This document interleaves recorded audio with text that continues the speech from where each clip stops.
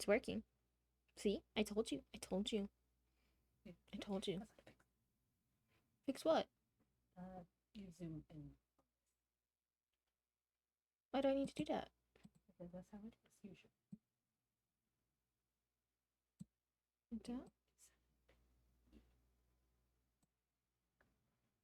That looks silly. Well, that's how it's always been. Why has it always looked silly? Because you're seeing. Oh, that makes sense. And also, it's like it'd be like a tinier box. Oh. So Give me my box again. Nobody look at my scuff. Me and Roots are figuring it out. Hold on, hold on.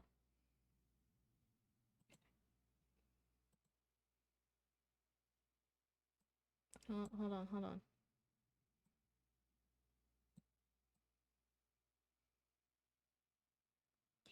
Is that good? Yeah, if you want to like hit sign a little bit. Okay. I need to do my word count. Yep. That and then turn on your tunes. Word count. Display it. Yes. Let's see. Are you writing or the game? We're gonna try writing. We're just trying to get the stream working right now. Give us 1 minute. It's been a fight over here. It's been a fight. I'm a brave survivor. Un momento.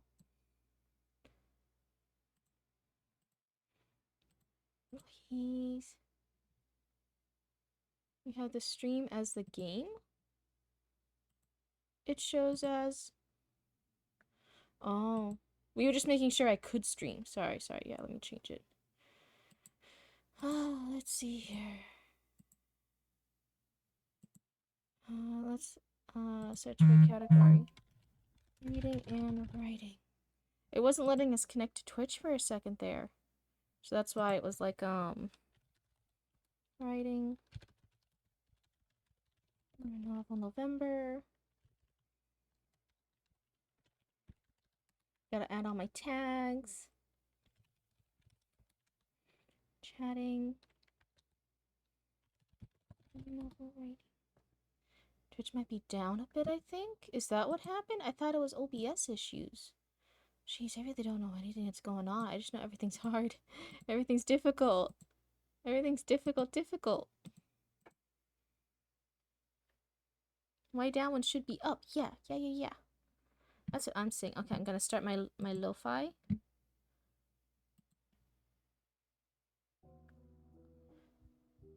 I think I'm gonna turn it up a little bit actually, because it's kind of quiet. And there we go. Twitch gods are mad? Well, Twitch is always mad, I thought. I thought Twitch was always mad. Especially after getting all the backlash after each TwitchCon year after year. Aren't they mad every year after they always put another failure at TwitchCon? Am I allowed to say that? It's nothing good in the news. Okay. Can you guys hear the audio? Can you guys hear my little lo-fi beats? It's registering an OBS. Everything should be good. I think I'm gonna go ahead and let chat know on Discord that we are up. Let's go ahead and see now. Let's go let all the raccoons know on Discord. Okay. Stream up. There we go. Streams. Streaming now.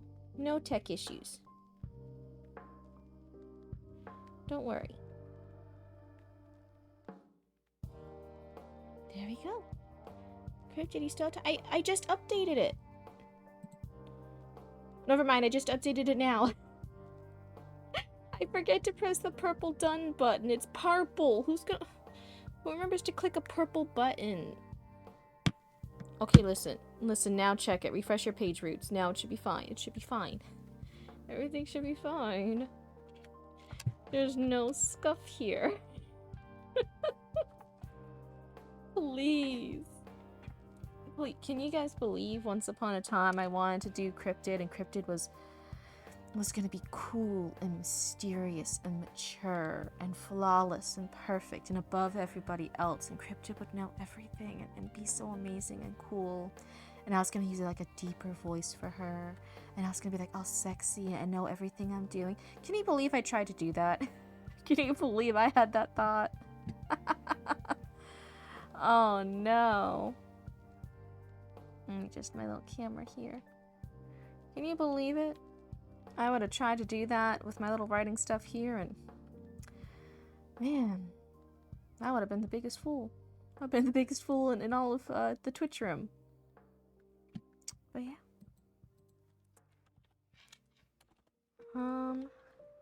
We are on day 12 now.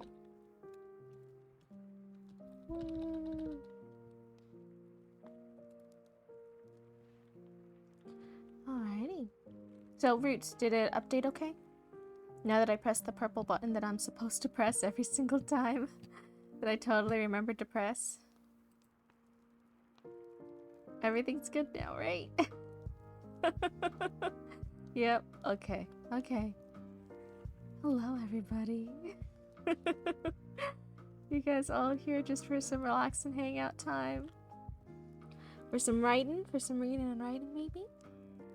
We haven't gotten many story time submissions. I would really like to work with more story times. What else is it? I tried doing the Reddit account for the edits.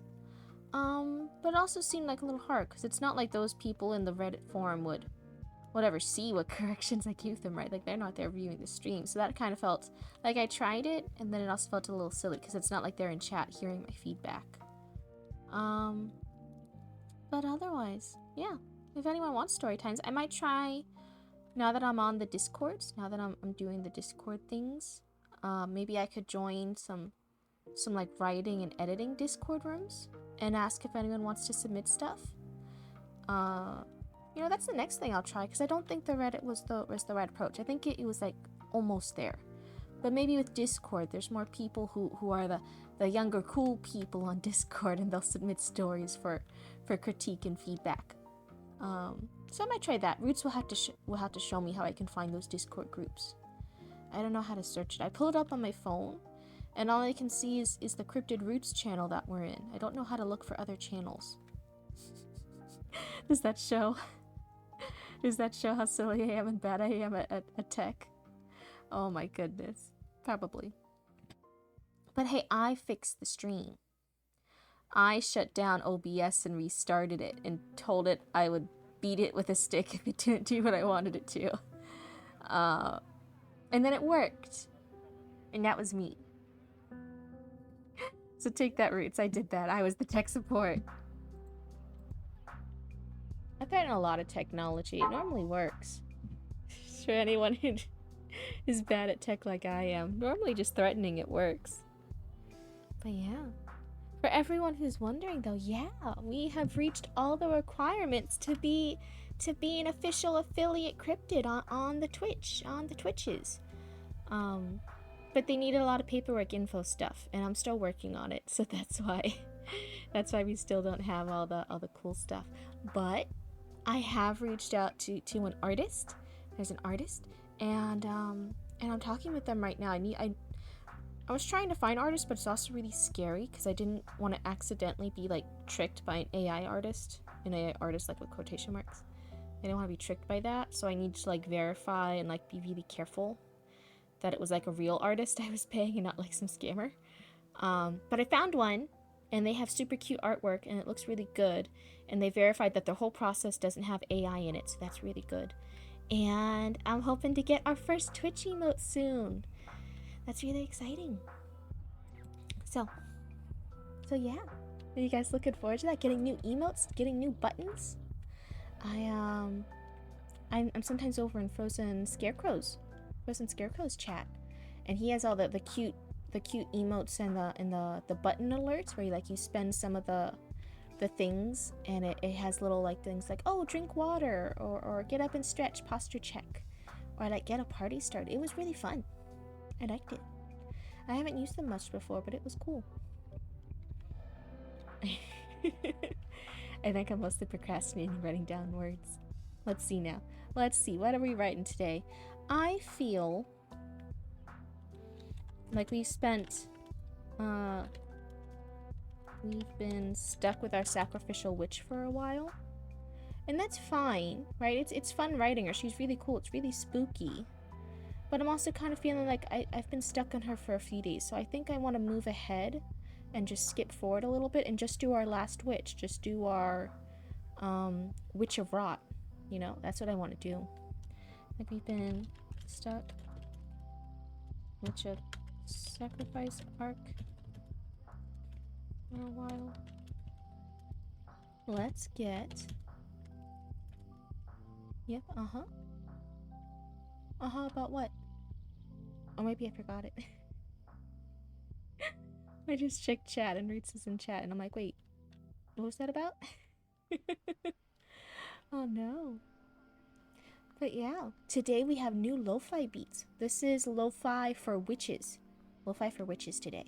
We normally do lo-fi for ghosts, or I think we've also done spooky lo-fi or Halloween lo-fi. It was something like that.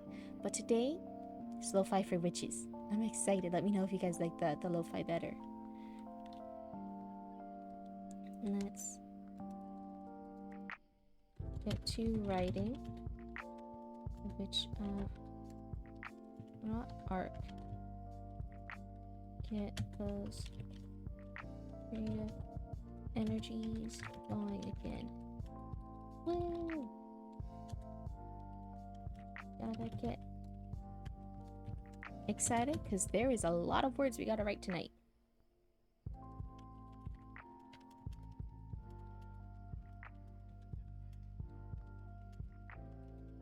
Okay. You guys ready? So we are starting at like 4,000. I think it was technically 4,050 words. Right now it's 4,100 words.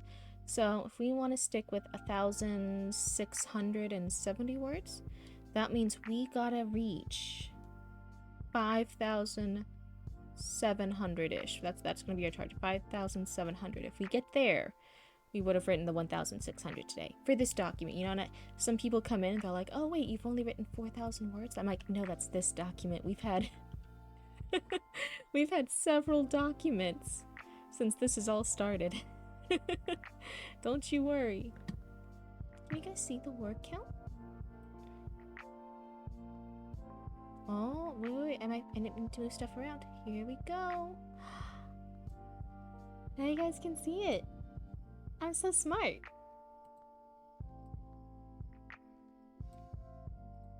How's that? Yeah, you can see it. It's all good. It's a really big white space where chat is, but you know, one day it will be fancy. One day we'll have like a fancy background. I think that'll be really cool when we have a cool spooky cryptid background. But I gotta wait. First it's gonna be the emote, and then we'll work on the background. I think that's gonna be the order of things for now. I think that's gonna be the order. My model's all glitchy today. I tried moving my camera a bit, but now I'm wondering if I shouldn't have messed with anything. Hold on. Gonna do a little shaky shake. Gonna look down, gonna look left, right, gonna look at my chat. I think that's a bit better. Yeah, I think that's a bit better. Okay, chatters. Let's see now. We are gonna start the Witch of Rot. So normally, each scene opens with the more Studio Ghibli vibe of our hero entering the village or the town, right? Where we normally start with the hero, and it's normally the calmer moment. It's normally very, very nice. It's a slow intro to the world or to that particular scene of the hero.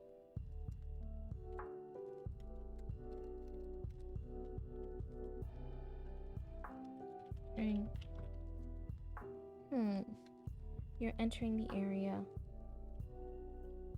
and getting to see the everyday people.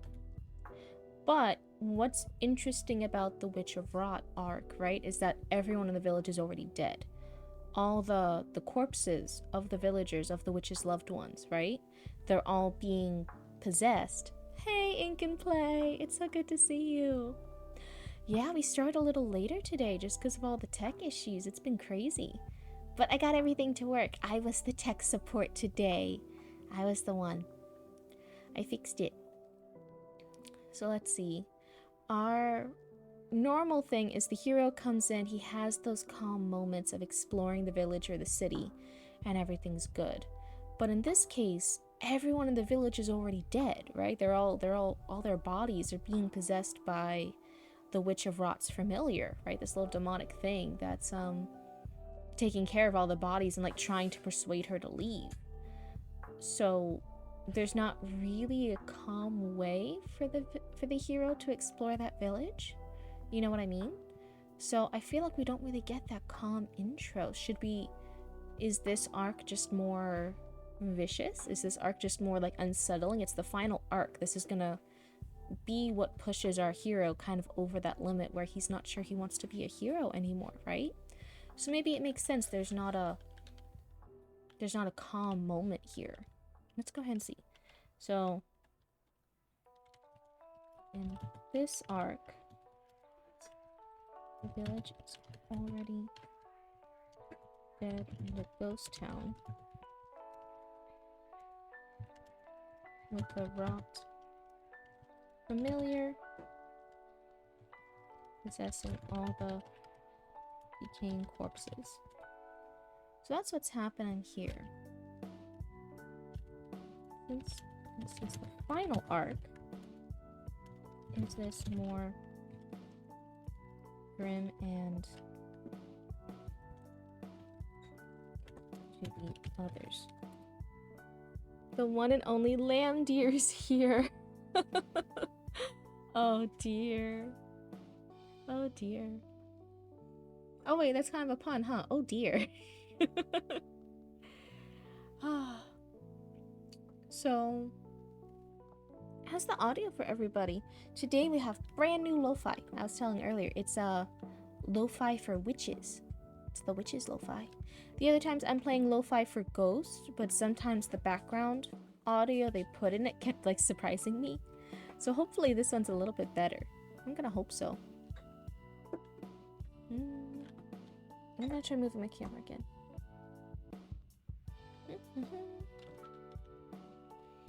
Just gonna jiggle around. Yeah.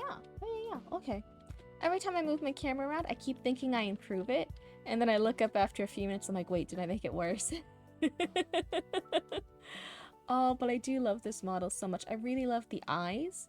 How I can have really big wide eyes like this, and then other times I can go. Right? Like, that's so cool. That's so cool, right? To go from the really big pupils to the more, like, dilated pupils. It's such a cool feature. I love it. It's like that extra thing that just makes this model feel like, I don't know, so cool and unique. I love it. I love it every time I look over at the monitor and I can kind of see that happening. Oh my goodness. It's so fun. It's really those kind of details that made me want to be more of a VTuber than a PNG tuber. I tried the PNG tuber at first. We were really lucky, and we had an artist friend design our model, design Cryptid, and they gave us a PNG tuber, and it was so cool. And I loved that model. And one day our VTuber will be based on that model. But man, I just hated being a little jiggling picture in the corner. I really wanted the movement. I wanted to interact more. I wanted to be a little bit more alive on the screen. You know what I mean? I wanted that more expression in how I talk and how I interact here in computer land. So yeah, that's one of the reasons why I really like these cool little details with the model. Even if I'm just talking about silly things like writing. Oh my. One of the other things too, I wanted to have a model that had the hand up. Some models only have the arms down. And I feel like just having the hand up, even if it doesn't move too much, even if you don't have a lot of poses with it, like an open or closed hand or pencil or whatever all the other options are, just having the hand up and moving with your model just adds like a little bit more personality. Yeah, that was kind of like one of the final deciding factors of like choosing this particular model. I was like, I really like the customization, and I like the little details like that. Anyway, so this one is, it's darker. We're not gonna have that hero slowly interacting with people who are alive because everybody's dead. Oopsie. Everyone in this village is dead already. I'm wondering, should this scene start with the flashback? Start with what happened to the witch? We're just actively gonna follow the storyline of the Witch of Rot from a little girl to now. And then midway through, the flashback catches up. We see the hero entering this area. And now we as the viewers will understand why he has to kill her, right? Because she's hurting people whether or not she wants to or not. Wherever she goes, they will all start decomposing alive. So idea, start scene with the flashback. And follow along with the Witch of Rot. I can't type today, oh my goodness.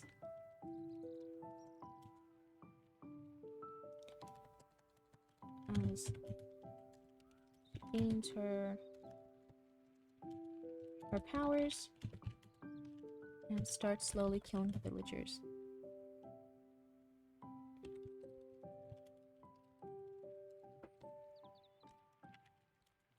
As the flashback catches up with current day, then we have the hero enter the ghost town where she is,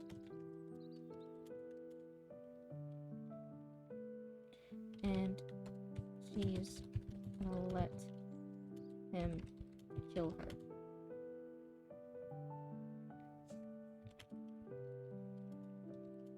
We'll try to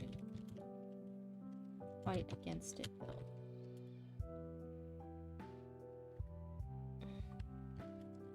She is dead. The familiar will use her body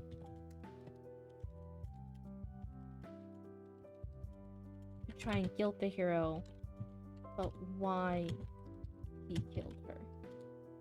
Right, so he's actively, the familiar is actively gonna use the dead witch and possess that body and use that body, that puppeteered body, to be like, why did you kill me? Why did you do all this different stuff? But the hero knows it's not really the witch anymore, right? The witch is dead. Ding dong, the witch is dead.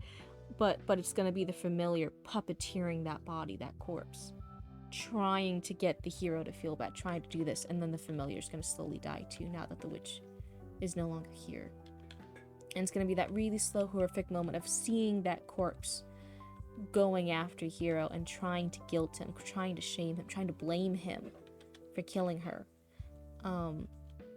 The familiar will then die, and the hero's gonna walk away, and the hero's not sure if he can do this anymore. It's gonna be this really hard moment of, can he keep hurting these women, even though it's necessary? These witches are killing people, they're hurting people regardless if they want to or not, but it's taking this really hard toll on the hero. Let's see. The familiar will eventually die, and the hero will leave, feeling devastated and maybe not wanting to fight them anymore. So that is the general arc of what we have here, right? It's about 2 paragraphs, right? It's 2 paragraphs about what we need to cover in this arc. I left it more vague on what the actual flashback is going to cover, because that's the part I'm less sure about what exact details I want in it. I think you guys were even talking earlier that this should be the one witch that's our lesbian witch. She has a girlfriend. She had this great life. She was living a normal, happy life in this village. She had a family. She had friends. She had this girlfriend. Everything was all good.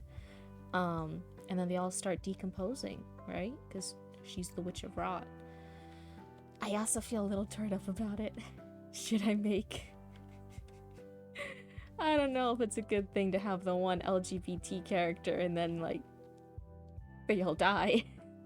I mean, it's kind of fair. Everyone else also dies in this story. Like, all the straight people die too, but you know what I mean. It feels a little bad. Maybe I just won't have her with anybody. Maybe it'll just be a headcanon. Headcanon that she had a girlfriend. But I don't know, because it just feels bad. I don't know. So let's do the flashback sequence of events. This is where opening studio Ghibli moments are. Instead of with the hero. Okay. So much brain power today. It's so chilly here. I feel like for every idea I'm taking up twice as much brain power just because my brain's chilly. Oh. Hey, Roots. When you're done, can you just turn off this light? It's just really bright. So let's see here.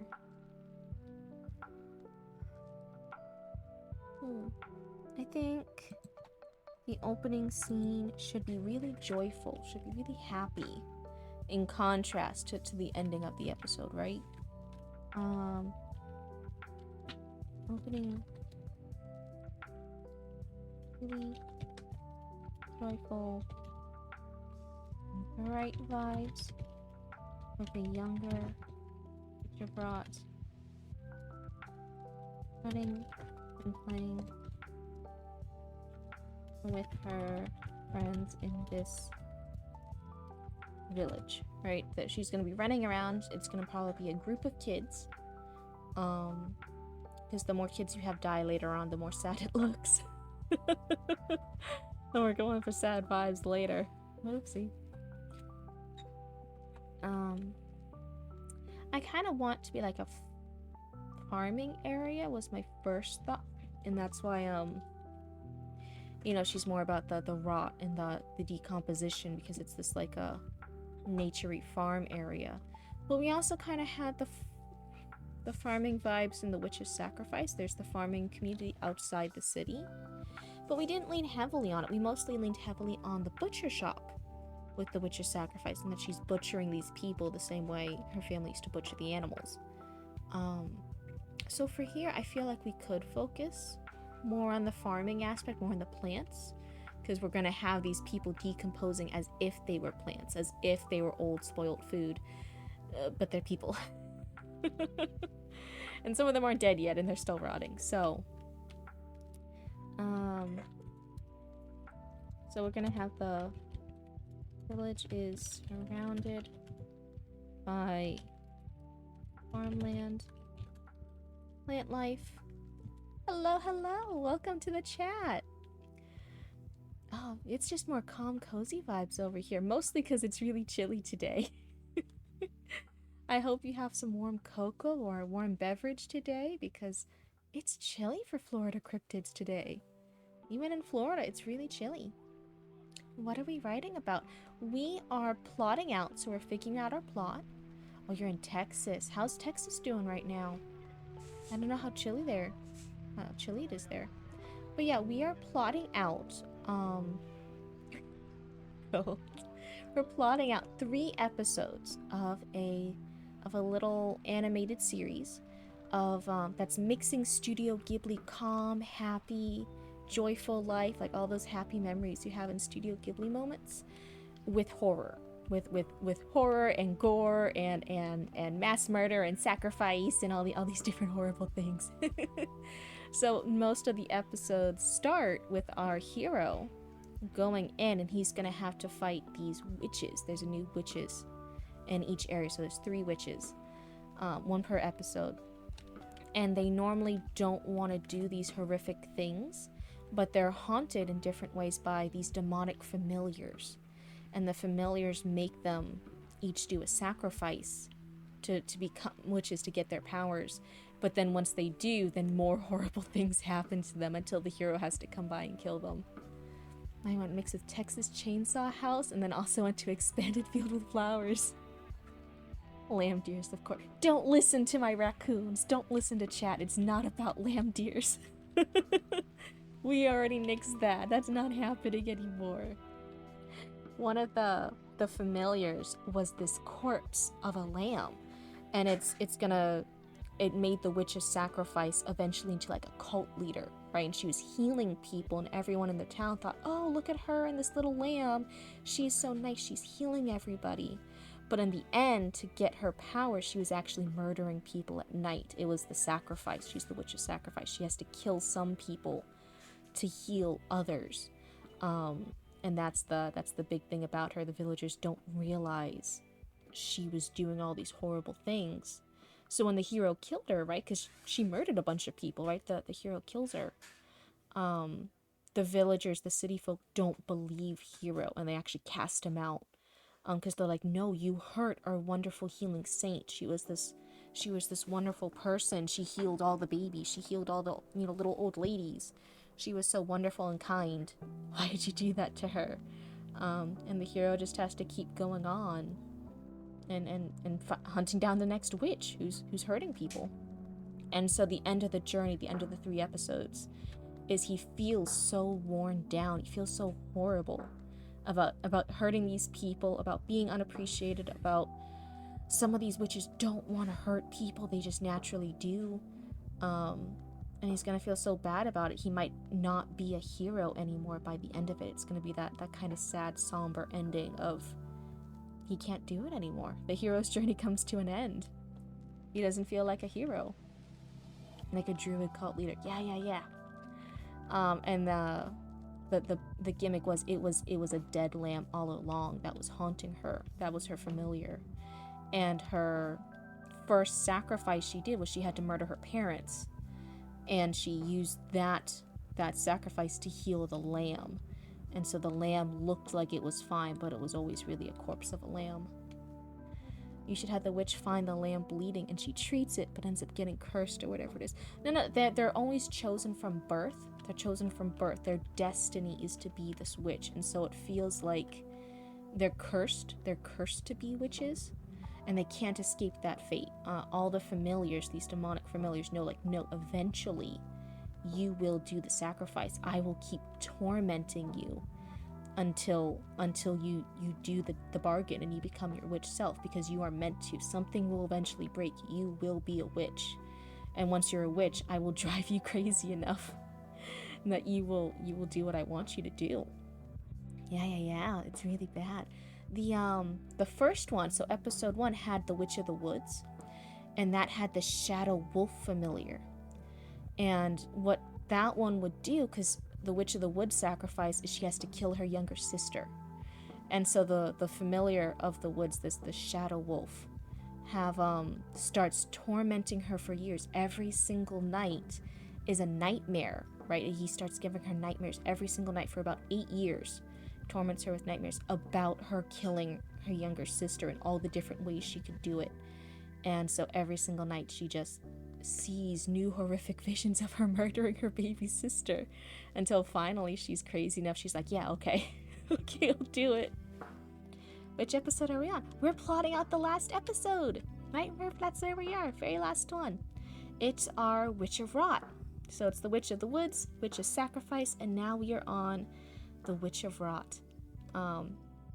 For that one, it's going to be this nice little friendly girl, and she is going to grow up, and then all the villagers, all her family, all her friends, all her loved ones are going to start decomposing alive. So they're still alive, but they're slowly rotting. They're decomposing, like molding, and their skin's rotting away, until they all die.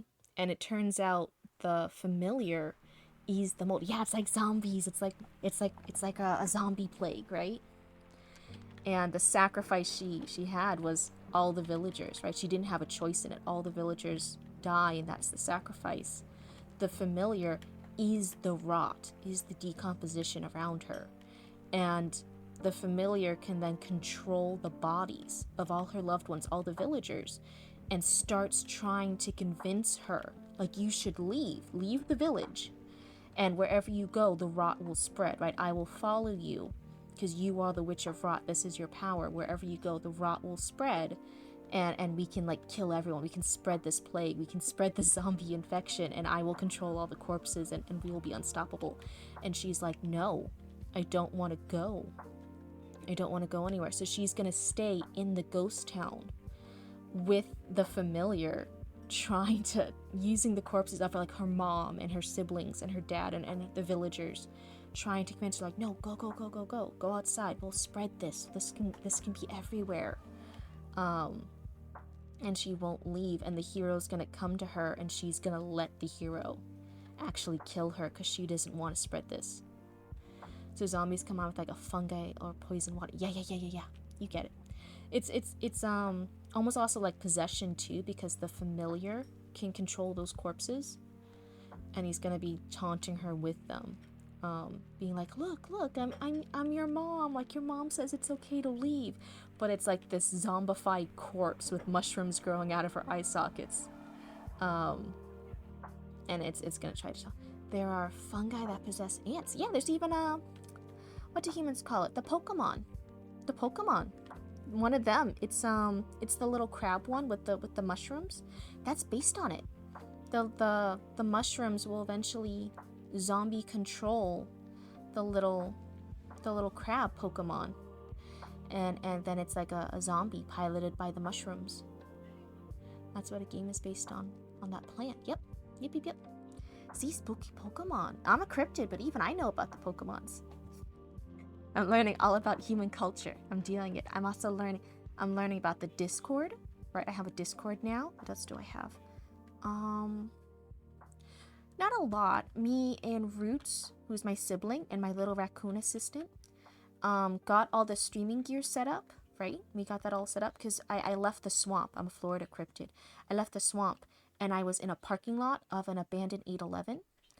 And then I saw all the humans out there, and I was like, this seems really cool. And Roots helped me. We went through the dumpsters of the 8-Eleven and an abandoned Best Buy, and we got all the streaming gear set up, and now I get to stream and be everyone's favorite local cryptid. I'm considered a shadow by many because I disappear and can appear randomly. I'm dead silent walking around. Oh. I don't know if I'm sneaky like that. Maybe. I think maybe I just disappear because I'm under 5 feet. I think if anyone looks around, it's really easy just to look over my head. That's what happens when you're 5 feet. Roots is my younger sibling in real life, and they're taller than me. They're really tall. Guess you could be like a cryptid, by the way. You're 5'10"? Oh, that's tall for me. That's tall. There's this thing I've seen it on the memes, the memes, when Roots is showing human culture, and it's like a lot of girls want the boyfriend, but they're like, oh, the boyfriend has to be tall. The boyfriend has to be 6 foot. And people are asking me like, oh, what do you want in a partner, cryptid? And I was like, oh, well, tall's good. And they're like, oh, you want like the 6 foot person? And I'm like, no, if they're like 5'1", that's taller than me. I just want them to have an easier time reaching the top shelf. If I can't reach the top shelf, maybe if they're 5'1", they can. You know what I mean? Wouldn't that be so handy? I'm trying to reach my favorite little spooky witch mug, and it's all the way up there. They could reach it, because it's just out of my reach. It's like just out of there. It's so hard. But if they're 5'1", I think they could. To me, 5'1" or 5'2" is really impressive. That's really tall to me. So yeah, so the Witch of Rot. We're gonna open with this episode with the flashback of her being like all cute and innocent and happy, living her Studio Ghibli vibes. Oh, I seen some say gotta be 700 feet? Oh. 700 feet's really, really tall. I don't know if Nessie, like the Loch Ness Monster, was that tall. She wasn't that tall. She might have been that long. I wonder if that counts. If you're that long, does that count? And I'm like, I just want a girlfriend a little smaller than me. So I want to be able to be useful. Yeah. I think I don't know. I don't know if you're a guy or girl, but if you are a guy, I think more guys have to be like that. They have to want to be useful. There are so many guys, and I'm like, you're not useful. You're a nuisance. You know, really. It's very funny. That's why, out of all the cryptids, I was saying this in another stream, Fresno Nightcrawler. I really like that cryptid. That's the least problematic cryptid you will ever see. He's really good. He's really nice. He doesn't like the spotlight, not because he's shy, but because he's very family focused. He has some baby cryptids. He has baby Fresno Nightcrawlers. You guys can sometimes see him with. He's really family focused. He just likes hanging out with his kids, and he's just like an overall great family man. You know what I mean? He's really good. I like him. He's very like down to earth. He's not out there like stealing livestock. He's not out there like sacrificing or being an omen of doom like some other cryptids. He's just having a family. He's a really cool guy. IDK maybe, but you know how does the decomposing start exactly? A discovery of strange mushroom or something? So yeah. So yeah, I think if you're on the hunt for girlfriends, I think wanting to be useful, it's a good strat. But no, so most of them, it's for these witches, it's gonna start with the familiars. These demonic familiars are gonna start haunting them. So Witch of the Woods, right? She was terrorized for years in her nightmares until she did the sacrifice and she murdered her younger sibling. The Witch of Sacrifice had to chop off her right arm, and then she's killing people whenever the lamb tells her to. And for the Witch of Rot, I feel like her should be really, really sad because it's the last one.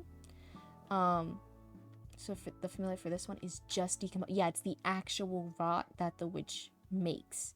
So hers, she's not going to willingly make a deal. Her existence, being near her, is what is actually hurting these people. And you don't realize that. She doesn't realize it until it's too late.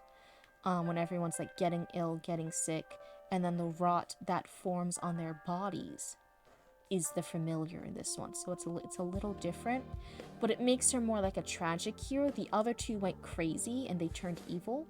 This one, I want the hero to feel really, really guilty about killing her because it's supposed to be sad, right? This is supposed to be the final thing that pushes him to, I don't want to hurt these women. So for her, she's not supposed to be evil. Hers is this horrific nightmare thing happened and killed all her loved ones. And now she's haunted by their corpses because this demonic being won't leave her alone. And I was wondering if she found someone closest to her, she finds her dead, and then she gets infected. And she walks around slowly infecting people, not realizing it. It could be. It could be if that was like a zombie one, if that was actually zombies. That'd be a really good way to start. But for this one, again, the idea is they can't fight this fate. They are chosen from birth, that one day randomly these familiars will find them. And this is what will happen to them, right? They can't fight it, they are chosen. Because if they could choose it, if they weren't chosen by destiny, then they could fight it. And then you would feel less guilty about the hero killing them. Because it's like, oh no, like they chose to be evil. They chose to found this. They should have stayed in their lane. And then they wouldn't be hurting people.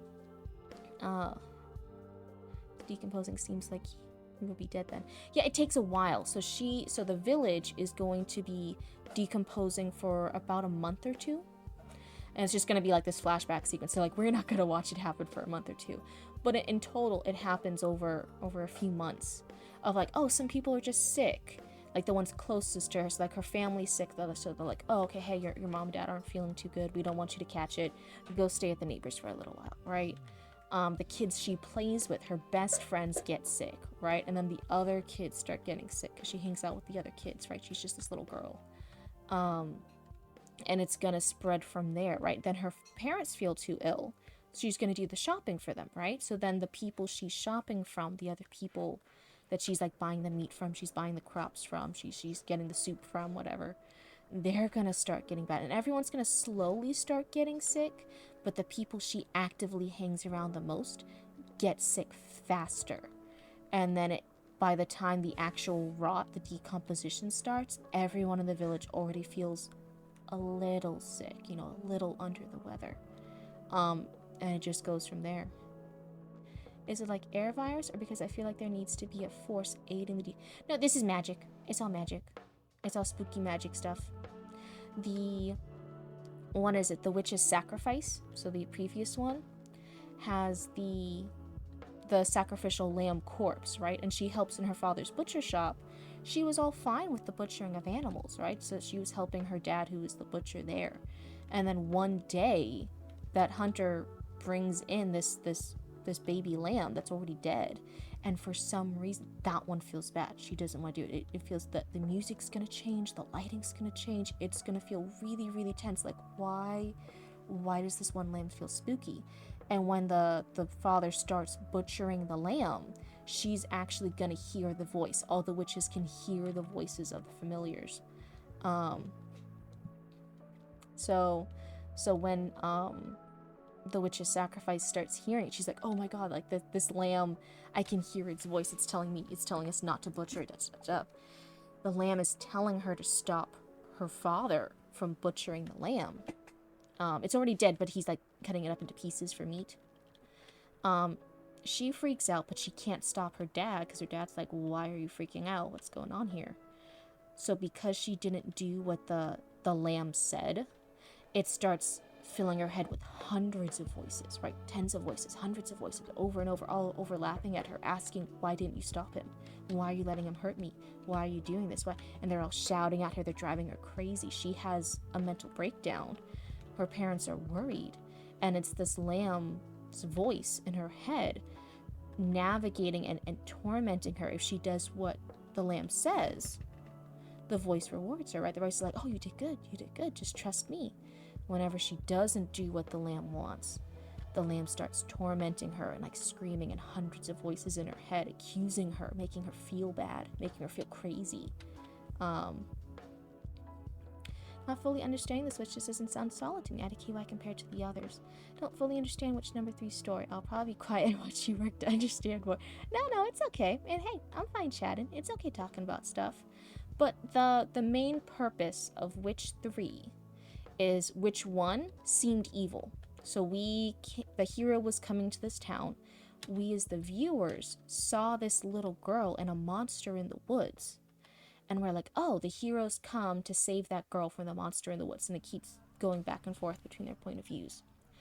By the time the hero arrives in the area she is at, that little girl is at, we then realize, right, we've watched both point of views, we realize, oh, the monster in the woods is actually the witch of the woods. It's actually this little girl. They were 2 different timelines. And that little girl listened to that wolf shadow in the woods. And she grew up to be the witch of the woods, and she killed a bunch of the villagers and the men there. Anyone who enters the woods, she kills. So she was the monster. We're like, oh, she's spooky, she's scary. Okay, it made sense why the hero killed her, right? We first thought she was the maiden to be saved. She's the monster. And then all the audience members would be like, oh wow, yeah, that was a cool fight, that was super cool, he killed her. Okay, the witch's sacrifice is really where we're like, oh, we see more of the backstory for her with the butcher shop and being driven crazy. We're like, oh, it's kind of sad when the hero kills her because she was driven crazy. We understand that more.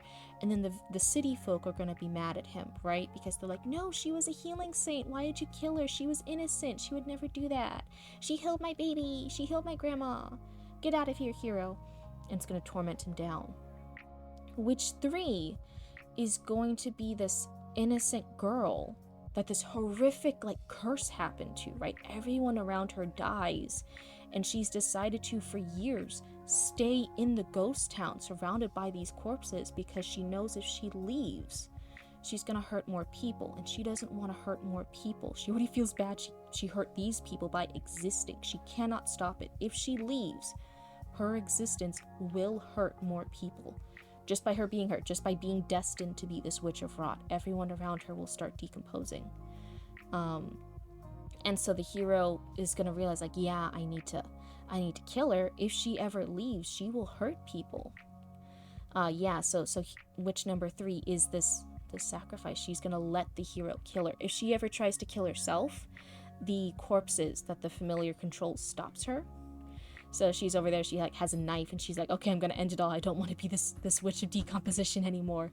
The zombies will like stop her, right? So the hero's gonna come in and be like, no, no, no, okay, yeah, I get you. And she's gonna let the hero kill her. The hero's now gonna feel so bad because this was a good person. She physically couldn't help the fact that she was hurting people, right? And so when he leaves this area, the familiar's going to possess her body while it's dying. I mean, once the witches are dead, the familiars start dying. But in the final moments, the familiar's still alive. This familiar of Rot, he's gonna possess the witch of Rot's dead body, and he's gonna start yelling at the hero, like, "Why did you kill me? Why did you do this? I didn't do anything. You're not really good. You hurt me. Why did you hurt me?" And then the familiar dies. Yeah. And the corpses try to stop her creep. Yeah, we are leading hardcore into the creep factor. Like, one of the biggest scenes in the previous one with the witch's sacrifice is these voices compelling her from the bodies in the butcher shop, right? Hundreds of voices convincing her to chop off her own arm with the butcher knife. So that's why I say it's Studio Ghibli in the intro. Look how sweet this is. Look how nice this is. Look how wholesome this is. And then it goes to my child sacrifices and chopping off arms, and everyone in the village's corpses stops you from killing yourself. Yeah. We're going spooky. I really wanted to test myself. Like, I want some spooky scenes here. I want spooky scenes they never would have added in a Studio Ghibli movie. So yeah, it's gonna be like the corpses of like her mom and her dad. They're dead. They are decomposing. They have been dead for a while, but their corpses are gonna be holding her back and keeping the Witch of Rot from killing herself. And that's one of the things. I said half the fire department and EM5 by my house right now. Oh no. Well, cross your fingers. Hope everyone's okay. You know, hope everything's safe and that they get there in time to help anybody. But yeah, that's crazy. I mean, is it bad that since I'm in Florida, I'm used to hearing stuff like that a lot? Oh, your dad's with them working. Yeah. I hope everything's safe. I hope everyone comes back all right. But yeah, so the witch number 3 is supposed to be our actual nice one. If witch number 1 first appeared like she was a maiden in distress that we had to save, but she was the monster, witch number 3 is like, hey, yeah, she's the monster, but she's actually a maiden and we can't save her. We have to kill her. But she was a good person, you know. She stayed in this ghost town because she didn't want to spread the rot, and the hero has to kill her just in case the familiar can ever convince her to leave. You know, she doesn't want to hurt people, and that's gonna be the final thing. As the hero walks away, it's gonna torment him so much he's gonna put down his weapons, and he's not sure he can keep doing it. If he can keep going every single day, like hurting these women, hurting these young girls over fates they can't fight, over things they can't stop. So over the episodes, it slowly changes over the episodes to switch. Yeah. You want to realize like how this isn't like the typical like, oh look, this is an evil person and the hero's gonna kill her and save the day and that's so cool. We're gonna realize like, this is brutal. This is hard. This is a hard thing to do. These are necessary kills. These are necessary sacrifices. But that doesn't feel good. You can do a good thing, you can do the right thing, and it feels devastating. It's a hard thing to do. Oh no. What did it do? That's the sound of someone who's Hold on. misplaced. My debit card. Skip ad. Give me back my lo-fi for witches. I heard the voice for that ad and it scared me. There we go, we're back. But yeah, and it's gonna be the slow descent into how hard it would be if you had to keep killing monsters, quote unquote, that you don't want to kill. And it's gonna be 3 episodes, 1 witch per episode. And yeah, those are my 3 witches. These are my 3 really effed up stories. Though I can't imagine, your town is tiny. It's 4 miles wide. That's a little town. Are you even a town? Are you technically a village? You should look it up, because there's like a population requirement to be a town compared to a village. It'd be even darker to describe the hero scene at the end as his vision going black and like floating over the chaos. Oh, the village, and then fading to the second witch, then fade to the first, and then fade back to black. We are 8,000 people. How many people? Let's see. Town population. Town population requirements. Population requirement to be a town. To be a town. Let's see. Oh, the U.S. common minimums for incorporated towns. So to be like, varies from 1,500 to 5,000. Okay. So you're fine. You've passed the 5,000 minimum. You're good. Hi, hello, welcome in. I was trying to see if someone was actually a town person or not, if they were a villager in real life. But it's good. You needed you needed up to 5,000. You're 8,000. You are good. You guys are down. Sorry I'm late. I was watching Sad Dog movie. Was it The Dog of Flanders? Was it that one? I got fooled by that when I was a child. When I was a baby cryptid. My family thought that was, everything fine? No emails flying back yet. Good. Yeah, when I was a baby cryptid. Okay, very decaffeinated. I'm so sorry. Wait, what? Okay, so very decaffeinated. You just posted, your second post was, you're late, I was watching a Sad Dog movie. And now 2 seconds later, you're like, I don't remember the name of the Sad Dog movie. You just watched it. You literally just watched it. It was today. What do you mean you don't remember the name of it anymore? Oh no. Are you okay? My buddy, my pal, my little raccoon. What happened? Oh, your mom put on the movie. Okay. If it was an animated one, and it made you really sad and cry, and when the kid was like a painter, and there were like angels at the end, it was The Dog of Flanders. Don't watch that. You thought about writing a dog novel? Hey, it's the month of trying to write out different ideas. You should try it. More death of identity. Oh, okay. In Dog of Flanders, it's just a death. My bad. I'm laughing, but it's only to make up for how much me and my family cried when we first watched that movie. You've been watching World War II movies? Oh my goodness, that's not fun.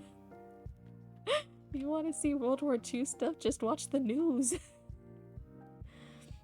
Basically, a werewolf story, but they choose to remain a wolf only at the end, so a bit different.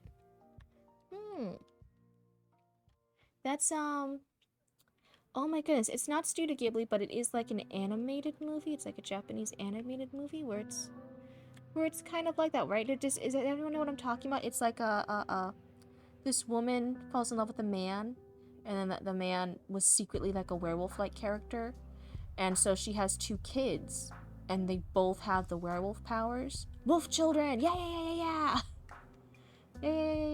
And so one of them decides to turn full-time into a wolf, and the other one's gonna live as a human, and they end up separated, and it's supposed to be like really sad. I'm in a different genre? Ooh, yeah. Mixing up the genre can change things a lot. Gives a totally different vibe, and it's a really good thing. There's even some people where they're like, yeah, if you love a work, if you love a certain story, like literally try rewriting it, but in a different genre, in a different point of view. And then you realize how different that makes it. You don't know what genre you want to do to mix it up. World War II movies called Black Sheep, and the other World War II movies. Right, romance and war. You could do romance and war. That leads really well into ghost stories, into the ghost genre, especially gothic romance, because there's a lot of things of like, oh, soldiers who didn't make it back from the war, but they had these loved ones, and their ghosts come back home, right? The ghost comes back home, and it's that gothic romance, that gothic horror romance. Oh god, I did gothic for class. How did that go? That's another genre if you don't want to do gothic horror. Hold on. There's an emoji in class. I gotta see it. Gotta see it. It's the little fist up one. That's cute. Tracking. There we go.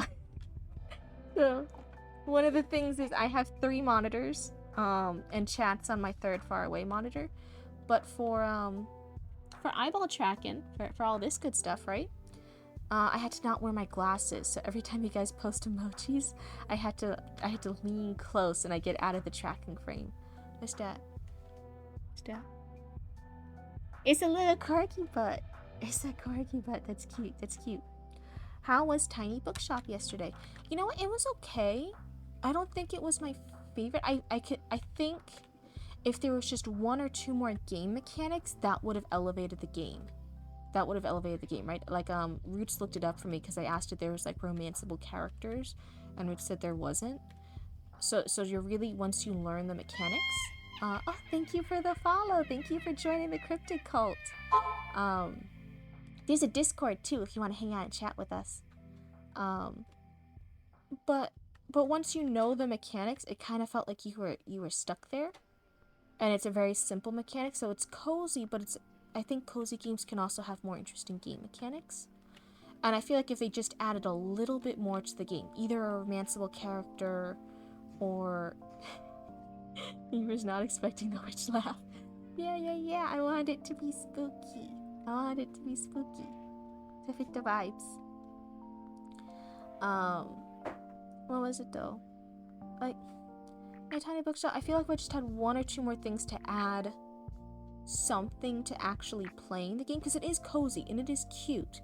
And it is the very aesthetic thing of running a little bookshop in this little travel van thing and doing all that. Yeah, it's very nice if you want very minimal gameplay. Yeah. Give me a mini heart attack. Sorry. My bad.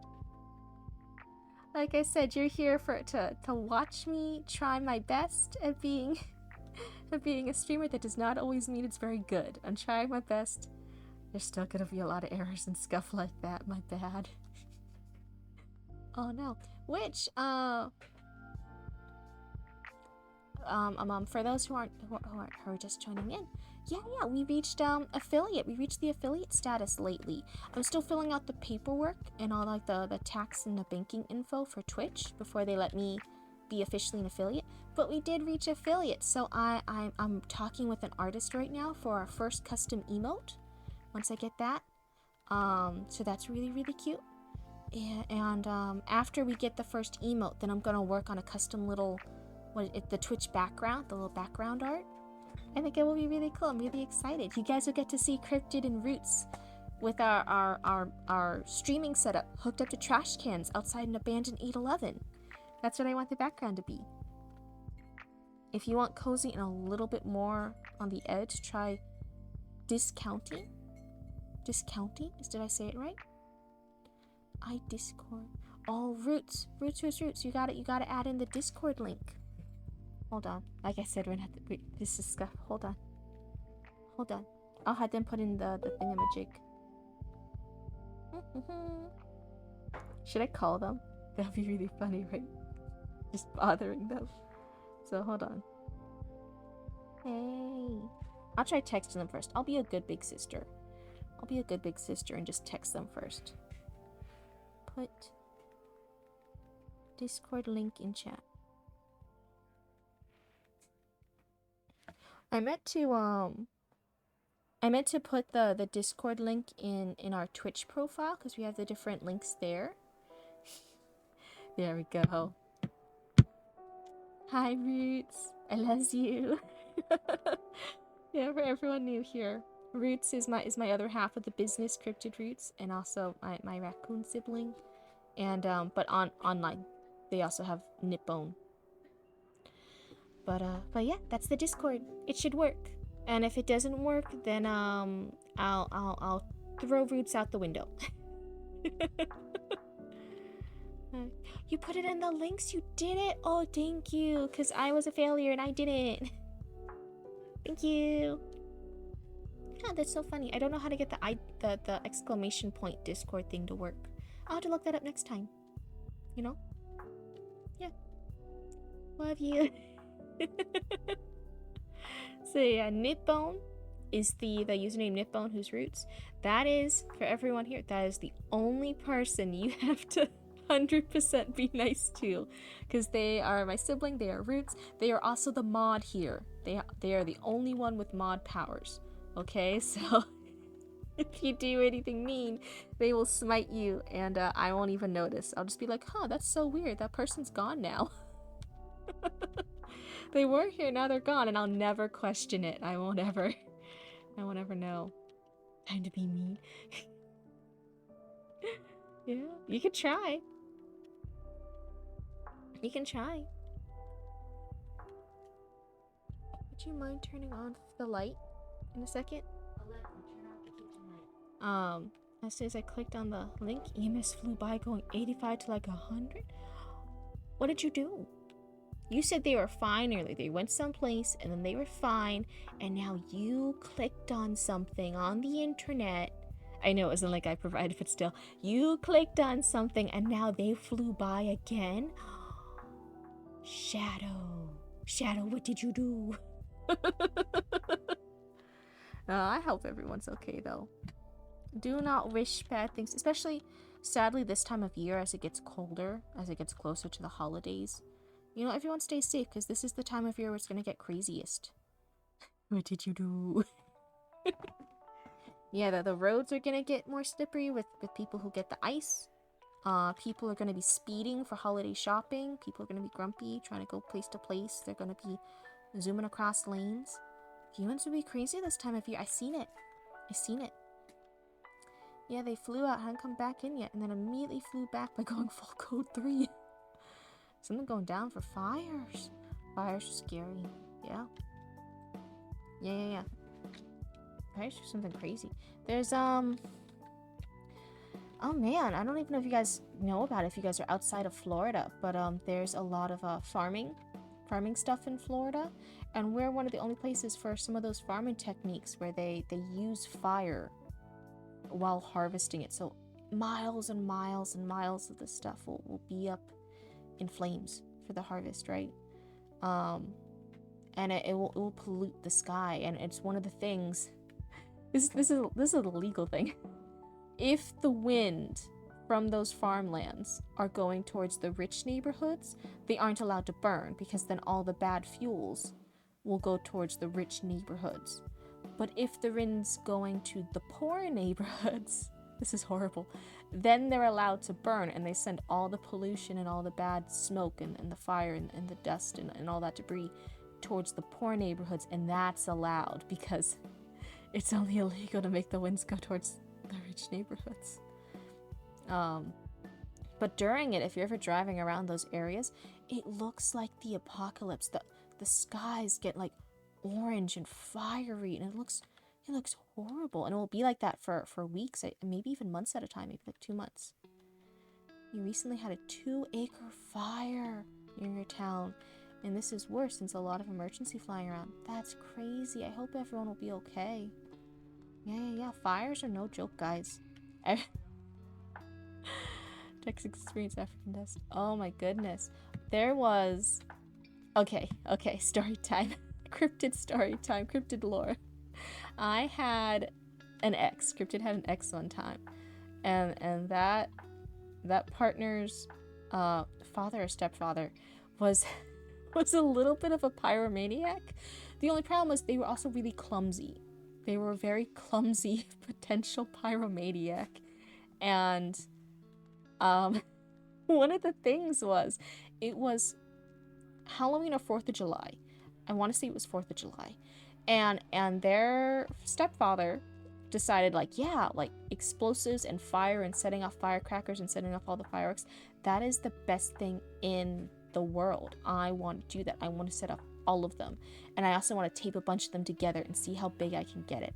And can I do this? And can I do that? And what's the biggest legal fireworks I can get for our yard? They were all also much wealthier than me.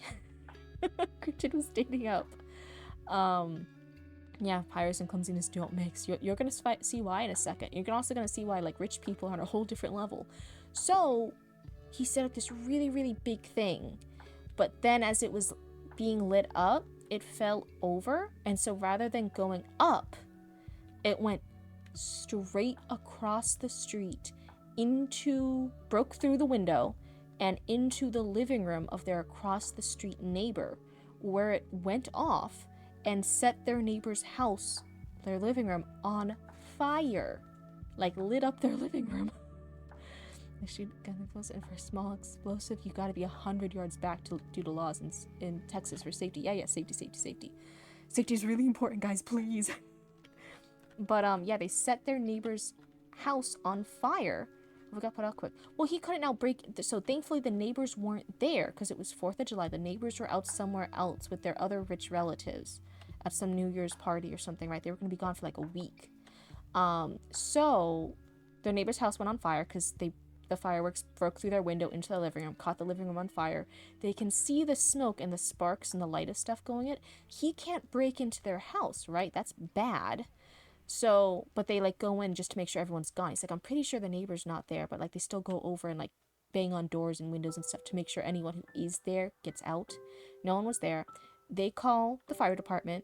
Fire department makes their way over. But guess what? It's 4th of July. There's a lot of fire stuff happening. Because it's Florida and 4th of July, and you can't trust Floridians with anything. Any time of the year. So eventually they get there. Most of the living room and, like, some other room was, like, very badly fire damaged, but the overall house was fine. And so the partner's stepdad got the number of that neighbor, called them, and was like, hey, I'm so sorry, this is so awkward, you guys aren't home right now, but we accidentally set your house on fire with our fireworks. And this is, again, a very, very wealthy neighborhood. These were all very wealthy people. And so the person was like, oh, well, that's okay, I'm gonna be gone for the week. Are you gonna pay for it? Like, are you good? And the stepfather was like, yeah, if I pay for it completely and get it all fixed and pay for all the damages, can we keep this out of the law stuff? And the neighbor's like, yeah, sure, as long as you get everything fixed, I'll be back in a week. And he was like, great. And he spent so much money getting, like, everything fixed and redone. And it was like I think it was fully finished, like, everything came in, it was, like, done, like, new furniture, the new frames, the new paintings, the new decor. Everything was done about, like, a week and a half. And the neighbor's like, yeah, that's fine, I just stayed a few extra days at my in-laws or something, it was good. And they were fine, they were great neighbors after that, because he's like, yeah, he made an accident at the house, but then he fixed it, so I don't care. That's crazy. To be rich enough that you're like, oh yeah, well, as long as you can pay to fix the living room, that's fine. I'll just stay at this other fancy resort with my in-laws for a few extra days. Everything's good. And they were all good. They were all crazy.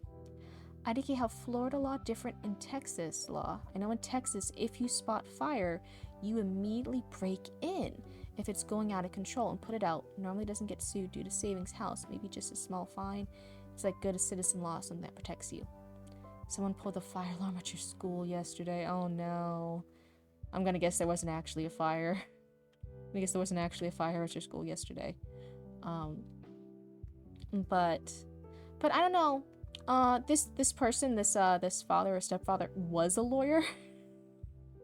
And like I said, they did call, like, the fire department right away, and they made sure that there wasn't anybody in there.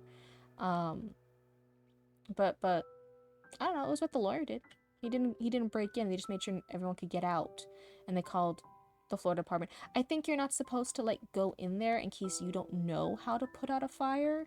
And then you're just like some idiot Floridian that ran into a fire, but you're really bad at putting out the fire, so now the fire department has to save you and you get all the burns and stuff. And it would have been better if you just didn't run into the fire, if you just let the fire department do their job, because they know how to put out the fire, and you're a Floridian on New Year's Eve and you're probably drinking and you just set your neighbor's house on fire and you don't know what you're doing. Texans are taught how to put out fires. Oh, that's fantastic. That's so much smarter than Floridians. We're just taught how to start them. And then we learn how to do the stop, drop, and roll. Oh, yeah. Okay, Mama Cryptid's in the room with me. She also said we know how to dodge gators. That's true. It's a true fact. Yeah, we learn in elementary school. So we learned that. I don't think Texans learn about gators. Do you guys learn about gators? Do you guys learn about something else? Yep, no fire in your school. Kinda slept in the shower for a bit somehow, I didn't say. Oh no. We are also taught first aid and CPR. Maybe stop the bleeding in gators? No, it's like certain, if you want to learn like CPR stuff and first aid stuff, it's like a class you take as like when you're older. And it's not like at school, it's like a certification class you can take. And you can just decide to do that. But it's not as like part of school. What's gators? Like alligators. What do you mean? What do you mean what's gators? It's an alligator. It's when you go in the water and then the water bites you and eats you and drowns you at the same time. That's an alligator. You play with alligators? The alligators are playing with you, first of all. Gator versus crocodile. Yeah, we don't have the crocodiles, we have the alligators. What? Oh, okay, Mama Cryptid says I'm wrong. Mama Cryptid says I'm stupid. We have crocodiles too. We just have things with pointy teeth. I just don't go into water. The water bites back in Florida. My grandpa brought in an alligator chopped head once. Well, then that's not playing with it. You're playing with the body part. That's different. That's different. The gator's not choosing to play back. Is Mama Cryptid doing the taxes for you? No, I had to do the tax stuff. But Mama Cryptid will just be like going to the bank with me as like emotional support. You know? But no, well, me and Roots have been business owners for years. We've been running Cryptid Roots for years now, since pandemic times, since like 2020, 2021. I do the taxes. I sometimes cry after taxes, but like I do them. We got big alligators and baby ones. Ooh. Baby ones are always so cute, the baby alligators. Oh my god. It's also the most dangerous, because, then the mama alligator's gonna come by and be like, oh, what are you doing to my babies? So they're the most dangerous ones, but if you get to play with baby gators, oh my god. They're so cute. What emojis did you put in? It's like a little red paper. It floats.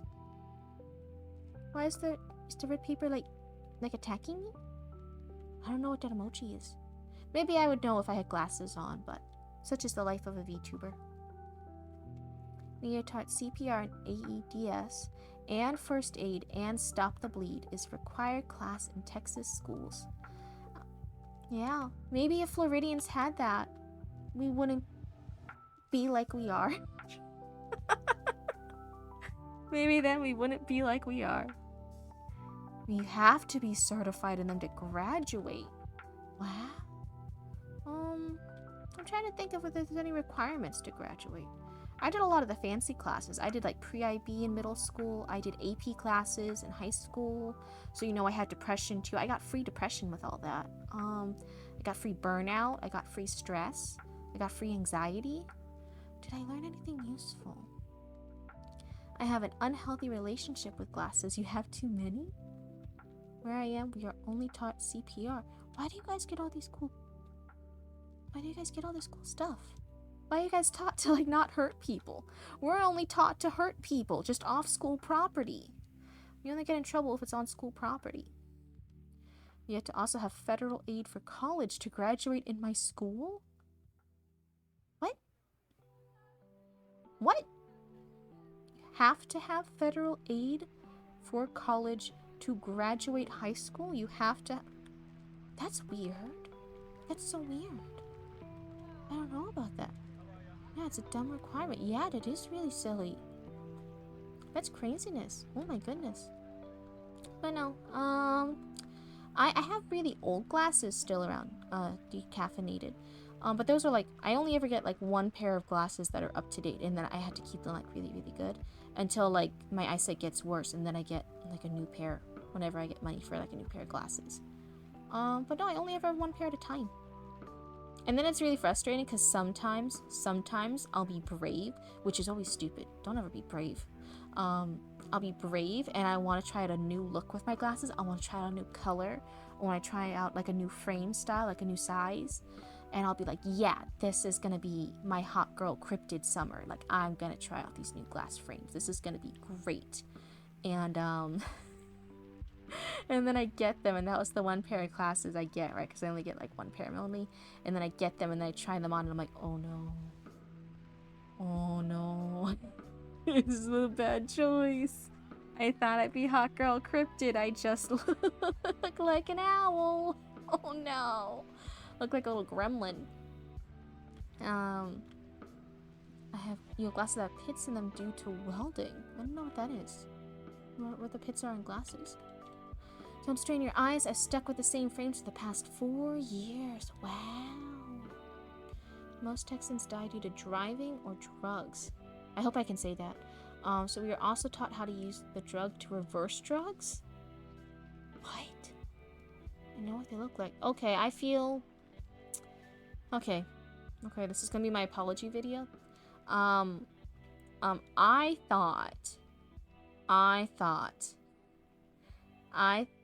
had the wrong thought that, Texans were like Floridians, and the fact that nobody wanted to go there because they're both weird and crazy, just in different flavors.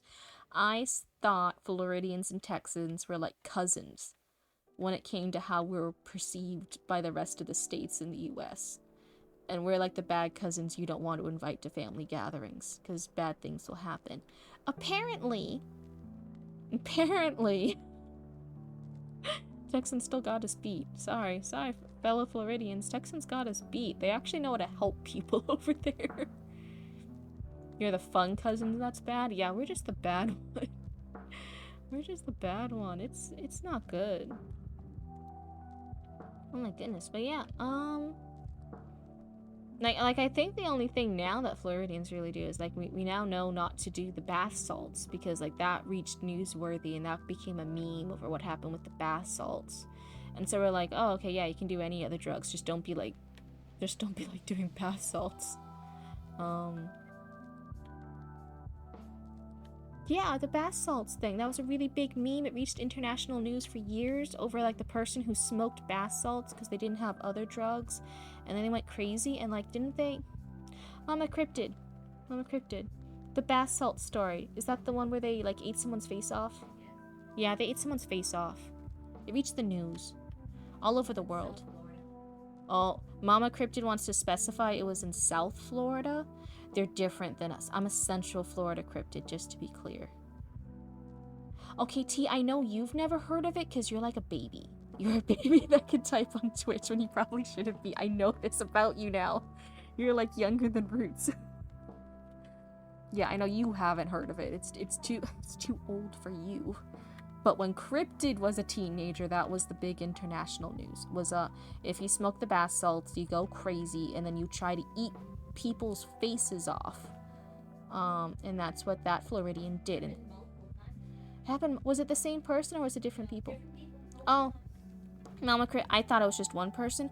There was a string of different people, and they all smoked bath salts, and then they all went out and ate people's faces. But this was South Florida. That's different. Okay, I don't take responsibility for what happens in South Florida. South Florida is... I don't go to South Florida. There is a salt that you use to awaken unconscious persons. Yeah.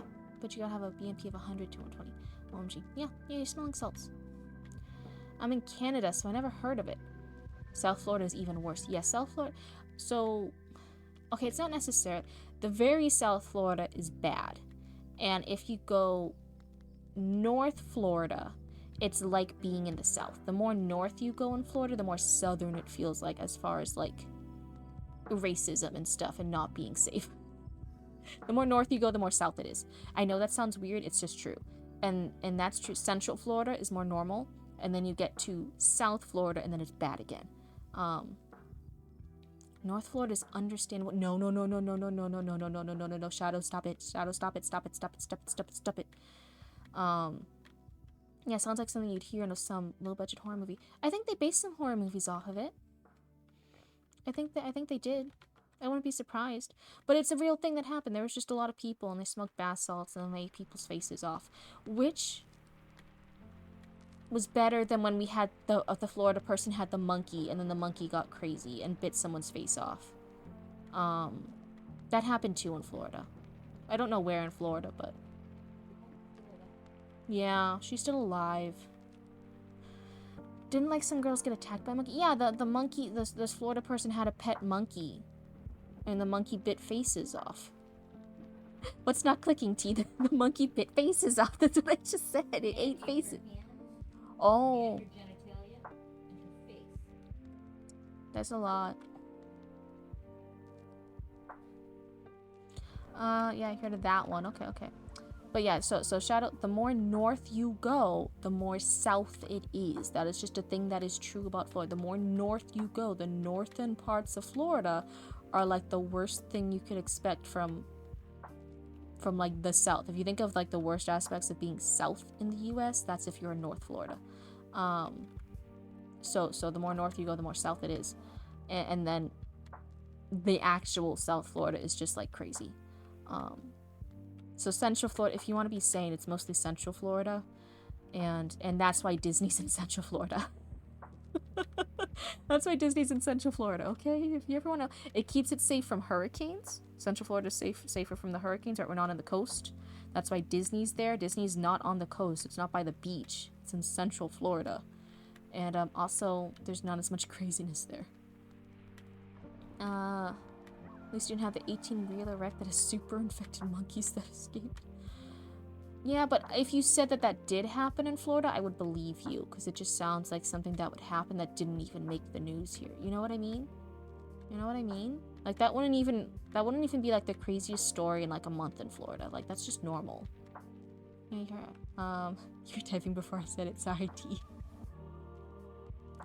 You're coastal Texas. Huh. Basically, you're saying 2/3 of Florida is bad. Okay, hear me out. I'm saying... I'm gonna get canceled. I'm saying 90% of Floridians are bad.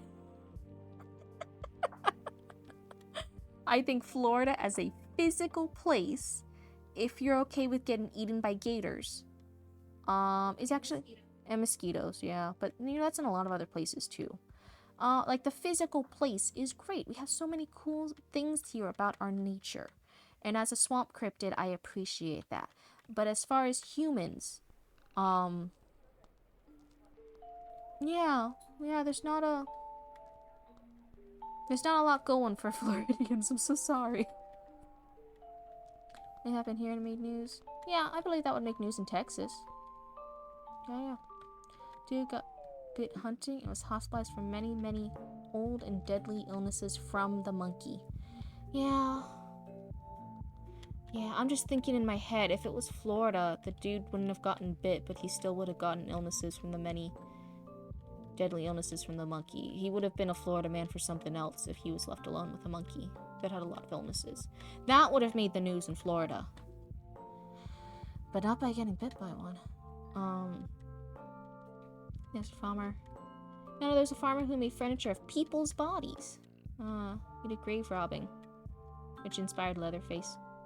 Yeah, that sounds about right. Farmers, if you have stock animals, are some of the greatest, easiest to pass away with mass murders. You have a lot of farmland to hide the bodies that not a lot of people check, as long as you don't have like workers working your farm. If it's like just a family operation, then if it's just you, if it's a small scale farm, not a big farm, then you have the land to hide and cover up your murders. And if you have the animals, then the animals will eat the evidence. You know, especially pigs. Pigs eat a lot of things. You can give them damn near anything, and pigs will be like, all right, boss. And then they eat it. That attack the hunter who killed one. Yeah. Cryptid, you got something to confess there? No, I don't have a farm. I want a farm one day. I want to have a farm with a lot of chickens. I want a farm with a lot of chickens. And I want to grow pumpkins. That way I have my own pumpkins to carve for Halloween. And I'll have chickens. And I'll have a lovely, beautiful wife who will let me dress the chicken hut like it's a Baba Yaga hut. Have you guys seen that? A chicken hut that looks like a Baba Yaga hut, so all the chickens look like they live in a Baba Yaga house. That's what I want. That's what I want. That'll be great. But you know, if I ever, like, in that little farm, if I ever had that little farm, and there's like a neighbor who has a bigger farm and they're hiding bodies and stuff, like, hey, it's not my business. It's not my business as long as me and my cryptid wife aren't worried the body's being buried. You know, that's just a shut up and mind your business thing. Like, if my hobby is having chickens and too many cats and their hobby is killing people, that's just between them. That's not my business. Is encrypted. I'm technically a bi cryptid, but I'm kind of tired of men. Men are gross. I don't. Can you be bi and kind of not like men anymore? By the way, my grandpa was. I thought. Shadow! I didn't finish reading it yet. I thought it was just gonna end on your grandpa was a pecan. Your grandpa was a pecan farmer. And cattle and horse and donkey farmer. Now here, but I'm also bi. Look, see, this is the support. This is the ideal target audience for Cryptid. Oh no. But yeah. Hey, you know, cattle and horses, I guess it depends on the cattle, but like horses, you can't give them anything. Horses keep trying to find unique ways to hurt themselves. Horses don't pay their vet bills. That's the big meme that I know of from Mama Cryptid. They don't pay vet bills and they act like they have free health insurance. They act like they're immortal and they're not. So you can't really count on a horse to hide a body for you. The horse is going to get spooked, and not even by the body. The horse is going to get spooked by something else stupid. Like, you're going to have a trash bag to hide the body, and the horse is going to get scared of the trash bag. Ugh. Like, it's going to be... Ugh. I wouldn't trust a horse for shit when it came to burying a body. I'm not trusting that horse for shit. Hi, Noxley. Welcome in. I swear to God, I'm not burying people. I'm not murdering people. I'm just talking about if I was. I wouldn't trust a horse. Did animals to hide bodies? Cattle end up getting deaths in dumb ways. Yes. Anti-dommy mommies. You know, hey, don't act like you didn't already know that. I was saying it in, the tiny bookshop game when that first guy is being talked to. I'm like, oh no, I love breakable men and I love dummy mommies. And that looked like a really breakable man. Do you know what I'm talking about? In any case, sounds like you're burying people. I'm just talking about if I was. First of all, it's too chilly outside for Cryptid to be doing manual labor, like burying bodies. If I was, it would be when it's a little bit warmer, but not too hot. Cryptid has a very particular time window when she can be doing manual labor outside. It can't be too hot and sweaty, and it can't be too chilly. There's gonna be these particular temperatures that then you're gonna look at the weather forecast in Central Florida, and then you're gonna be like, oh, now it's burying body season for Cryptid. Not tonight. Dead animals to hide bodies due to the dog smell being yeah, that's a common Tumblr thing. Like, you bury a body like a lot of feet down, but then like a few feet above it, then you bury the dead animal to throw off the dogs, and then you finish burying it. That way, if the police come by with their smelling dogs and they dig it up, they just see like the dead squirrel or like the dead animal, and they're like, oh, it was a false thing. The canine units only smelled the dead squirrel. They weren't actually finding a dead body. Special. I'm the most special cryptid. I'm your favorite cryptid, right? You wrote 1,200 words. Congrats! That's fantastic work. You played Sims for an hour as a treat. That's good. You gotta treat yourself after you work hard. And now you're back to writing. Good job. I hope you're having some fun. I hope you're at a fun scene. It's gotta be hidden easily. Yeah, I don't know. I'm particular. I feel like if I'm not in the mood to like be burying bodies later, like if I'm not in the mood for that, like I'm like, oh, the temperature is not lining up, it's not perfect. I don't want to do that. It's too hot, it's too sweaty. Then I'd just rather ruin someone's life instead. You know? You know what I mean? Like, I would just rather ruin someone's life instead. Like, oh, okay, I'm too tired to like do the murder. I'm just gonna make you regret being alive. That probably says something about me, but you know, yeah. I'm really calm and nice, I swear. This is a calm, nice, happy channel. This is a cozy channel of cozy writing where we talk about murders. It's good times. It's good times.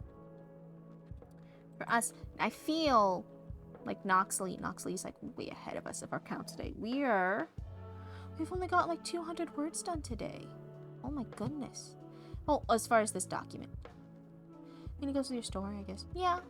Well, I like humans. That's why I came out of the swamp. It's like the Little Mermaid thing. She sees all the people up on the ship and on the beach, and she's like, "Oh, I want to hang out with them."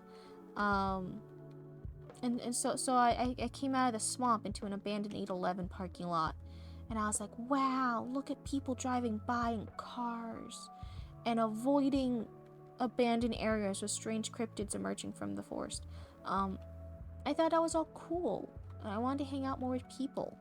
And when I gave the raccoon cryptid powers to be intelligent and help me with stuff, because I didn't know how to do it, but I had a raccoon, and that was Roots, and I gave Roots the knowledge to be like, hey, help me with stuff.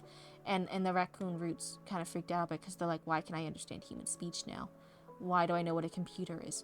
I don't understand. And I'm like, well, you understand enough. Please help me. And so me and Roots now work together, and I get to be a cryptid everywhere now. I'm online. I get to be a cryptid on your computer screen, or on your TV screen, or on your phone screen. I get to be a cryptid on any screen, I think. I don't know how Twitch broadcasting works, but yeah. So now I'm like a local cryptid everywhere. Wherever you tune in, I could be a local cryptid for you. It's a little bit like the Little Mermaid. Except I'm by like a trash can in the abandoned 811 parking lot. I don't think Ariel had that. I don't think she was working with that. Get back to work. You're not the boss of me. This is my stream. This is my stream. I can do what I want. You're not the boss of me. You're not the boss of me. So, but if I was to get back to work because I want to work and not because T told me to, yeah, we're gonna have this village. It's gonna be surrounded by the farmland and plant life. Very Studio Ghibli vibes, very happy earthy stuff. She's gonna be running around with her friends, right? These other kids. What else do we want her to have? Have a cat gamble its life savings. No, stop. Stop trying to encourage gambling on this channel. Is that my love life for witches? What is this? Go back here. You guys see my lo-fi? Her playing with a ball and flowers. We shall encourage gambling. No more gambling. This is a wholesome and cozy channel. That does 99% of gamblers quit before hitting it big. Good. There's a life lesson to them. Stop being gamblers.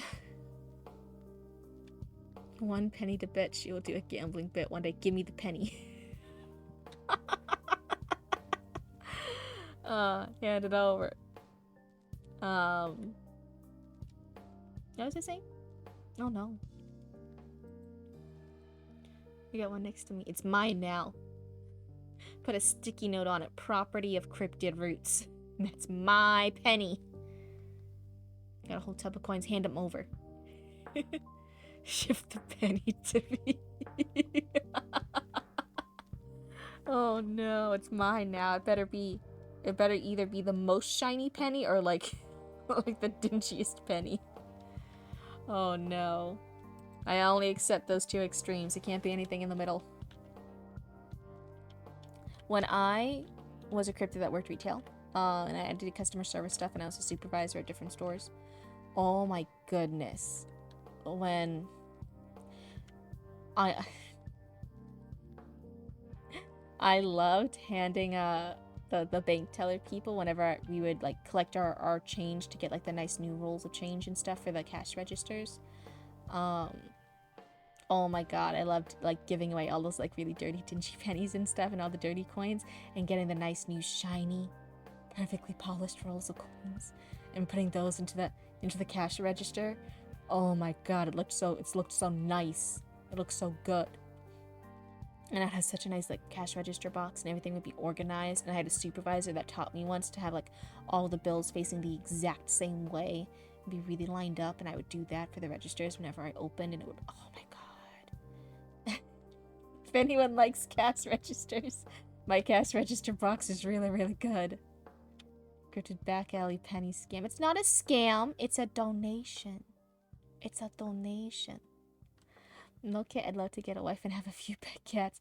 Oh, you see, you can't be married to me because it ain't gonna be a few. It's already not a few. It's already a lot. Also, you're a baby. Stop looking for a wife on the internet. You're a baby. But yeah, no, actually, it's not a scam. It's a donation. It's a gift. There we go. It's a gift. I never said you good. Oh my goodness. But oh my god, if you guys are not too young enough to have grown up watching what is it? Oran High School Host Club? Plus Can't I Have Dreams? No. Apple Services, the company Apple, has actually come out with a new thing. Your dreams are actually going to be a subscription service now. You actually have to pay a monthly fee in order to have dreams and hopes, and there is a package deal. If you want hopes and dreams, it is a discount bundle deal, so don't worry, that is a discount bundle. You can have hopes and dreams for a reduced price together. So yeah, you actually had to take that up with Apple. My bad. You had to reach out to them to see if you can have dreams. And even then, they do not legally belong to you. It's just a monthly service, a monthly subscription to stream and temporarily have access to dreams and hopes, depending on your package deal, for that month. But once the subscription is no longer viable, you do not have physical ownership of those hopes or dreams. You got your hopes and dreams on sale for free. That's the scam. Apple's actually going to send a corporate lawyer to your location right now. They're suing you. Sorry, T, they're suing you. Subscription service for dreams. I hate corporate America. Yeah, that's why, a few more years. I'd really like me and Roots to be able to move. Our dream right now. Wait, I can't say dream. I don't have a subscription service. Our goal, maybe I can say goal. Our goal right now is we'd actually, I know I'm a Florida cryptid, but I'd really like us to move to the Netherlands. The Netherlands seems so nice. I really want to visit there first just to make sure I like it. But I'd really like us to move to the Netherlands. And whenever we open up a physical, like, brick and mortar store for Cryptid Roots, that's where I'd love a brick and mortar store there. Like, I would love it so much. I want to live my best Studio Ghibli inspired life over there, but spooky, with too many cats. Send Tank to corporate America to get it free again. Nuh-uh, goals are taxed 15%. Oh. Yeah, that makes sense. Okay, I'll... I was talking chat earlier, like, oh, I had to do all this tax stuff for Twitch to do the affiliate things. And because it's Cryptid Roots is the account, we're using our logo, we're doing all the different stuff for Cryptid Roots. That is an LLC, me and Roots have. That is a physical business. We run a business, we sell patches and embroidery and spooky stuff, we do all that. Since it's under that name, I put in our business info, right? I wanted them to see us as a business entity for taxing stuff. Cryptid Roots is taxed now by 75%. You should have another one in Texas if you go there. Shadow, all due respect, all love and peace and respect.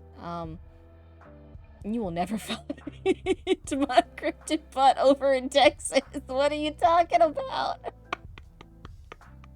I ain't going to Texas. No. Never.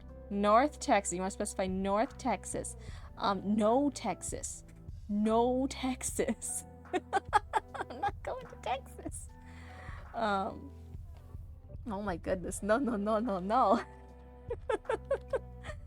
Jeez, I know I don't have a lot of rights over here, but I want what few rights I still have compared to Texas.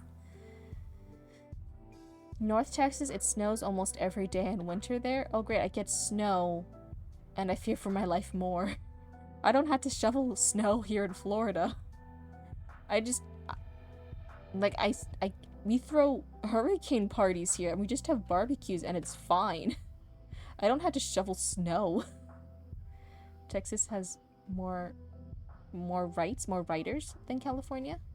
I got snow down here. Texas is pretty from a distance. Yeah. I get enough snow in Ohio. Yeah, see, I don't need any snow. You guys can keep the snow. I know I'll have snow in, if we go to the Netherlands. But, like, that's a sacrifice I'm willing to make, you know?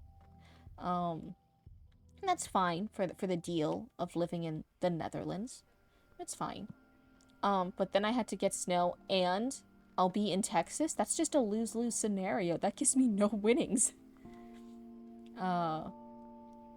You get loads of snow there? Yeah, but I get to be in the Netherlands. If I go to Texas, I get snow and I'm in Texas. That's a horrible trap. Southern Texas, coastal Texas. You just keep saying different parts of Texas, and I'm like, those are all terrible. I don't want to be any part of Texas. I don't want my little toes touching the ground in Texas. You gotta remember, Texas is giant. Yeah, it's a giant place I avoid. You got swamps near you? Sure, okay. That's great for you. That's so awesome. I'm not going near those swamps. Because their swamps are in Texas. I'm staying right over here. I'm staying here until I move to the Netherlands. I was as ridiculous as you.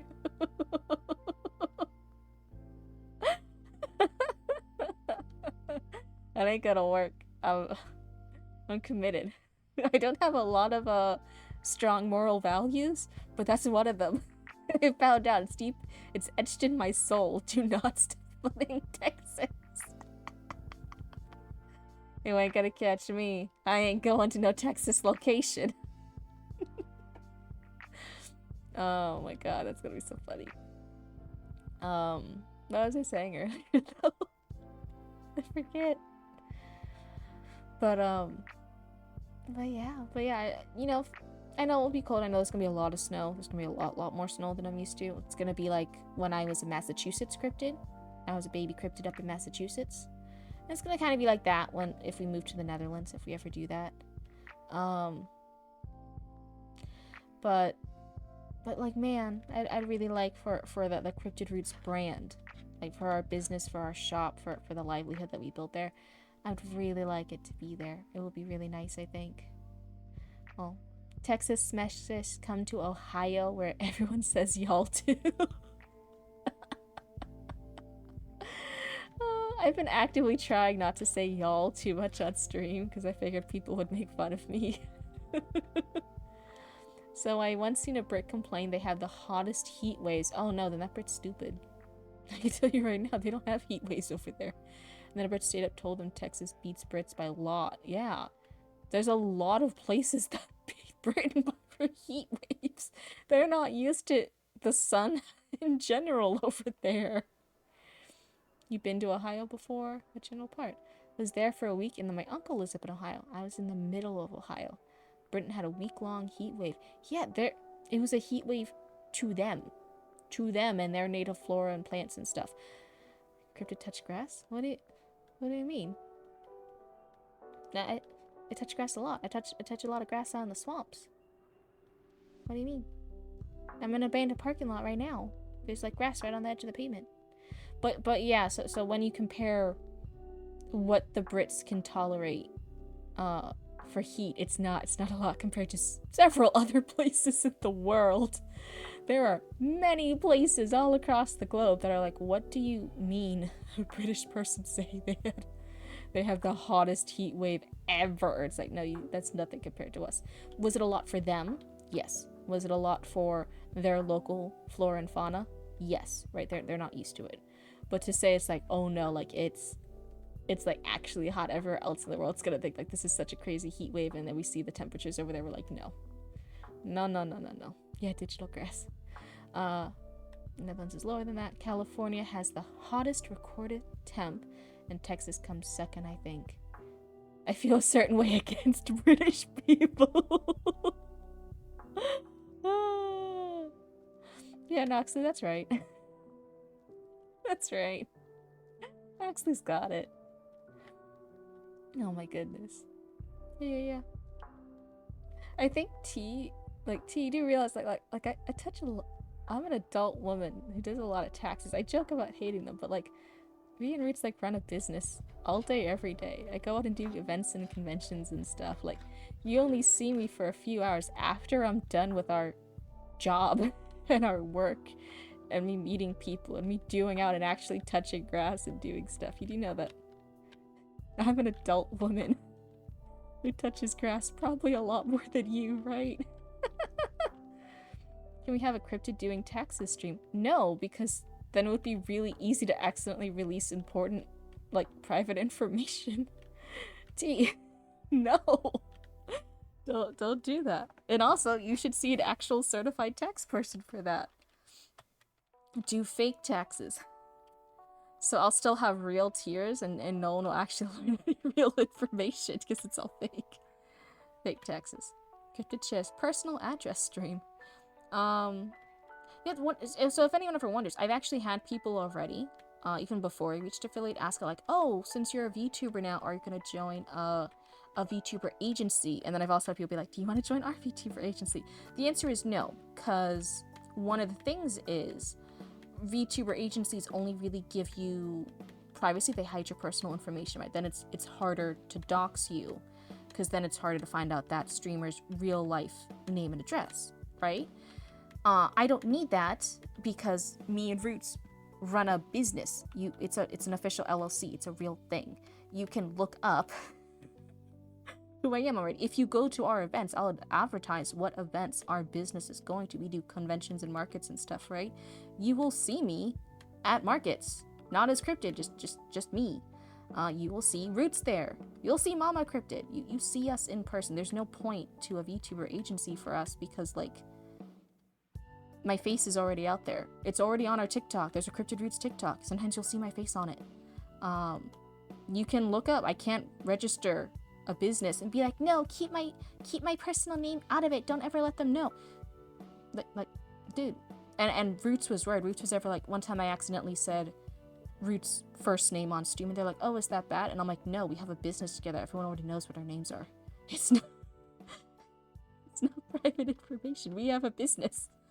Like, yeah, hello, like, now will I let you guys address me as those names? No, because that gets to be too parasocial, right? That makes you think like, oh, I'm using that person's real name. I'm talking to them every day on stream for hours. They're actually my friend. Like that. This is so great. No, you don't need to use my name because we don't need to get that parasocial about it. You can use Cryptid to show like, hey, you're part of the fantasy here. You're part of the Cryptid Roots experience, and Roots is here and they're a raccoon and it's great. But yeah, so info's out there. I don't need a VTuber Corp. It's pointless. You should get a PO box, fan mail openings. So the safety issue with fan mail openings, right? I would love to get a PO box. Genuinely, I would love to, because I believe I have a great chat and I have like really great followers and I have really great chatters and I think you guys are all great, right? The technical issue, if you ever wonder why a lot of YouTubers stopped doing fan openings and stopped doing PO boxes, is because some people who were fans who got a little bit fanatic and who wanted to cross boundaries a bit, right, and not be good little fans, not be good little raccoons. It was this huge thing. They would put tracking devices in the packages, so that way when the people went to get their stuff from the PO box, right, the PO box saves like your personal address. That way it's not going to your address; it goes to the PO box. The person would get their stuff from the PO box, and then go home, and the person was like, "Oh, hey, guess what, guys? Like, I now know where that streamer lives. I now know where that YouTuber lives. I know where that what's other things, that TikToker lives. I know where that Instagram influencer lives." And then if you live stream that stuff, like, there will be like sometimes like inappropriate things, and then they would open it up and there would be like animal parts in it, and they were like, why did somebody send me animal parts? And they would be like, I love you, marry me, I'm destined for you. And they're like, I don't know this person, this is creepy. And that happened a lot. It was this really big thing of putting tracking devices in the fan that goes to P.O. boxes so you could find out where those people actually live. Do I think any of you guys would do it? No. Is that a possibility? As soon as you have a P.O. box and you open that up to the internet, right? And then there are people on the internet that will do stuff like that. Yeah. I mean, that's not safe. And I make a lot of those decisions for us because I'm the older sibling. And I feel really responsible. I always want to keep me and Roots safe. I always want to make the best business decisions for us. I feel really responsible about that. Yeah, people are literally saying that's weird. Yeah, so just in case, even though that's like a fun thing, I grew up with YouTube when a lot of YouTubers did that. I grew up when Markiplier still did that. If you ever wonder why Markiplier doesn't do a lot of fan opening videos anymore, it's because of stuff like that, right? A lot of YouTubers used to do that, and that became such a problem that's why a lot of your favorite content creators, a lot of your favorite YouTubers, they had to stop that. And if I even was willing to take the personal risk for that, right, I would feel too devastated if anything ever happened to Roots, right? So I can't let stuff like that happen. It's like boys sometimes do it still. I know the boys sometimes do it still. Yeah. I admire how well you and Roots get along, especially running a business together. My siblings and I would actually destroy each other. You know, Mama Cryptid also keeps us in line whenever we are fighting. And it, I'll fully admit, running a business with your family, a lot of people will tell you not to do it. It is hard. It is hard sometimes, right? To sometimes separate like family stuff and like businessy stuff, or and things like that. So it's hard.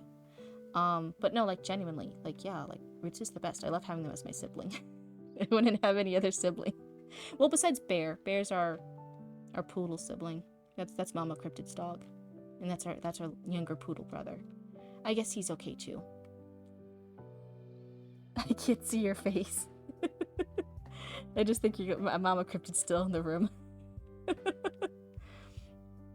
Me and my brothers would end up murdering each other if we ran a business together. Yeah, I think that's the thing with siblings. If you're siblings, you can like make fun of your younger sibling, or like if you're the older sibling, like you can murder your younger sibling. But like if anyone else said anything about your baby sibling, you're like, it's on. You can't do that shit. Siblings can make fun of each other, and that's why you even say like Roots like do silly teehee stuff and like bother me with like the Discord or make fun of me and stuff. Like that's fine. Siblings can make fun of each other. It's fine. Anyone else does anything to your sibling, oh my god, that's like, what are you doing? That's illegal. You can't do shit like that. Only I can emotionally destroy my sibling. Yeah. Oh, you actually dislike your siblings. And we fight and we end up getting bloody noses quite a bit. Oh no. Do you win? That's the only fight that matters. Do you win? What's the meme? Are you winning, son? Are you winning, Shadow? No. But yeah. I take a lot of things like, so like the other time when it was like another stream and people were asking me like, oh, like show this particular screen, because I have the 3 screens, and I was like, oh, I don't know how to show that screen, and I have like other stuff up about the business. I had like the business email up, and it has like NDA stuff when we work contracts for bigger companies, and some of the stuff up like Root setup, and it had like their username for like fun stuff for fan accounts. And I'm like, I don't know how to set up the screen you guys want without accidentally maybe revealing other stuff like the Gmail with the NDAs or like Roots' fan account, right? And like I would never risk that, so I'm like, no, we're just gonna stay on the screen. In a future stream, right? I would switch the screens, but I'm like, no, I'm not risking anything on live ever possibly happening to like complicate our NDA contracts or to like show anything that could like hurt Roots, right? I'm the one who sprints out and outruns everyone. Also, you don't gotta run, you just gotta outrun them. Yeah. Try to get back to writing. It's quite literally about to be another day. Yeah, it's 11:47 over here. It's crazy. I just got a question. Is it really hard to own a business? I didn't know if you were still listening and you hadn't typed anything in a while. And I'm like, oh, okay, Roots probably won't hear me being sappy talking about them. Guess you did. Yeah, I love you too, Roots. Oh no. Just got a question. Is it really hard to own a business? I guess it depends on what you mean. For me, does it take up a lot of spoons, right? Have you guys ever heard the spoon analogy of like what you can emotionally like handle that day? Are there steps when setting it up and then renewing the stuff year after year that take a lot of spoons? Yes. Yeah, it's really, really scary. I think the hardest part is starting, because then you're learning everything, right? You're learning the what legal requirements you need to run the business, what the different paperwork is you got to apply for, the different things you got to pay for in the beginning. The beginning is the scariest bit. Florida's really, really hard for that too. We have a really, really low startup. Like there's a certain maximum money that you can make in each state before you have to register it as a business. And Florida has one of the lowest, right? I think it's only like $100 or like $150. It's $500. Okay, Mama Cryptid says $500. As soon as you make $500, then it's like, yeah, now you have to legally register that business. God, for me, it'd be so long since mine's is going to be a service and stuff. Well, that's again, once you are up, once you are running, and you can deal with customers and you can get jobs, that's fine for me. It's a little nerve-wracking, doing emails and stuff, doing that thing, but like it's fine. But like actually looking up, okay, what is this tax document that I need? What is the LLC paperwork I need to file? How often do I need to go over and do my quarterly taxes, and by what date? And what is the exempt stuff, sales, and the non-exempt sales that I have to like do the math for, right? That doesn't happen often, right? The initial paperwork was just the startup, and it was paperwork and paperwork and paperwork, figuring out what I legally need to be a business, and getting the EIN number, getting all that. Mama Cryptid helped a lot with that, just keeping me sane and looking things up for me when I ran out of spoons. But after that, then the only thing is once a year, right, or every other year, you had to renew stuff. So you already had the forms filled out, and then you had to be like, yeah, I'll pay the $100 to renew and still be a business. Like, here you go, take my money. You don't do anything for me, but yeah, take my money and still let me be a legal, recognized LLC in Florida. And then every quarter, I then have to do sales tax stuff. I had to go down and fill out a sales tax form and say what stuff was exempt and what wasn't exempt. And that's just once a quarter. So that is 4 times a year that I have to do that. So it's the initial startup thing, and then 4 times a year I had to do tax stuff. So that's one of the things. But then like once you get that initial hump, the hurdle of all the LLC stuff, all the paperwork, all the filing, all the legal documents you need, then it's just running your business, right? But that beginning is rough. That takes a lot of spoons. Texas has the lowest. It is $0. You ain't gotta make any dollars to make a business. Oh no. Yeah. I don't think I have the energy to run a business personally. I have been thinking about going back to school though. What do you want to go back to school for? That's exciting. That's really exciting. That's a really cool big thing. I was thinking of at first I was thinking of going back to school for more, because I got my degree in sewing and costuming. I'm a professional seamstress. We do professional embroidery. That's the businessy stuff that we do. We do patches, we do embroidery, we do clothing now. Do a lot of fun stuff. But I was thinking of going back to school actually for more of accounting stuff, so I could be a better accountant for a business. But then I thought it would be so probably boring for me. It would be really hard for me to finish that. And then I've recently been thinking of doing some courses to actually be a professional editor, because I really do like editing. I like writing and I like editing. And I was thinking of getting certification either to be a developmental or a line editor. And then I could offer that kind of stuff to you little raccoons as you guys write. Then I wouldn't just be like a newbie offering writing advice. I would actually be like a real developer. Real editor, not developer, a real editor offering like actual legit critiques. Thought that might be good. English most likely. I really don't know what else I would do, you know? Did a shift, walked 10K Oh man, it's getting really hard for me to read the screen on that third screen. Throughout the day, ate a nice high-protein dinner, and now I'm gonna try to write. How's everyone doing? Kyo senpai! You did so good! You're like knocking it out of the park today. You're like living one of those like Instagram influencers' lives. Oh my goodness. You should be so proud. That's great. We were writing. I think everyone else is writing. I think I'm just yapping. Your bonus partying. Oh my goodness. Or is that you going to bed? Roots might be going to bed, everyone. You guys might be able to party soon. This is Sidon. Party for Kyo. Yeah, Kyo was like knocking it out of the park. That's a great day. It's getting really cold here. Me and Mama Cryptid did go on a walk earlier with my little poodly brother. And oh my god, it was like really chilly. But it was so nice. It was so nice out. There's less bugs out bothering you. You don't get as sweaty most of the year in Florida. If you take a walk and stuff, you get really, really sweaty. Now that it's cold enough, it's really nice. Oh, thank you. Thank you, Mama Cryptid. But it's so nice walking around when it's cooler right now. It's great. It's great. I know some people, if you guys try going for walks right now, you'll actually be walking through snow. That's crazy to my little Floridian mind now. I used to do that when I was a baby up in Massachusetts, right? But, did you knock out the mic? I hope not. Did something happen to it? Let me see. Testing, testing. It's registering.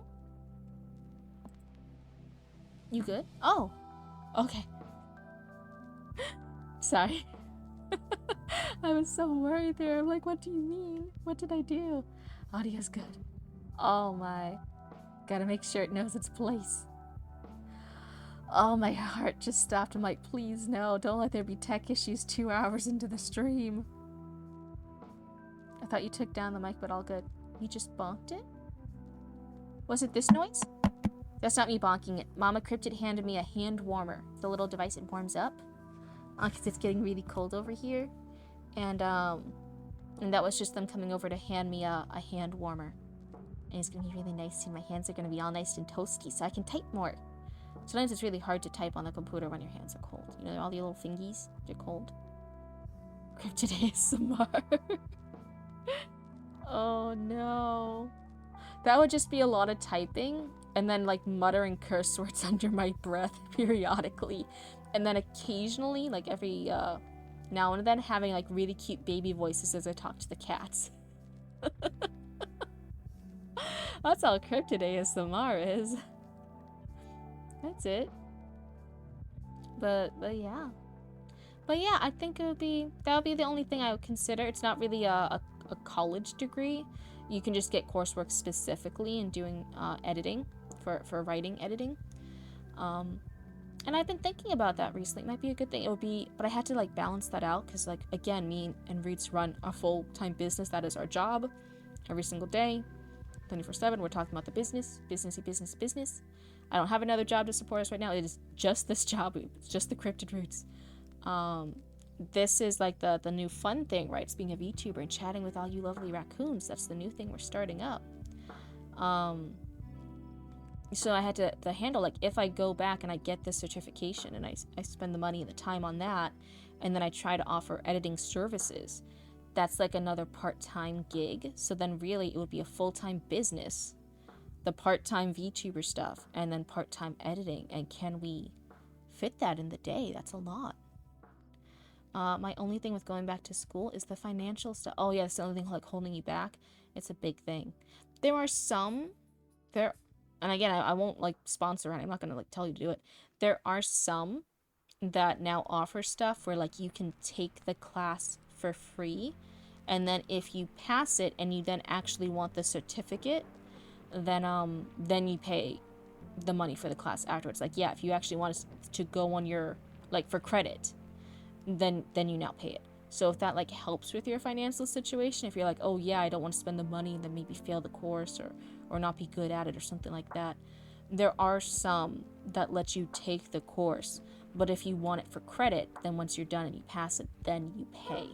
you can look up if any schools near you. Sometimes it's online schools, sometimes it is physical schools in your area. More and more of them are offering that situation with payment. Can I be a demon raccoon? Sure.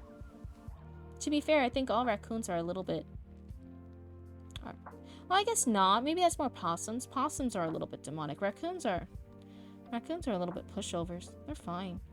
You can be a demon raccoon, but only if your raccoon's still like a pushover. Like, you're a really high-ranking raccoon because you're a demon, but you're a really low-ranking demon because you're a raccoon. You get the vibe? You know what I'm saying? You know what I'm putting down? Then yes. Then that's fine. There's not a lot of really intimidating raccoons, you know what I mean? Oh my. Oh my god, this hand warmer's actually getting hot now. It's so good. These are some really toasty fingers I have now. This is really good. Okay, sure, I'll take it. You're the top of the totem pole for other raccoons, but you're the bottom of the totem pole for other demons, okay? That's the only thing. Oh, yeah. But yeah. What else are we doing? And you know what? So, Shadow is one of the new chatters here, too. And people who haven't been in the Discord as much. One of the things is, so I was talking about the editing services, but even then, if you guys want to submit short little writing excerpts, short little writing intros, or the first 3 pages of whatever you're writing, or even just your plotting, other people have done that, and you can submit it in the Discord, or you can submit it to the Cryptid Roots email, and just let me know, and I can do it in a future live stream, and like we'll read it, and we're all very nice. This is very nice. This isn't meant to like tear anybody down or like say someone's doing something wrong. It's just to offer, like, I think like 1 or 2 things of advice, and we'll like give me, Cryptid, and the other raccoons here, we can give you guys advice. It can all be shared. You guys can all get support and like hear feedback, and have other people encourage you to keep on writing. If anyone's interested in that, that's what the Discord is, and that's what the email's for. But yeah. If I turn too far to the right, it then looks like my model's glaring at you when I said that. I was trying to sound really optimistic, but my model was glaring. Sorry about that. Yeah. I definitely had to spend another like long time like learning my model and learning to move around with it and stuff, and fine-tune it before I invest in actually getting our custom Cryptid model. But whenever we do, I'm so excited. Like, guys, every time I start the stream, I'm already thinking of the real Cryptid model. You know what I mean? I want my deer antlers. I want all my jewelry. I want all like the cool like bone jewelry. I want the dangling charms on my horns. I want the long creepy nails. I want everything. I want my glowing eyes. I've seen some people being able to rig the glowing aspect of some VTubers' eyes. I'm like, please, please, I want my VTuber. I want my Cryptid. I'm really excited to one day show all you raccoons what Cryptid really looks like. This is just the best I can do for it for now. Yeah, but can you believe it? I think I mentioned this in the beginning of the stream. Can you believe when I first started pitching what Cryptid should look like to like my artist friends and stuff, and what I was talking about with Roots? Cryptid was supposed to be very serious and cool and mysterious, and I was gonna be very calm. I was gonna speak in a deeper voice, and I was gonna be very like, I was gonna be the Dami Mommy. And I was gonna be very cool and serious, and everyone was gonna feel beneath me. I'd be so cool, I'd be so badass, I'd be so in control and confident all the time. Everything would be cool, I'd be so knowledgeable, I would tell you guys how to do everything, I just know everything. I'd be the most badass person you ever saw in the virtual space. I couldn't even do it for one stream, I couldn't even do it for 10 minutes. Nah, it's all just the silly, goofy vibes over here, really. I would want to get my BA, my bachelor's, but also I'm a very anxious person, and the thought of bringing up going back to school to my parents is terrifying. I know I'm an adult, but they help me financially. Yeah. Well, you know, if you think they would be encouraging and it's just your anxiety whispering in your head telling you that they wouldn't be, you know, that's one of the things that you know, to trust them with that. If you're in a situation where it might not be that good, and they might say something bad about it, feel a certain way about it, then you know that's reasonable to be worried about that if that is your situation. But you know what, whatever ends up happening, whatever you had to do to your in your life or your financial aspect or whatever needs to be done, I do hope you look at avenues, and that might mean that you can't do full-time school. You might not be able to be like, oh yeah, I'm just going to be a full-time student, I'm going to quit all jobs, I'm just going to be fully supported by this. It might mean that you can only do like one class at a time, and therefore like a semester takes you like a full year. Like a semester's worth of coursework might take you a year, and it might be slower and stuff, but there are ways to do it. And if it's something that you just want to learn, but that you don't need a degree in per se, then it might be something where it's like, okay, now you have to spend the time to actually research it on your own, on YouTube, at your library, at this or that. It might, if it's something you need a degree in, then yeah, like then you have to get the degree. Like you have to be certified in it. Like you can't just like Google how to be a doctor. You know what I mean? If it's something you don't necessarily need a degree in, then it might be helpful looking at other avenues to self-teach, such as the library, such as like free coursework online, such as like YouTube and other channels that you really, really like from it. That way you can learn what you need to learn about this thing you're interested in, but you don't need to financially invest in the big scary thing that is a college program. Just and only you can answer that. Only you'll know what's best for you. But I hope you know there's options. Well, I feel you. I didn't get to finish school. COVID uprooted my life for a bit. Yeah, it not just uprooted like everybody's lives. I really feel like it uprooted all the younger generations, which I was making fun of T earlier for being younger.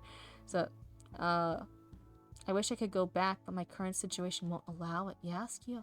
I definitely feel, and it's really hard because again, like Roots is younger than me, so Roots is younger.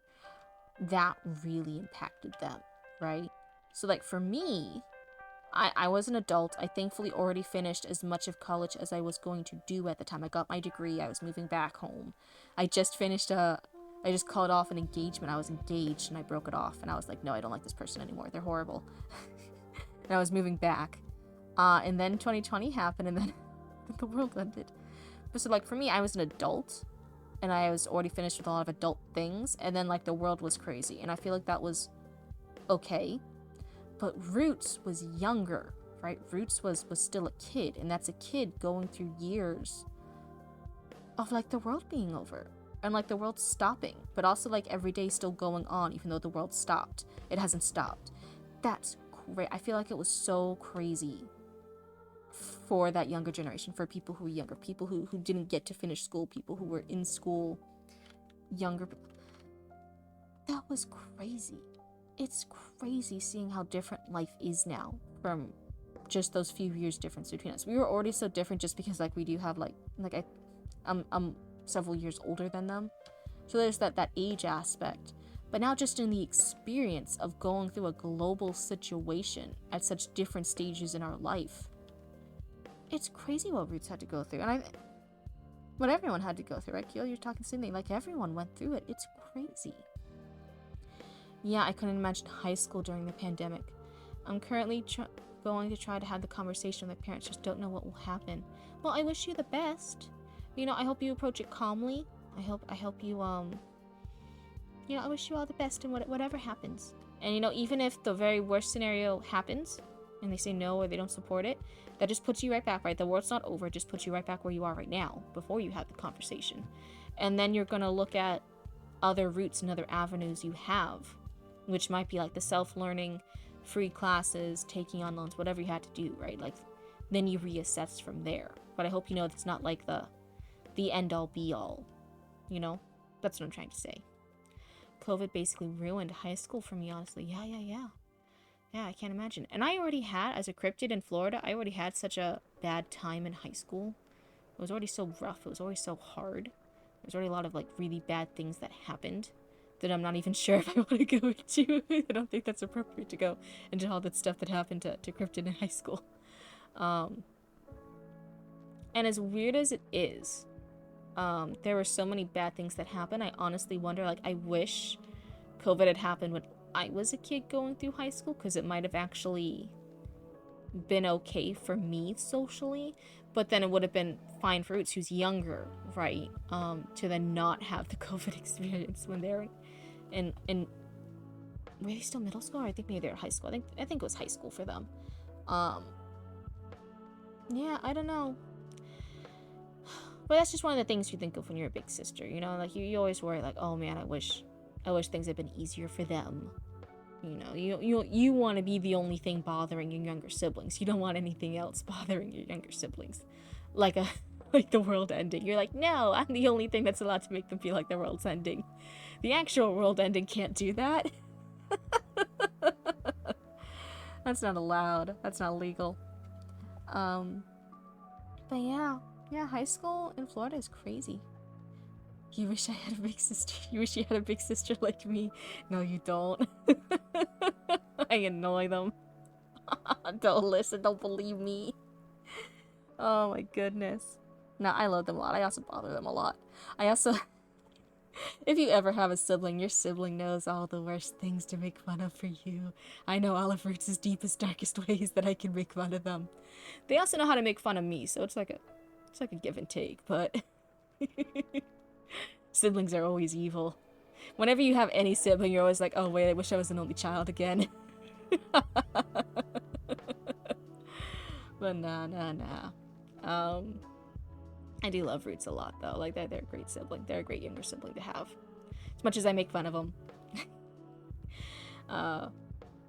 But yeah, just, be the big... I don't know if you're a big sister, big brother, or what. Be the big coffee you want to see in the world. Be the big caffeinated coffee you want to see in the world. That's all I gotta say.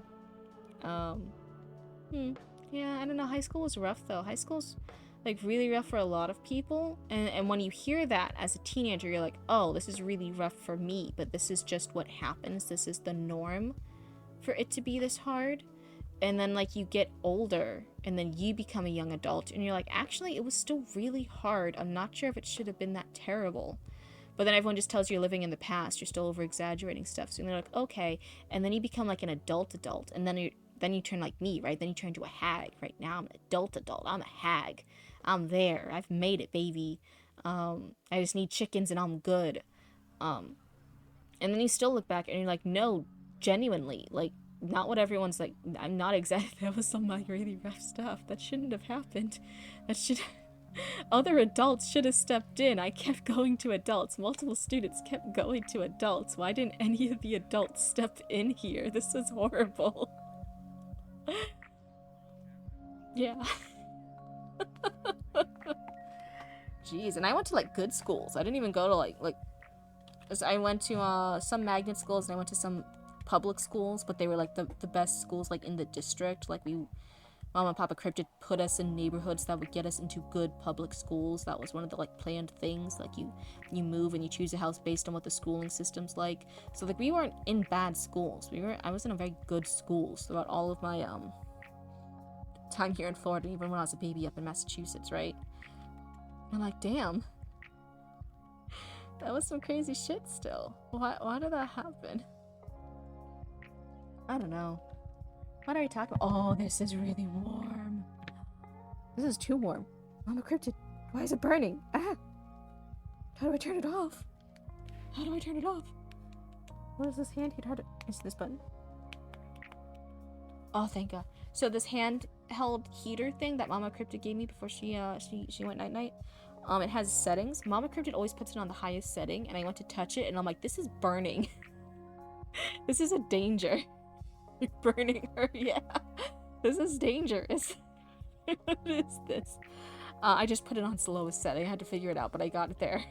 Hopefully this will be less of a hazard in a minute. Oh my goodness. Is everyone's cats enjoying all the comfy blankets now that it's getting colder? All my kitties, they're all huddling up with the blankets, and I'm lame. Again, I'm a professional seamstress. I'm getting into quilting. I'm a professional quilter now. I've hand quilted most of the cats their own personal quilt that matches their personality. So and the ones that don't have it, yeah, I'm still working on them, and they still have fluffy blankets out. But yeah, all the cats I've hand quilted very expensive custom hand quilted 100% cotton quilts for them. And now they're all lounging around on their quilts, they're all lounging around in the blankets, they're all lounging around in beds, they're on the couches together. And I'm like, oh, you guys look so cute as long as I keep you guys chilly. As long as it's chilly in the house, you guys are really good cuddle buddies. Maybe that's just me being evil. I'm like, oh, as long as it's cold, you guys are really good cuddlers. They're so cute though. They're using my blankets, I made them. And like they know when it's their blanket, you know, like they know which blanket is theirs. Sometimes they try to steal the other cat's quilt I made for them, and then that cat's like, no, I know that quilt. That's my quilt Mama made me. What are you talking about? That's mine. I'm the werewolf who got the sun themed quilt, and you're the mischief, and you have your mischief witchy purple quilt. Like those are different. What are you doing? They get very upset if the other cats steal their handmade quilts. That's probably showing too much of how much I'm a cat mom. Do you guys make custom handmade quilts for all your cats? If you haven't, you should. They're really cute. So I think the younger Witch of Rot, before she's possessed by this, we're gonna be showing the Studio Ghibli vibes with her. Right? This is her happy life before she's cursed by the rot familiar, by this demonic familiar of rot. She's gonna be running around. I think the outline all outside the village is gonna be the farmland stretching out. Everyone's gonna have like the plants and all the happy like things growing. Because I really want that stark contrast to how alive everything is, how alive the plant life, how alive the people look in this village, compared to what's gonna come, right, with the rot and them all being decomposed corpses. I'm gonna have her running around with her friends. She's gonna be playing. I think the witches of the woods already had siblings, and she had to murder the younger sibling. So I don't feel the need to make the Witch of Rot also have a sibling. That just feels like I'm copying that now. It feels like I'm repeating it if they both have siblings that die. So I think she's gonna be an only child. I'm still debating the idea that this is our lesbian witch.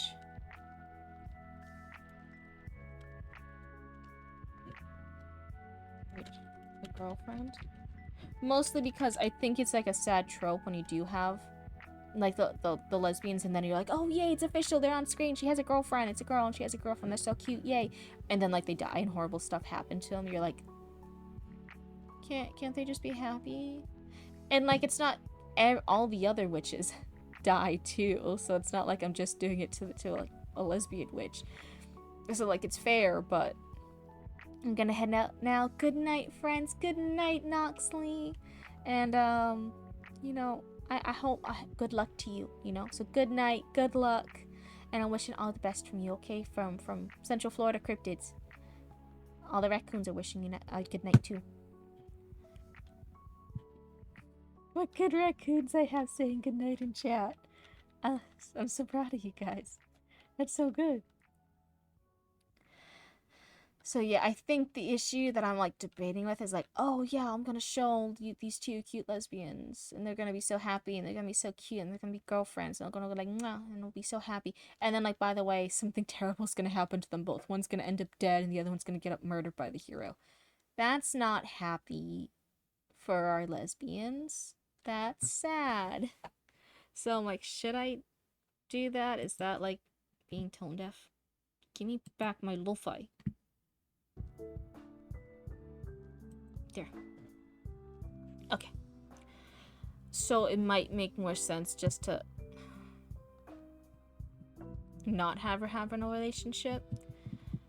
But I feel like if she did have a partner, right, that does add extra to the emotional devastation of she's being haunted by her family, her friends, the villagers, and this love interest, right? They're all dead and the corpses are being puppeted by the familiar of rot. Maybe I will. This is always with a girlfriend. Because both will end up dead in the end. I feel like it could be so cute though to have that little Studio Ghibli intro with her running around playing with friends, having that in this happy village. There's farmland and there's nature stretching out for miles, and maybe she has this cute little like girlfriend that's hanging out with her, and they have a little smooch. They go mwah. They say I like you, and it's all really happy. It would be so cute. Sad lesbian story is better than no lesbian story. Maybe I'm biased. Maybe it's because I hate reading sad lesbian stories. I'm like, why'd you hurt my heart like this? So in my head, I'm like, oh, no lesbian story is better than a sad lesbian story. There's already too much tragedy in the lesbian genre. But okay, that's... So it's you and, one of the other, chatters the other day also were voting for lesbian, so... Chat has decided to go for lesbian tragedy.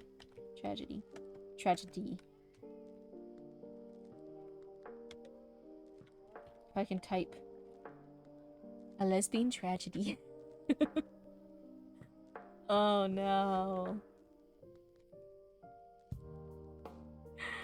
I've become what I hate most, a writer who kills her lesbians. This is my dark story. This is my villain era. I've become what I've hated most.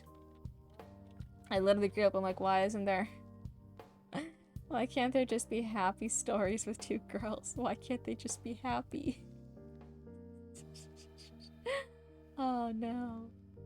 You know, because they always ended in either like tragedy, or it would be like queer baiting stuff. They weren't actually lesbians, but they basically were, but they basically weren't. Or oh my god, that's what happened. Or like one of them would actually then be straight at the end. Good romance is fraught with tragedy. Well, this one is tragedy because they all die. They're not gonna end up together because they're gonna die. And the witch is gonna be haunted by her corpse for a while. And then the witch will die. So it's just sad. Gotta take out the trash. That's not a nice way to ask me out. Decaffeinated, that's not a nice way at all. I'm kidding, I know. Yeah. Be safe, it's chilly out there. It's chilly wherever you are. It's chilly outside. Take a jacket. It's cold. That too. Oh no. Bad influence on my raccoons. Chad decided to go for lesbian tragedy. So, that she's gonna be cute. Running around with friends. Being cute. Little smooch with the other lesbian girlfriend before running back home with her family, right? And I think this is the start at first. So her family, the ones that she spends the most time with, right, are going to start feeling the effects of the sickness first, and then it's going to probably be the girlfriend, and then the best friends, and the other friends, and the sickness, them just not feeling well, is going to spread throughout the village, right? And then the rot, the decomposing alive, is then going to happen the same way. It's going to happen to her family and her friends and her loved ones, and then eventually it spreads through the whole town really, really fast, right? Like, once they realize, hey, why am I rotting? Why am I dying alive? That's going to be affecting everyone. So I feel like the little hint of that in our Studio Ghibli moment after that cute little playing with her friends and getting a little smooch from her girlfriend and all that different stuff is she's going to come back, and maybe the mom isn't feeling good. The mom's coughing. The mom doesn't feel good. Isn't feeling great as a cough. But it's not like a big deal. She's not like deathly sick. She just doesn't feel right. She just has like a little cold. She just has a little flu. She just got a little bug. She's just an itty bitty sick. The dad asked for which I brought to with dinner that night to help take some of work off of mom. Right? So it's just gonna be like this family thing, like, oh, your mom's not feeling too good, can you help me with dinner instead? Right? Nice, simple, sweet. We're not gonna know as viewers, like, oh no, this is the start of everything going really, really, really bad. So I feel like then, next scene in the flashback is her running out to play again with her friends. And mom is now like stuck in bed. Really not feeling good. And the dad will be coughing slightly now. Oh no, I don't have roots here to get rid of stuff. Wait a second. Eh.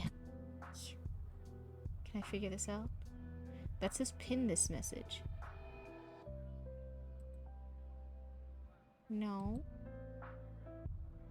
Well, I'm stumped. Roots! No, wait, Roots might have gone to bed. Oh no. Oh no, Roots might have gone to bed.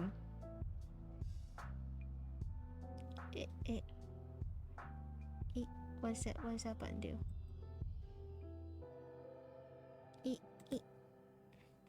I don't have the button to delete it.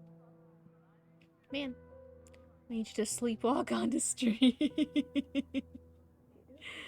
Oh no. It's okay. Just ignore it. It's just a bot. Okay. They can't hurt you. They're not real. But yeah, I'll have to figure out now that we're starting to get a little bit bigger. Now that bots are becoming more and more of an issue. Fruits is really my only mod, but they're going to sleep at a reasonable time, like a good raccoon, and then I stay up late to hang out with all my other raccoons, right? So I had to figure out either I need to be better and learn more of my mod powers to smite people, or I need another mod, or you know, there's just a lot of stuff I'm still learning about streaming and about having the Discord and about having other different things. Now we're gonna have the emotes soon, and I'll have to start setting up the affiliation, because again, like we now qualify for affiliate, right? Which is crazy. Thank you guys, everyone, for joining in, because it's crazy. We're affiliate. I don't even think I wasn't streaming for very long at all, and we're affiliate already. I just need to finish up the paperwork and get that set up for Twitch to be happy. I don't know, it's just everything's happened so fast and so crazy. I figured I would still be so small for so long that not even the bots would bother me. Because I just have like 1 or 2 people who click to see what I was about like in a year. That's how small I thought I would be. Oh my goodness. You don't think Dusk ever saw the names? Yeah, I haven't heard much from Dusk. I know they're also working a lot, you know, so hopefully they're okay, but yeah, I'm sorry he didn't ever see the names. I'll write him a strongly worded email. A strongly worded text message. Oh my goodness. But yeah, you know, and that was the thing too. I'd never done a collab before, and Dusk was like, they were VTubing for a while before, so I thought they would know more about the VTubing stuff than I would, and they helped me set that up. But you know, it was hard. I wish we had like practiced a collab first to see if we meshed well doing a collab on stream together. How rude in Stephanie Tanner's voice. I wish like looking back, I'm like, oh, we should have practiced doing a collab first and doing that bouncing back and forth and stuff. And now I feel like, oh, like that's another thing too. If I want to keep growing, a lot of people recommend to try doing collabs, I guess, and trying to network with other people in your niche. And so I'm like, oh, I need to learn collabs better and not have as many tech issues that Dusk has to fix. And I had to start vetting like what would be good collab partners for me at this size, to that you guys would be interested in and that I could go back and forth with pretty well. I had to like start thinking of so many more things, because there's people watching me. I thought I would have so much time without people watching me, but nope. So yeah, I'm hoping as I get better used to it and I start, now that I'm on Discord, people are saying a good place to find other like VTubers and other streamers. So not just like VTubers, but just other streamers in general. A lot of them were saying there's like some good places on Discord that you can like meet and talk with people and work out collab stuff. And I'm like, oh, okay, so I just gotta be better at the Discord, and then I'll meet those people and I'll connect with them. That would be good. So that's good in the future. I'll have to learn more about that. And what else is there? And I want to have the you guys mentioned like a lot of like bot stuff for Discord that you guys want in. There's like it's supposed to be like a bot that like keeps track of your writing, and like a bot that like helps you guys like play like little games in the Discord, I guess. There's like all these different things. So Roots doesn't even know about that. I mostly trust a lot of the app stuff and the tech stuff to Roots. But even Roots didn't know about that, so we're like, oh, okay, we'll put that on the back burner because neither of us know how to do that. But in the future, I think that would help make the Discord more active and like feel a little bit more like active and exciting for you guys, right? I was thinking of I wanted to do a little system. Sprintobot is the one I was saying. I think they added that, but I don't know what to do with it. It's like a little channel. It's like a little channel in the Discord. I don't know what it does. So now we have to figure out what it does and how to use it. Listen, we're not the most tech savvy. We're just a cryptid and a raccoon trying our best though. But like that is the goal. It will just happen slowly because again, like we have the VTubing stuff isn't our business. The Cryptid Root stuff is our business. And we'll just be like slowly working on improving things. You set sprints on it, lol. But then do you have to type in Discord? Do I have to type in Discord? I don't know. Does it keep track of it there? But what else was I saying? Yeah, we're slowly working on it. I want to have a channel in the future on the Discord that's like just for me and you guys can check it, but it's like a gold star thing. And I was thinking every time like chatters either on Twitch or in the Discord do something really, really good, I was thinking that then it's like, oh, then you earn a gold star in the gold star channel, right? And it's useless. It doesn't get you anything. It's like it's just fake little points, just fake little kudos. But like, yeah, you get like a little gold star, and I'd say like, oh, so and so's earned a gold star for this, and then someone else has earned 3 gold stars for this. And then if someone's like a silly raccoon or they're like really naughty, I could like jokingly be like, oh, so and so lost 1,000 gold stars because this, right? Because they said it was a deer lamb instead of a deer or something like that, right? I'll be like, you lost 1,000 gold stars. I thought it'd be cute to have a channel where like I do stuff like that. I don't know. We'll get it all set up eventually. And then I had to think of my model. But I think the thing I'm most excited about, even though it's the furthest away, is the model. And I know like that doesn't matter as much to other people, but to me it matters so much. I want you guys to see. I want you guys to actually see Cryptid. This is like a really good thing in the meanwhile, but like I'm already thinking big. I want it to be so good. And I want like a leaning pose too, so it looks like I'm just leaning and lounging here, just chatting with you guys about writing and about different things and about Florida and about gators and about swamps and about cryptids. Looks like I'm just lounging back here and we're just having a chat. That's what I'm really excited about. What else am I writing about? Speaking that of exciting things. Oh yeah, I'm just talking about this girl's village slowly dying around her. So I feel like now the mom is in bed really sick, right, the next day, and the dad's like he has the cough now.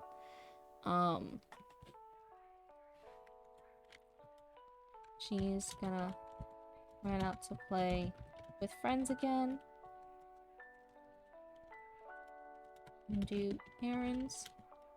But I think the big thing, right? The big thing is, so her mom is deadly sick. The dad's a little sick now. I think now the other closest one she's close to is the little girlfriend she had, right? The girlfriend and the best friends. And she gave a smooch to the girlfriend the other day. So the girlfriend's now gonna be the one that's like also the most sick. The friends are playing and laughing, running through the village again. But the girlfriend's not there this time.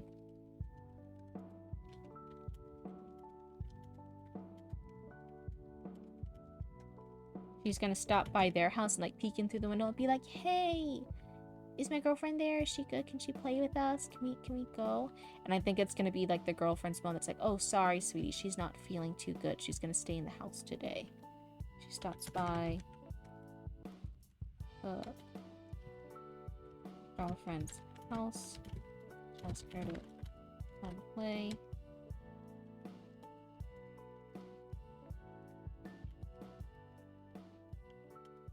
So sorry.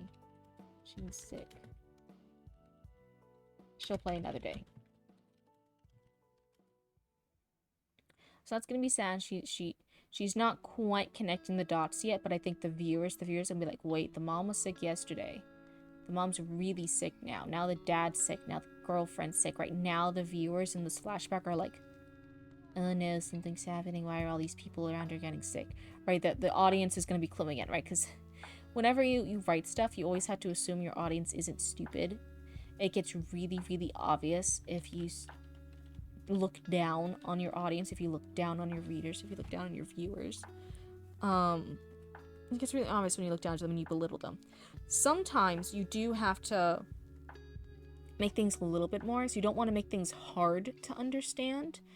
Because that's like a trap, right? It's like if someone was following along, and as long as they were like paying attention, but they like just happened to forget one little bit, you don't want to be like, ha, gotcha, you're actually stupid. See, can't you see my brilliant writing? Why couldn't you follow along with this plot? You don't want to make it that hard, but you also, it's a fine balance. You also don't want to treat your readers like they're stupid, right? So for this, the readers, the viewers are going to be smart enough to be like, hey, we're catching on to something here. Why is everybody getting sick? So there's no point in like making it a big mystery, because you're going to assume your viewers aren't stupid, right? They're catching on. So we can just kind of, I think after this scene, kind of do a little fast forward and show more people being sick, because the readers already know, like, hey, these people are going to be really sick. There's something wrong. So we can just skip to the part where there's more people sick and we're going into what's wrong with them. We don't need to make it a mystery that they're sick. The viewers know that. We can tell that. We're seeing these people get sick. Some people try really hard to, like, explain obvious things multiple times. And I'm like, you don't need to do that. You're giving yourself more work, and it's like really rude to your audience. Don't do that. It's wasting what could be like good screen time for cool lines just to have really boring explanation lines that you didn't need. And you'd much rather write cool lines for your characters, right? You don't want them to explain things for the bajillionth time. You want them to have cool things they're doing. So anyway, which will be sad and help and slowly go away to keep playing with the friends. So over here, what do we want here? I think we're gonna have next scene is more forward in the flashback. We're gonna do a little time skip.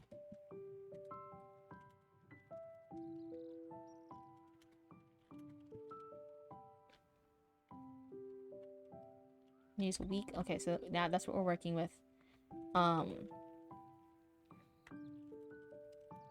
More people are sick as she walks through the village.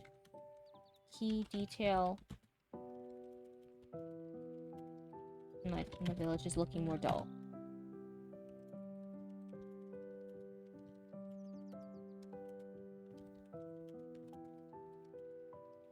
And that's like a really subtle thing of like, oh, even the plants are starting to look a little withered. You could just say like, oh, that's the tone, that's the mood, that's the lighting, that's the setting or whatever to further the proof of, hey, everything's sick.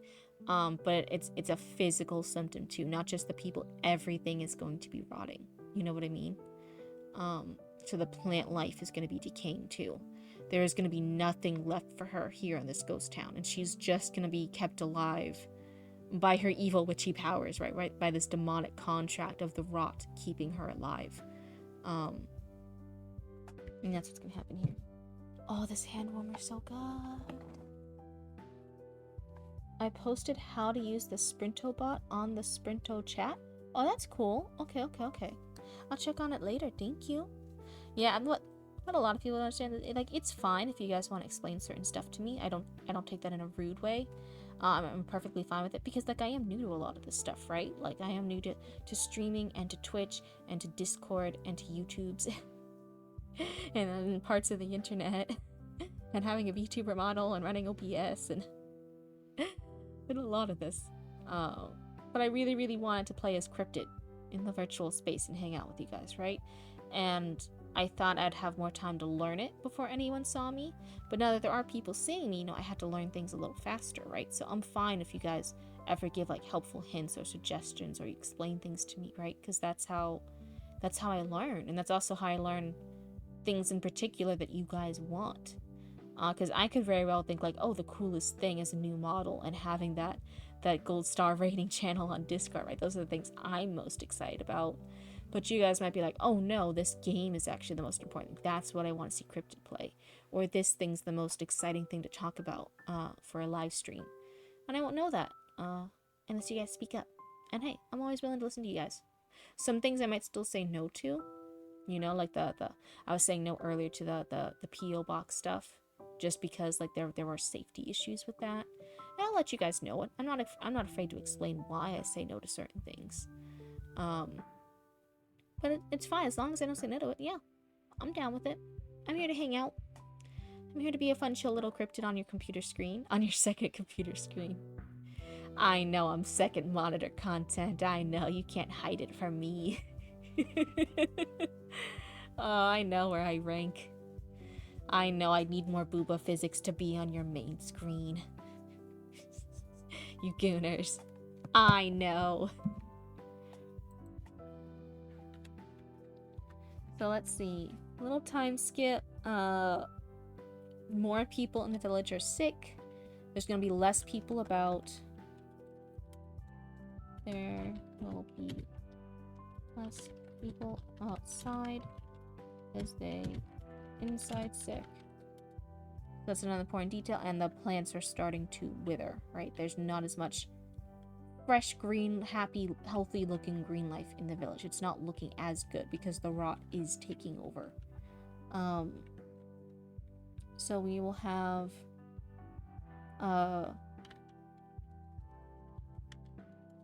maybe let's see, is her going to a shop to pick up groceries, like to do an errand for her parents?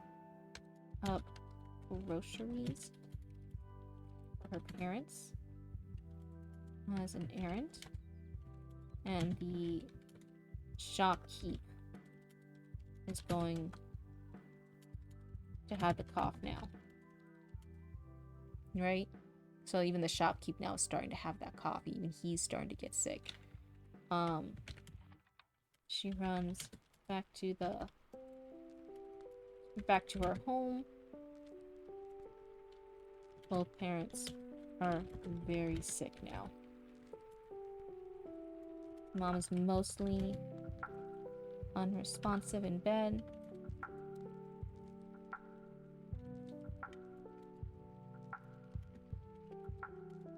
And Dad is very sick and while trying to go around the house and cook.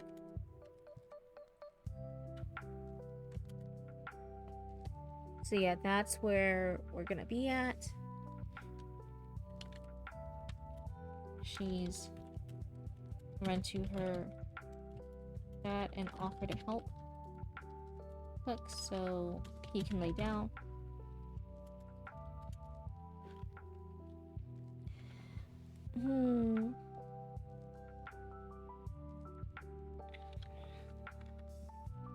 What else do I want to accomplish in this scene? What else do I want to do? I want to keep furthering the growing horror of what is happening to these villagers. They are like rotting alive. They are starting to start decomposing alive, but it does take time. So I had to balance how much do I want to show in the beginning, how long do I want to stay here and show every single second of them gradually decomposing, and what takes too long, how much do I have to speed it up to not leave people bored by how slow this gruesome thing is taking. There's that balancing act, right? So let's see what I want to include in this upcoming flashback.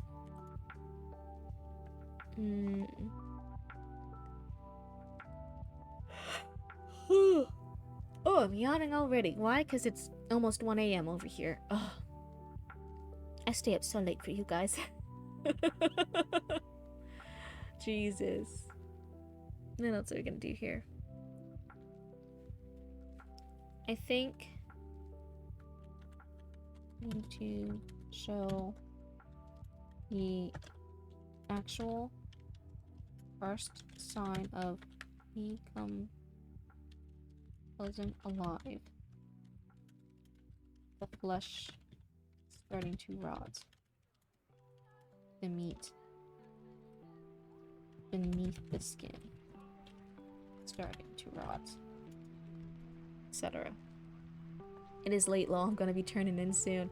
Good for you. Good for you for being a better GB than me and getting some more sleep. But yeah, earlier what you were posting, you accomplished so much today, Kyo. I hope you're really proud of yourself. That was some amazing stuff you got done. That was a productive day. My motto was like looking down a lot. I wasn't like looking as happy as I meant it to sound like. You had a really productive day. You should be proud of yourself. You had a lot of spoons today to get all that stuff done. I got some emails done, and then worked on some of that tax stuff for Twitch before I met this roadblock, and now we have to go to the bank tomorrow to get some stuff situated. And that man, that took a lot of my spoons already, I'll tell you that. We got some work done for the business, but emails, contracts, tax stuff, those always take up a lot of my spoons. Thankfully, it don't happen too often, but jeez. Oh, thanks for saying so. I try. You did really good. Are you one of those people who can write emails and answer phone calls? Like important stuff, phone calls, and make doctor's appointments without it costing you a whole spoon? Are you one of those people, Kyo? Is the Kyo-senpai, is that based off Fruits Basket? I just gotta know. It could not be. I could just be a weeb. But I've been studying human anime culture. Local, I wish. Now since I get a day of managerial admin shit. Yeah, I handle a lot of that compared to Roots, because I'm the older one. So that's what I do. It's not fun. If I had an older sibling, I'd make them do it. But it's just me and Roots, and I'm the older sibling, so I have to do it. It's no fun. It's no fun. I just want to make spooky patches. I just want to design cool spooky t-shirts. I gotta do all this work. Gotta answer all these emails. Oh god, I wish. Oh man. But yeah, ever since I saw the Kyo, I'm like, oh, that reminds me of Fruits Basket. There's Kyo, right? That's one of the Fruit Basket characters. I know stuff. I'm a cryptid who's learning all about the human culture. I know the Fruits Basket stuff. I know things. Nah, not Fruits Basket. I don't care where it came to me from, but it felt right when I said it. Then started VTubing. Oh, very, very cool. Yeah, and I feel like for VTubers too, that's a good, those kind of like, anime names, those kind of like Japanese names are really good for VTubers, right? That was a really big trend for the VTubers to also sound like the anime character names. Fruits Basket is a deep cut. Is it? Do I know all the deep cut culture? Am I a cool kid? Do I know all the lore for humans? Have I succeeded? Oh no. But yeah. When do you start doing your VTuber stuff? When do you start streaming? I'm trying to get more. I'm trying to watch other people's streams too to see how they do the stuff. Like I love seeing Scarecrow's streams because they also do writing stuff, so I can see all the cool vibes and the chatting over there. But I'm trying to do more gaming content too. But I feel like maybe I'm not that good at it yet. Not a lot of people tune into the gaming stuff. So I feel like I need to watch more people do gaming content so I can learn how they do it, to be entertaining for the whole time. Because I'm entertained and I'm chatting, because I'm playing a game. But then I don't think I'm the most entertaining to listen to while I chat while I game. So I had to learn from more people. I had to watch more. I usually stream on weekends, but my streams are like a complete 180 for your usual chill vibes. That's okay, that's okay. I mostly do these vibes because, like, I think if I try to do more high energy or more crazy stuff or more, like, in-your-face stuff, I just won't be able to maintain it. That would take a lot of spoons.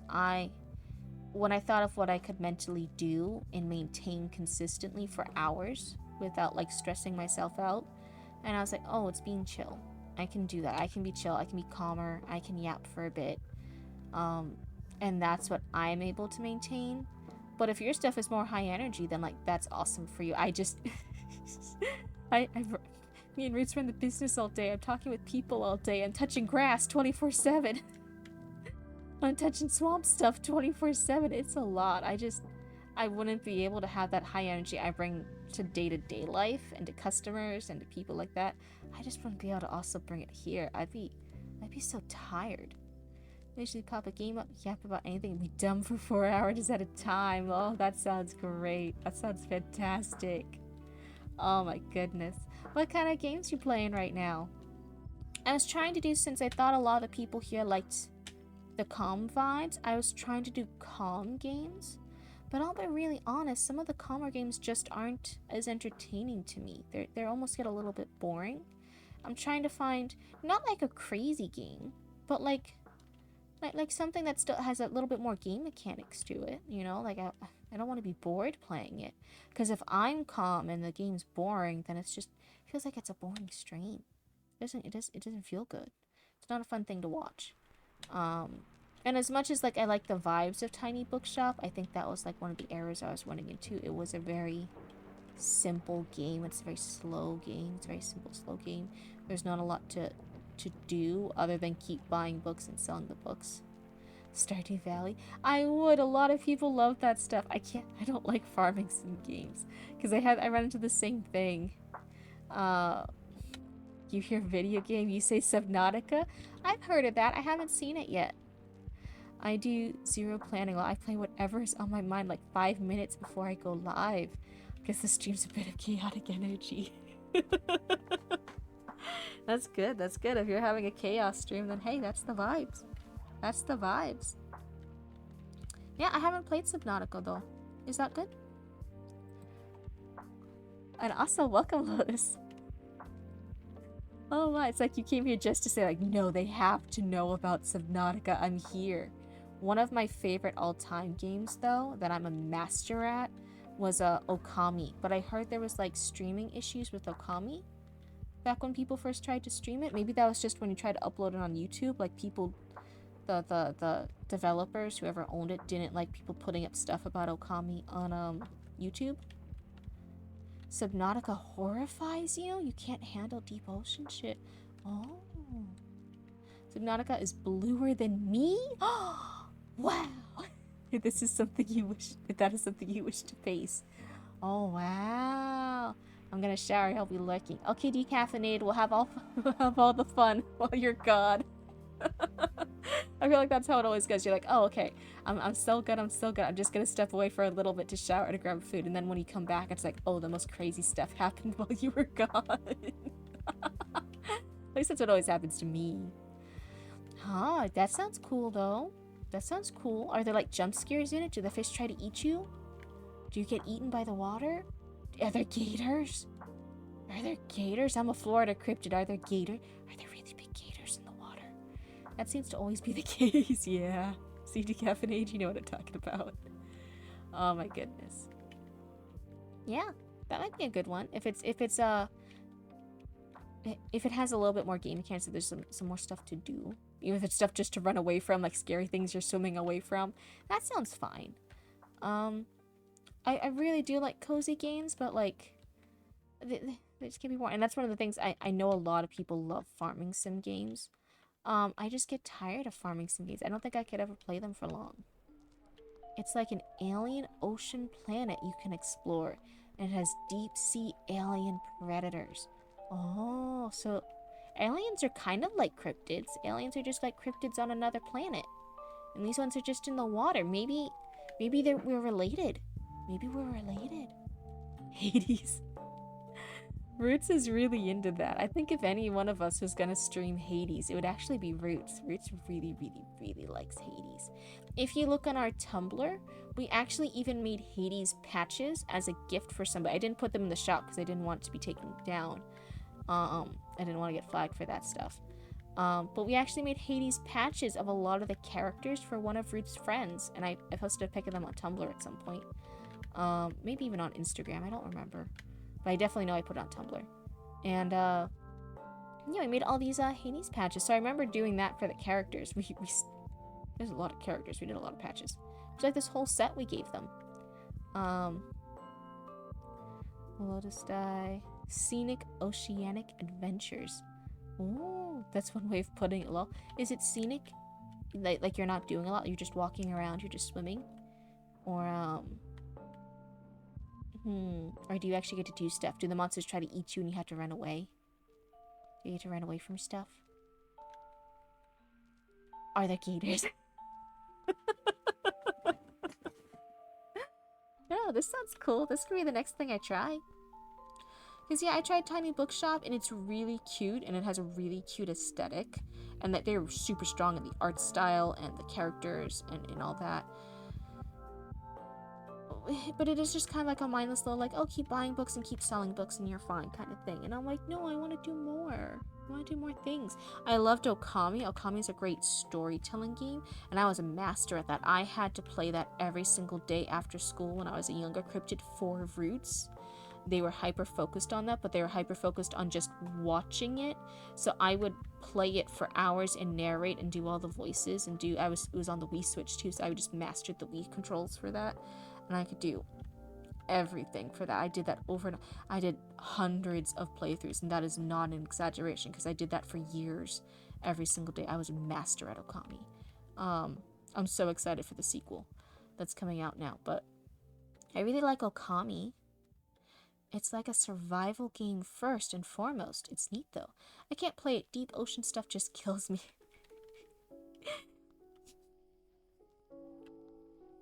So if I play it, you won't turn into my screen. You won't turn into my stream. It'll be too scary. Oh no. That's funny though. I'll play it on the weekend when you're streaming. That way you already won't be here. It'll be funny though. If it's super scary and I scream on the thing, you guys get to hear me scream. Root says I have the perfect horror movie screams. It's really terrifying. It sounds like I'm somebody getting murdered in a horror movie. And that's just genuinely what I scream like.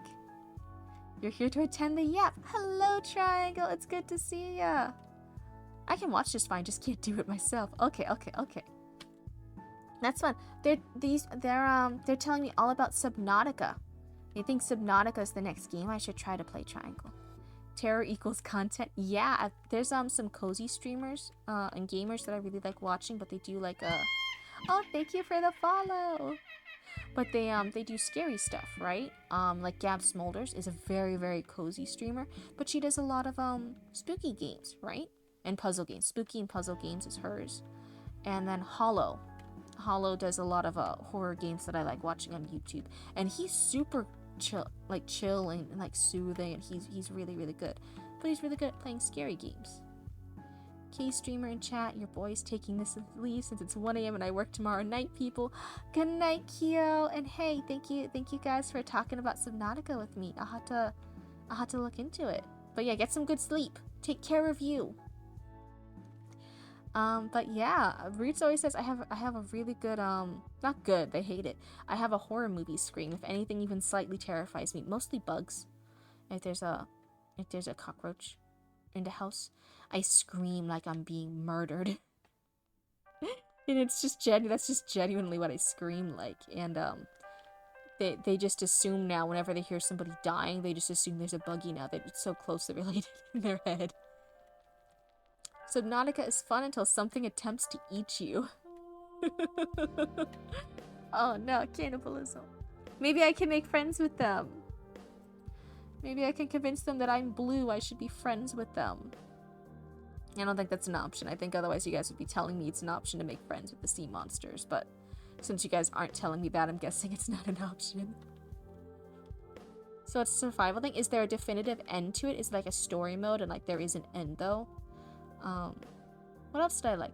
I liked playing The Forest and Sons of the Forest. Mama and Papa Roots also really like playing that game. That's one of the games they like bonding over and hanging out with and playing. There is an end to the game, yes. Okay, yeah. But I like that. I don't like games that never have an end, because then I never get that sense of dopamine accomplishment from it.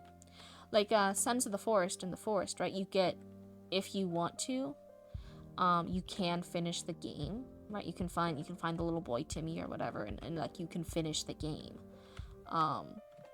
And as long as there's that, even if it's really hard, I'm like, oh, okay, this is fine then.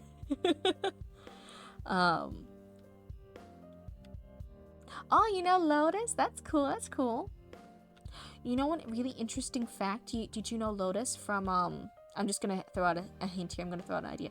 Do you know them from Scarecrows? Frozen Scarecrows streams? Because I found out an interesting thing when I logged onto my creator dashboard. Like almost 50% of all, it's like something like 40% of all my viewers, all my chatters, they also watch Frozen Scarecrow. Isn't that so cool?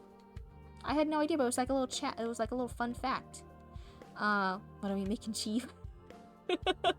Right now, a lot of my little chatters here are trying to hype up me playing Subnautica in the future. They're saying it's like a little spooky. And now I seen Lotus stream back in the... Oh, Lotus streamed. Oh, you were the streamer. Writing is a big village after all. You know, no frozen crows. Okay. But that was such a fun thing, right? Like when I went on, I'm like, I love tuning into Frozen Scarecrows things because they were so nice to me when I first started streaming. So now when I get the chance, I like tuning into their streams. You know, just that little back and forth, that bit of community. And they're really chill too. And it was like this little thing that popped up on my Twitch like creator dashboard or something. I don't know what page. It said almost like 40% of all the people who watch me also watch Frozen Scarecrow. And I'm like, wow. I must be doing something right, because I thought Frozen Scarecrow was pretty cool. So if like 40% of his people like also watch me, or 40% of the people who watch me also watch him, I must be doing something right. At least sometimes. That's but yeah, Windowella, is that how you say it? Yeah, it was, a lot of people here are trying to talk up Subnautica to me.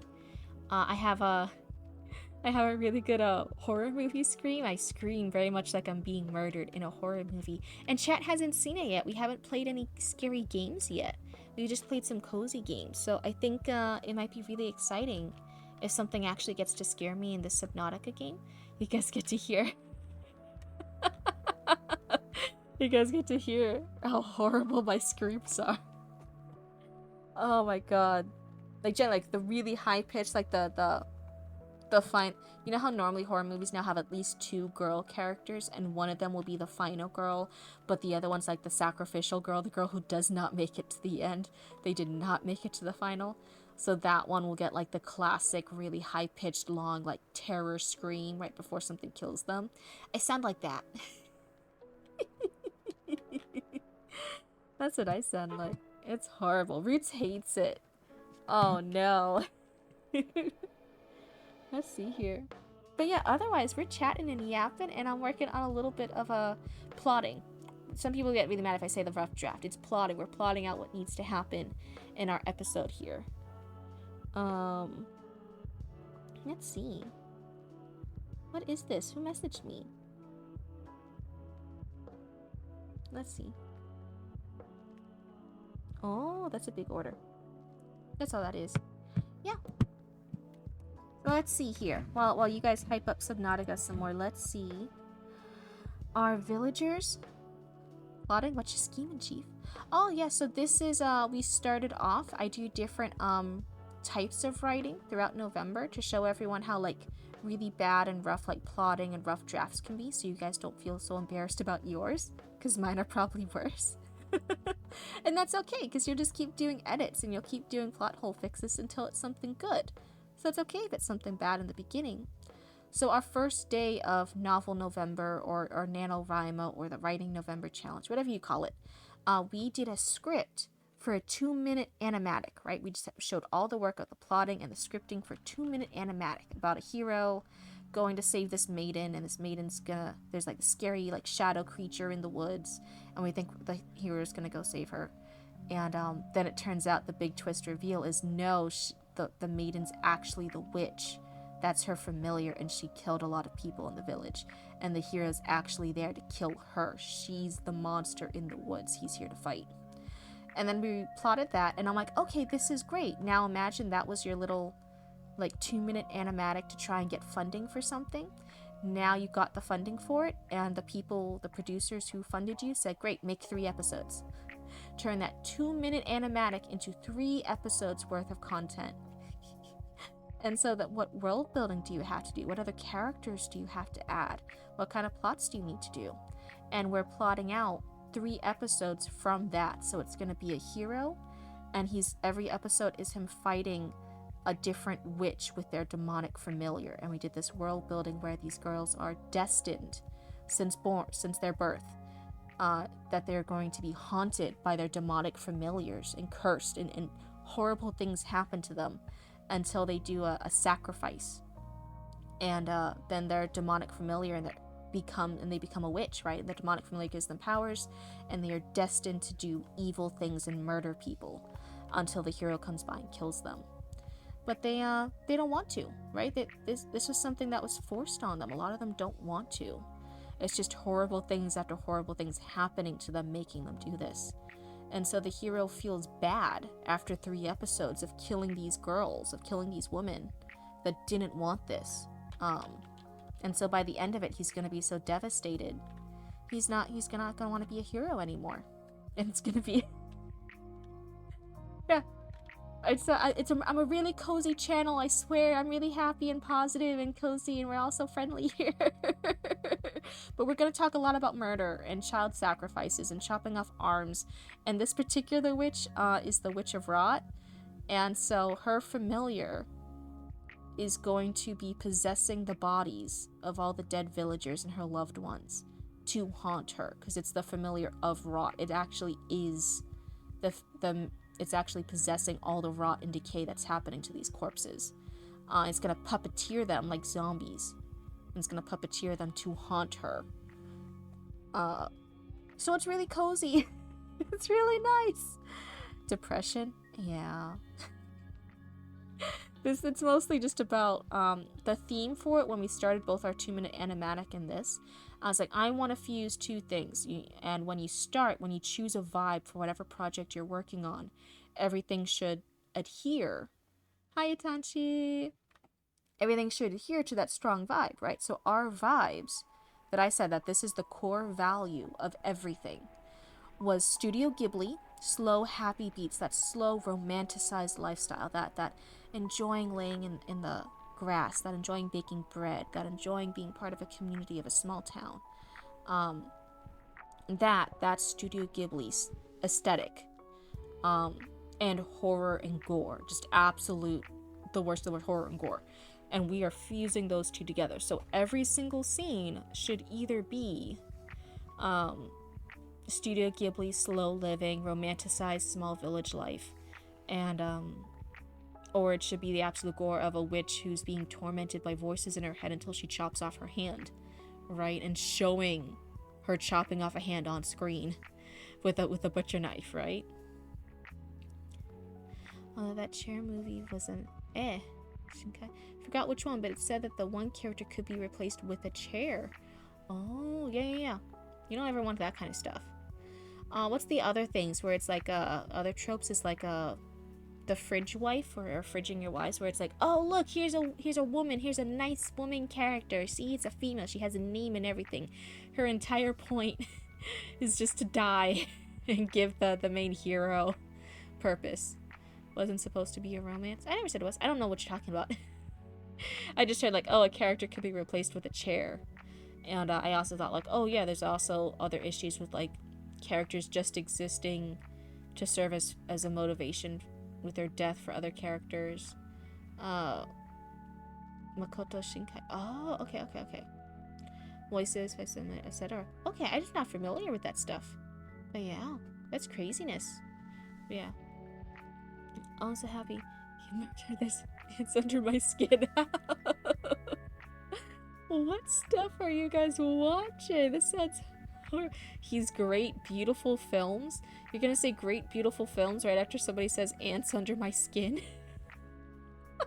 What is this? Oh no.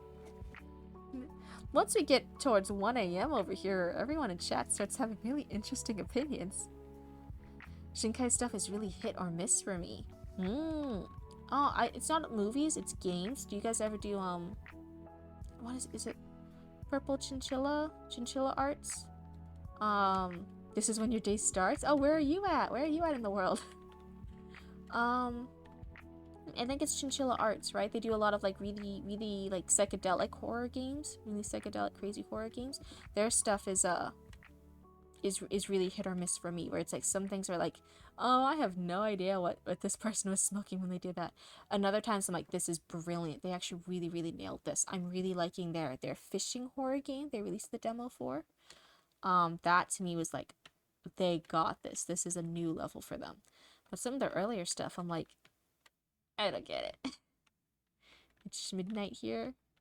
I no longer have offline people to talk with. Oh, okay. Meanwhile, I have a D&D session coming up in 2 days, and I have 0 prep done. Doom approaches. Are you the DM for it? You're the DM? You're not just like a player, you're the DM? Oh no. I'll be real honest, though. Like, I tried doing DMs for, like, my own campaigns and for, like, my own settings and stuff. Sometimes... Yeah, you're the DM. Sometimes when you over-prep stuff, it's not really needed. Sometimes it is just like, yeah, you have a concept, you have a rough idea, and then it's just, let's see what crazy bullshit the players do. I actually did have a dream last night where there were ants living in my skin. Oh no. Oh no. That's horrible. That's horrifying. Fun. I've been bitten by ants before. Oh my god, the ants feel so bad in Florida this year. Me and Mama Cryptid both have gone bitten more by ants this year than like several years combined before.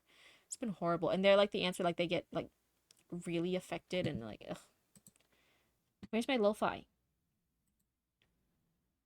Can you believe this tried stopping my lo-fi? How could it? It's not a campaign, it's a one-shot, so I kinda need at least something resembling a structure. Okay. Yeah, I tried doing a one-shot and ended up being like across 2 days plus, and I just rushed the ending to make it not 3 days, but it was a rush 2 days. It was like a werewolf themed campaign I wanted to do.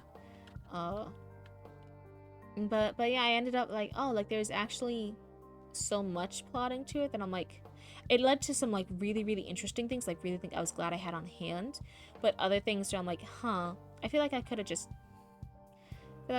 been more loose with it, just let him play around with stuff.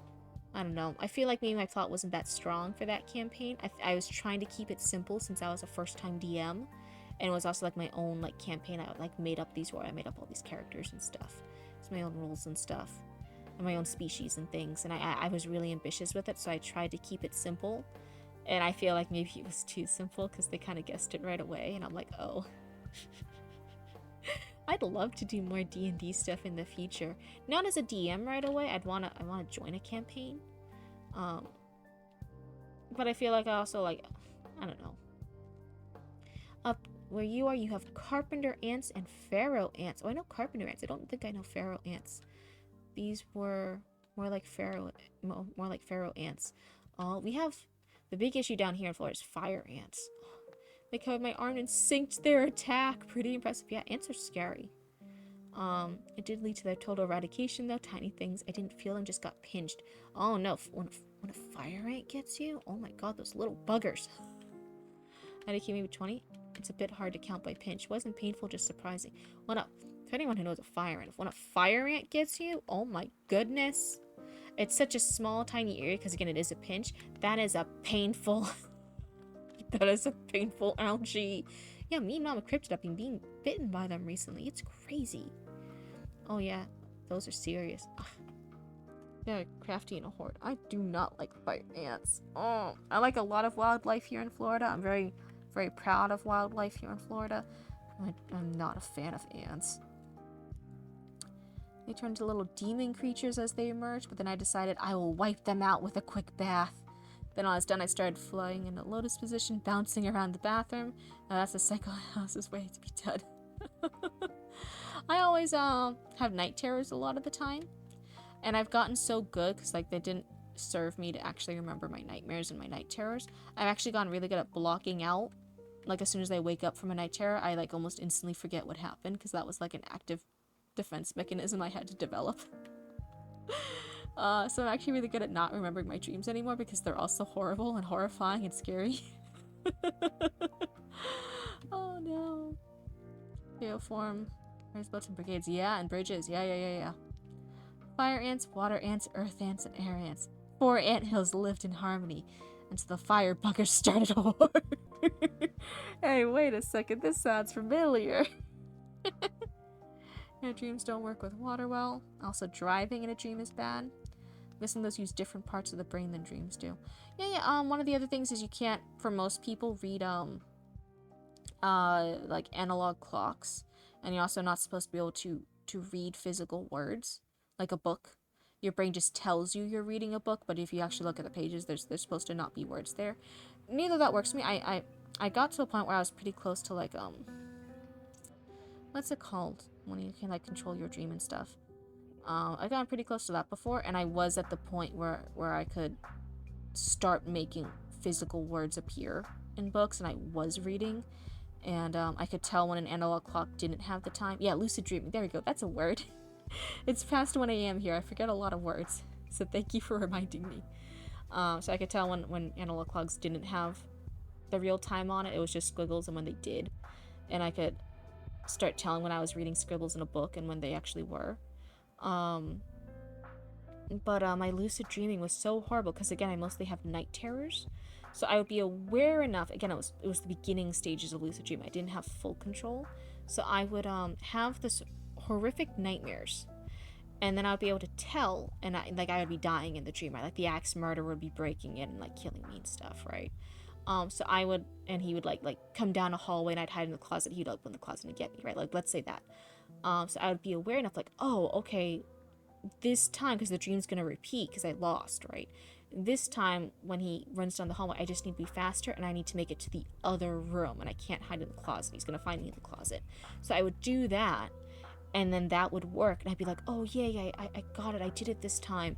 And then it was like actually surprised there was like another killer underneath the bed in that room, and they already killed like my sibling or something, and now they're crawling out from underneath the bed to kill me. So there's the killer in the hallway on the other side of the door, and there's a killer in this room and here, and so either side there's a killer and they're gonna get me. I die, I start the dream again, and I'm like, okay, there's a killer in the hallway, they're gonna catch me if I go in the closet. There's a second killer in that room, so I actually need to turn left and go into like the living room or the kitchen or something and hide in a cabinet. And so I do that.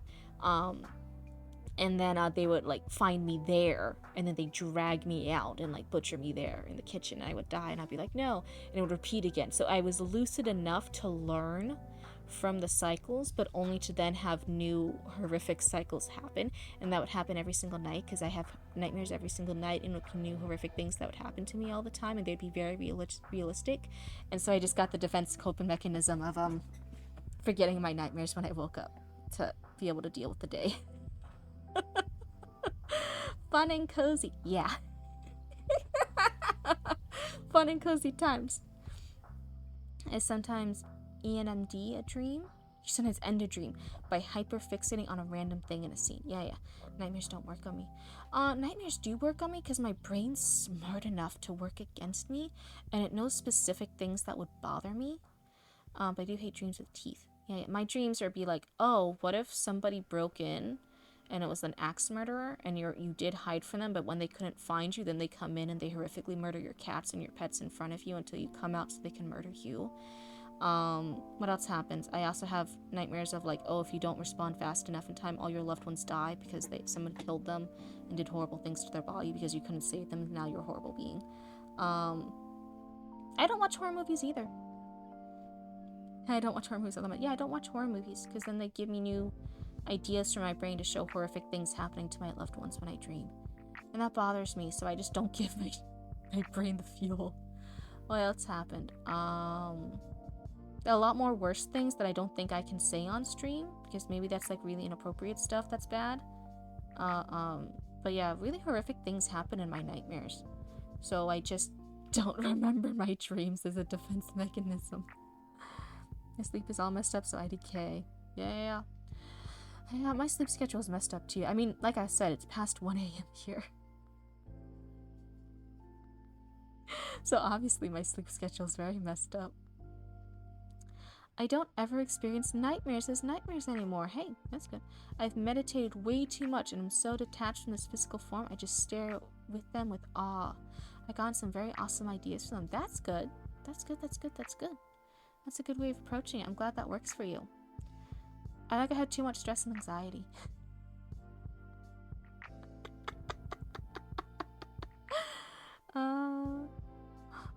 Yeah. When I was a baby cryptid, I actually did meditate. My mama cryptid taught me like to do the cross lotus pose and like hold your hands out and do the as like when I was a baby cryptid, like a little kid, like a toddler, right? And they taught me that for years. And so every time I got upset, I wasn't allowed to throw a tantrum. I'd have to resume my yoga pose and like do my thing, right? And so I would be like a little baby cryptid. You know, babies are upset a lot of things, right? So I'd be like a little baby cryptid being like like crying because I'm a baby and stuff. And I'd be like, Mama Cryptid, I'm really sad. and Mama Cryptid would be like, yeah, what are you sad about? Can you sit and meditate on it? And I'd be like, okay, and I'm still crying. And I was like really good at it as a baby. And yeah, I didn't throw a lot of tantrums or anything. Mama Cryptid was really good about that. And then Roots was born. Roots was a little terror. Oh, 1v1 the Buddha, I'm that good. Oh wow, that's some big fighting words. Hey Buddhist electrician, what's the unit of resistance? Yes, I was a very calm baby. I was a very reasonable baby. I was also a kid that you could be like, hey, do you want to take a nap? And I'd be like, yeah, that sounds wonderful, please, thank you. And I'd take a little blanket, I'll just have a nap. I didn't do any of that kind of stuff. I wasn't a bratty like kid. I was a bratty teenager, but I wasn't a bratty kid. Then Roots was born, and Roots, I don't think Mama and Papa Cryptid were ready for an actual difficult baby. But baby Roots was born. And okay, so in the hospital, right? Because Mama Cryptid had a baby in a hospital. That particular hospital, right? They were not prepared. They really weren't. So what happened was, again, I was a very, very calm baby. Baby Roots was born, and in that hospital, right, there was the maternity ward, so it's like a floor, and like on one side of that floor is all the mamas, right? All the mamas about to have babies or who just had babies, right? And they're in their hospital beds relaxing and chilling and like recovering after that. The other side of that floor, right, is the baby unit, where they like take the freshly made babies and they put them in the little things, and it's a soundproof room. And that's important because again, when babies cry, right, and they scream and they cry and they can cry really loud, so they make it a soundproof room, and it was this really big investment. So it's a soundproof room, and again, it's on the other side of this floor, and a floor of a hospital ward is like really big. It wasn't a small hospital, it was a big hospital, so it's like really, really far away, all the way down the hall. Baby Roots was born. They put baby Roots in that room with the other babies, and outside the soundproof room, down the hall, into the maternity ward where all the moms are, into Mama and Papa Cryptid's room where Mama Cryptid's recovering, right? They could still hear loudly, not like a little distant muffle, loudly, the shrieks of baby Roots screaming and bothering everyone through the soundproof room, down the hall, into their room. They could hear baby Roots screaming non-stop. Like, I don't think that baby needed to breathe. That baby raccoon did not need air. They were just screaming. And it happened for so long, because most babies, they'll scream and they'll cry, they'll like tire themselves out. Especially when they're like, you know, not even a day old yet, right? They'll tire themselves out real fast. Not baby Roots. They screamed and screamed and screamed at that volume for hours. There were complaints from the other mothers in the maternity ward specifically about that baby, and that baby was baby Roots. And eventually that screaming was making all the other babies in that soundproof room cry. And again, it didn't stop, so they were like all crying and being bothered for hours. So they eventually had to they removed baby Roots from the baby soundproof room with all the other babies, and they went down the hall with the shrieking siren. That was Roots, and they handed it to Mama Cryptids, and they were like, please deal with this. We cannot let baby Roots back into the baby room until they calm down. They are bothering the other babies. So baby Roots was escorted out of the baby room. Turn it off. Yeah, literally. That was every other baby in that room. And they were all crying. So it's a whole room now of crying babies, because baby Roots was sending them off. When one baby cries, they all cry. But you couldn't hear the other crying babies from the soundproof room. You could only hear baby Roots, because that's how loud they were. Do you understand that? That was only baby Roots screaming that loud. It's like a minefield. One baby goes off, the rest of you as well. Yeah, that's why it was a soundproof room, because again, it's the mind. When one baby cries, they all cry. That's a noise. So they make it a soundproof room in this new hospital wing they made. That way all the moms could rest and not be bothered by the sound of the babies, right? No, you couldn't hear the rest of the babies also screaming. You could just hear Roots. That's insane. And so the Mama and Papa Cryptid now have this baby, and Roots is still upset at being alive in the world. So baby Roots is still screaming. And Mama Cryptid's still recovering, so Papa Cryptid is called in, right? Like, hey, your wife just had a baby. The baby's upset. She's too tired to take care of the baby. Why don't you step in? Why don't you hold the baby? That way Mama Cryptid can maybe rest. So Papa Cryptid's holding baby Roots. Baby Roots is just screaming still non-stop. Doesn't need air. It's been hours. Hours, plural. And Papa Cryptid just starts crying and looking at baby Roots and asking, what have I done? What have I done? What have we made? We made a mistake. Oh no. Oh no. Meanwhile, baby Cryptid, right? So little kid Cryptid, because they know that they were gonna have the baby that day. They know they were gonna have baby Roots that day. They left me to be babysat by some family members and stuff, and I'm just chilling, and I miss them a little bit. I'm a little homesick. I miss Mama and Papa Cryptid. I hope they're okay. Every now and then they're calling them, getting updates, so I feel better. And I'm having a nap, and I'm hanging out, and we're watching Pokemon movies, and I'm like this good little kid. And Roots has been ejected from the baby room and finished already. Already the hospital staff has labeled this as a problem child from birth.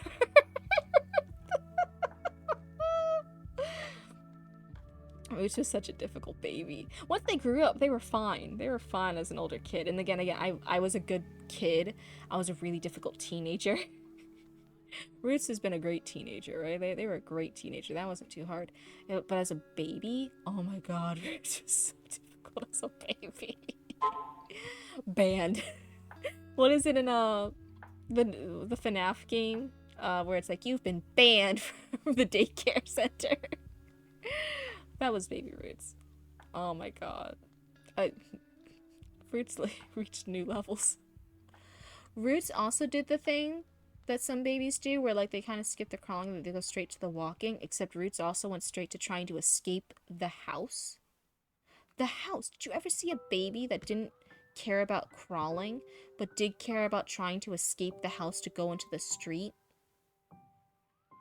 You have to like go chase after this child, and it's like they want to meet the pavement. They want to know what it feels like to get hit by a car. So every single moment of day and night, they will wait for their chance all time for years to go out and race out that. They learned how to unlock doors before they learned how to properly crawl. They skipped crawling, they learned walking, they learned unlocking doors. We had to do new locks on the doors to keep baby Roots in so that they wouldn't go and try to see what it felt like to get hit by a car. And then they learned those locks, right? So we had to keep, it was just periodically adding new strange ways of doing locks onto the doors to keep baby Roots contained in the house. And like we would do a new lock, it came to we would do a new lock, and then we would like put baby Roots in front of it and be like, can you get out? And we'd watch them for a little while to make sure at least was a little difficult for them, right? Like they hadn't figured out immediately. And we'd be like, okay, that's good. We'll just keep an ear out for in case they unlock it, and then we'd like watch the kid and just wait until they finally figure out that lock, and oh, okay, we need to figure out a new locking mechanism for it. And you think, oh, well, they're a baby. Just do a chain lock up high. No, that was one of the first locks they ever figured out how to do. They would take shoes and like sticks and like high like the toys that were long, and they'd use it to finagle the lock by holding it up and moving the chain mechanism on top. They would unlatch the door. They figured out door handle locks. They figured out they would like sometimes watch when we didn't realize they were watching. They'd figure out keypad locks. They figured out a lot of different things. They figured out all these little escape mechanisms. We had so many locks on that door at some point because baby Roots just kept trying to meet face first with a car on the street. That's what they wanted to do. They wanted to do that so bad. I don't know why. The roads called to them. The open roads called to baby Roots, and they were so mad they had to be inside a house. Baby Roots is really interesting. And then you had baby me. I just wanted to take naps. I wanted you to read stories to me. If you were too busy, that's fine. Maybe we could read a story later. I was such an easy baby. Mama and Papa Cryptid weren't ready. They weren't ready for that raccoon. What else did Roots do? Roots did a lot of interesting stuff. That was like smart, but in the most infuriating way. Like again, like figuring out how to unlock doors, figuring out how to undo locking mechanisms. They did so many things. That baby sounds like it had contempt for its own existence too. They did. Baby Roots. What we found out later, you know, is on the spectrum and had a lot of trouble verbalizing that as a baby, so it had a lot of hate for the experiences they were going through as a baby. It just didn't have the words for it yet because they were a baby. So like they were screaming at their existence that first day at the hospital because like existence was rough and all they could do was scream. Oh my goodness. Just help me. Oh no. Basically, so just doing that and do it constantly 24/7 in your head, and that must have been baby Root's experience. That was it. That explains so much looking back on it. Yeah, that's what was it. They would they oh my god, they wouldn't they also like talked really late, but when they did talk, it threw so many of their teachers and their doctors off because they instantly understood like really passive aggressive sarcasm. So again, like really delayed speech to the point where like the teachers and stuff were getting really worried. But then they did talk, and the teacher was like, I mean, maybe we need to take them to a therapist because it sounded like they said like they were being really sarcastic, but kids this age don't really know sarcasm. And Mama and Papa Critch were like, no, she was sarcastic. Like what are you talking about? They were being sarcastic to you, yeah. If they knew the word, they'd call you a see you on next Tuesday too. We just haven't taught them that word yet. So very advanced language skills, but very delayed language skills, you know. But so it's kind of like how they skipped the crawling, but they went straight to walking. They skipped a lot of early developmental speaking stuff, and then they went straight for like advanced speaking stuff. I've been observing you humans for years now. I've seen enough. Time to roast. Yeah, and again, like, you know, all the adults, like teachers and stuff, are trying to get this little baby raccoon to do stuff it didn't want to do. So it had Roots had a lot of pent-up rage, I guess. Like, again, like when you're like on the spectrum, when you're in that little baby existence, and there's like all the weird textures and stuff in your preschool, right? And your first grade stuff. And then it's like weird funny clothes, and then there's weird rules and schedules, and you don't know why you're doing them. And then you're also getting graded for stuff, and some of the stuff is hard, and you don't know why you're failing, and then like the mean kids next to you are succeeding. So Roots had like a lot of built up stuff, and so as soon as they were communicating that. And the teachers were surprised. There was this silent kid that was obviously having trouble, and then when the kid was talking with them, who seemed so nice, who seemed so sweet, all this different stuff, was them being savage. And that was, to be fair, that was, me too. I also had a similar thing. I was a very, very nice kid, but then when, like, adults tired me, when I was done with people's shit, other kids too, but mostly because adults would, like, speak down to you a lot. And other kids, you know, if they're mean, you can ignore them. You don't have to hang out with mean kids. But if, like, they were nice kids, then you could just hang out with your nice kids, and you didn't have to be mean to them, right? Because they were nice kids. But adults, even if you're being a really nice, polite kid to them, could sometimes be really demeaning or rude to you. And I understood that, and it's like I wasn't stupid, and I didn't understand why they were treating me stupid.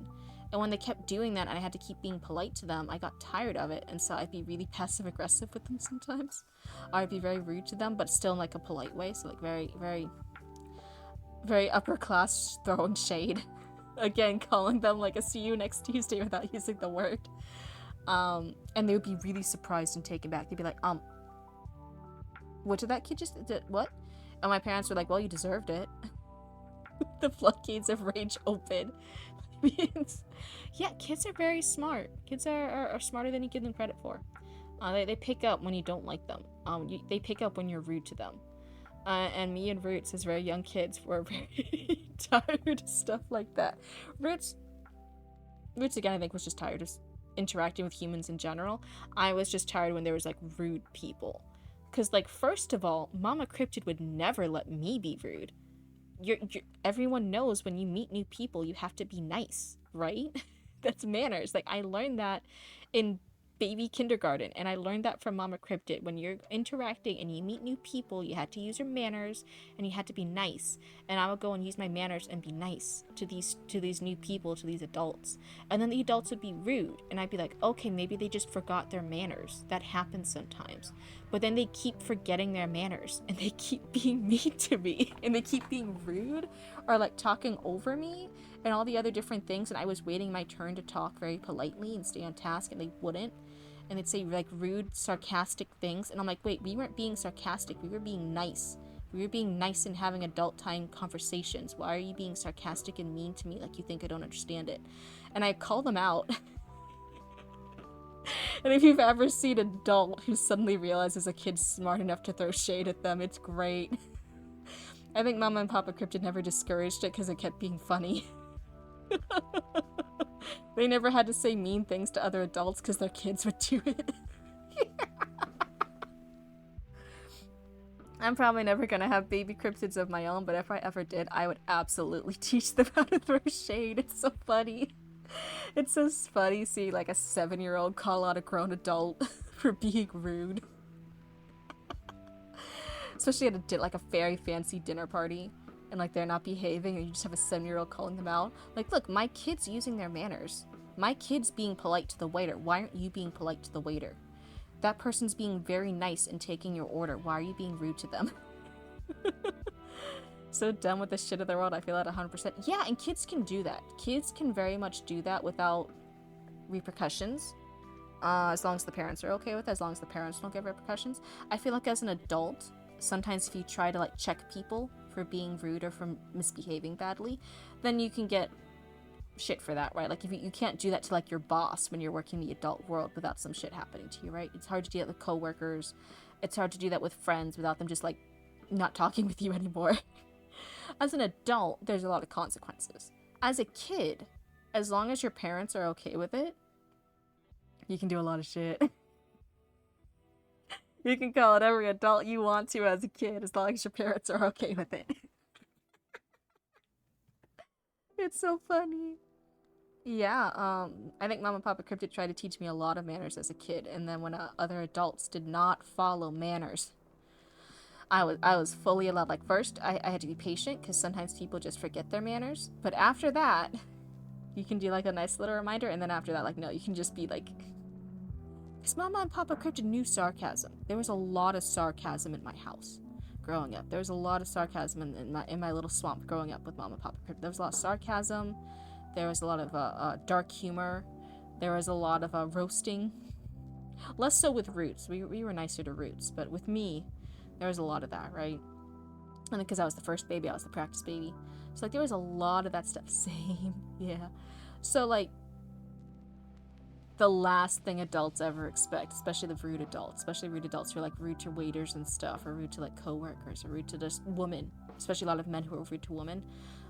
The last thing they ever expect is like little girl kids to be savage, and like if you're sarcastic to them, for them to be sarcastic back, for them to be like really smart and do like things back. Where does the name Cryptid Roots come from, by the way? Oh, hold on, I had to cough. Hold on. Cryptid Roots is the business name. Me and Roots run a company. It's Cryptid Roots. It's Cryptid Roots LLC. You can find us on Etsy. We're working on a Shopify. We had the TikToks and the Instagrams and the Tumblrs and the official emails and all the different things. But when me and Roots decided to do business together, we were trying to find things that we both liked. Me and Roots are very different. We have very different aesthetics. We have a lot of different interests. And one of the things we happened to both like, I liked more than Roots, but we both still liked, was cryptids like Mothman and stuff like that. And then we added the Roots because it was like the common roots that we had in between. Yeah. So I'm Cryptid, and then my sibling is Roots, and together we're Cryptid Roots. And we started the business, right? And so we are real life siblings. We run a business together. It's a real business. We've been doing it since like 2020 or 2021. Fully registered business. I do taxes. I'm a hag. I do taxes all the time. I hate running numbers, but I do it. We've even worked with some big clients. Cryptid Roots our work's been on the Grammy red carpet twice. One was embroidery work, another was sewing work that I've done. We've also done a contract with Legoland. We did some of the patches for a pirate part of a parade they opened up in California. We did some of the patches for the pirates. Some of our stuff's been in small boutiques and stores all over the US. Yeah. So that was our business name. And then later on we had the I do taxes, I'm a hag is one of the phrases of all time. Well, I guess I have a younger sounding voice. Some people ask if like I'm really, really young, and I'm like, no, I'm like an adult. I'm not even like a young 20-year-old adult. I've been an adult for a while. I've been an adult for too long. I just enjoy it now because I'm hag age and I have too many cats and I don't need a man anymore. So I'm a hag. I do taxes. I'm tired of men. I have too many cats. I'm that age.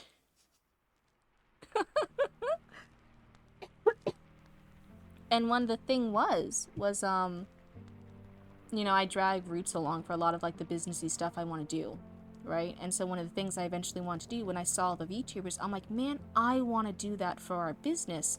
Because I was trying to promote our business on TikTok and on Instagram, and normally a lot of promote stuff, you had to show your face, and I was getting really anxious, and I still did it. Like, you can still see me. Like again, it's a legal business. You guys could look up who we are, right? It's not like a secret. And I don't know about you, but I'm a pretty space princess myself. That's nice. I wish I could do that, but no, I'm just a hag. Gonna be honest.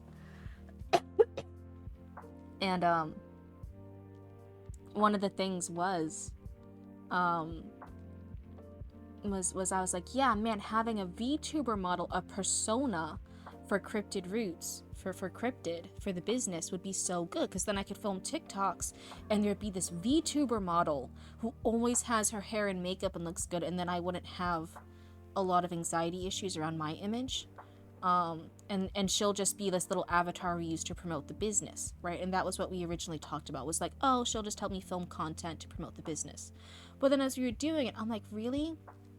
I want to do more with that. I want to, because what happened was, when you do business stuff, everything about it feels really salesy, feels very, like you're always selling stuff. And that is true. Like, we run a business, right?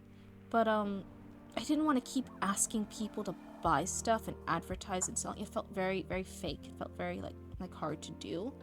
And so when we were going further along with this idea of getting Cryptid and being Cryptid and being Roots and doing this online persona stuff, I was like, what if it is just like what everyone else does for VTubing stuff, where they just have fun and they just interact with people online and they chat and they yap and we get to form connections and have fun.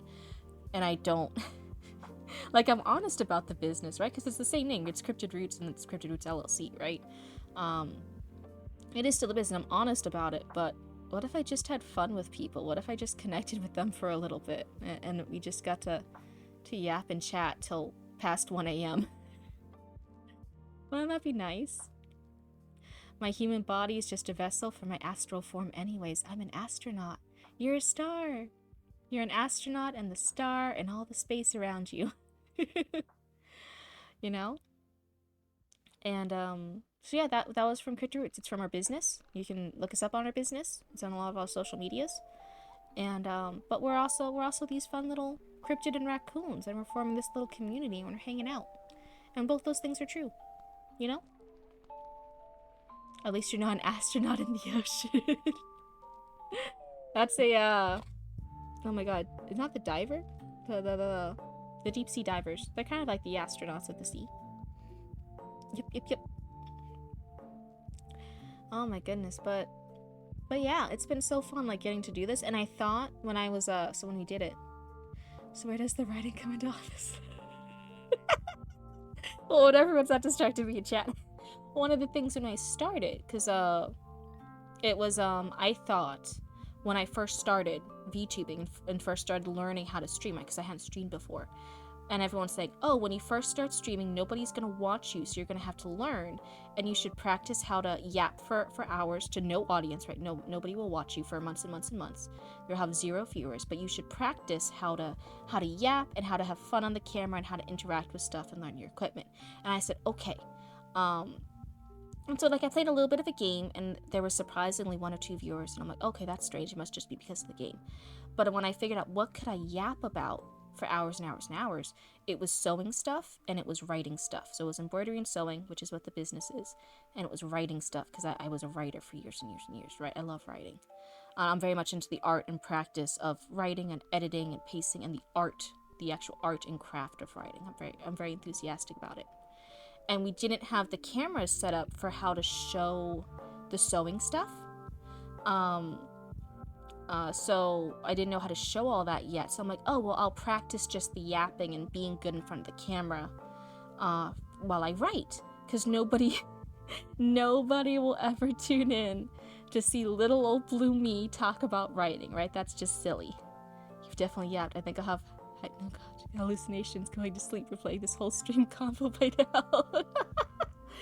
Yeah. But I thought it was such a weird thing, but it's something I'm passionate about, so I could yap about it. And then a bunch of writing villagers showed up. Literally. I already had a few from the game demo I did. I had it like 5, which was more than I expected just from that. And then I started the writing. And instead, it was all these the writing villagers, right? The writing villagers showed up, and everyone was so nice. Everyone told me when you first start getting chatter, something can be really, really rude or mean. Like you have to be like, brace yourself for some really bad chatters, for some really bad trolls. And instead, everyone was so nice, and they were asking questions, and they were hanging out and vibing and yapping with me and going back and forth.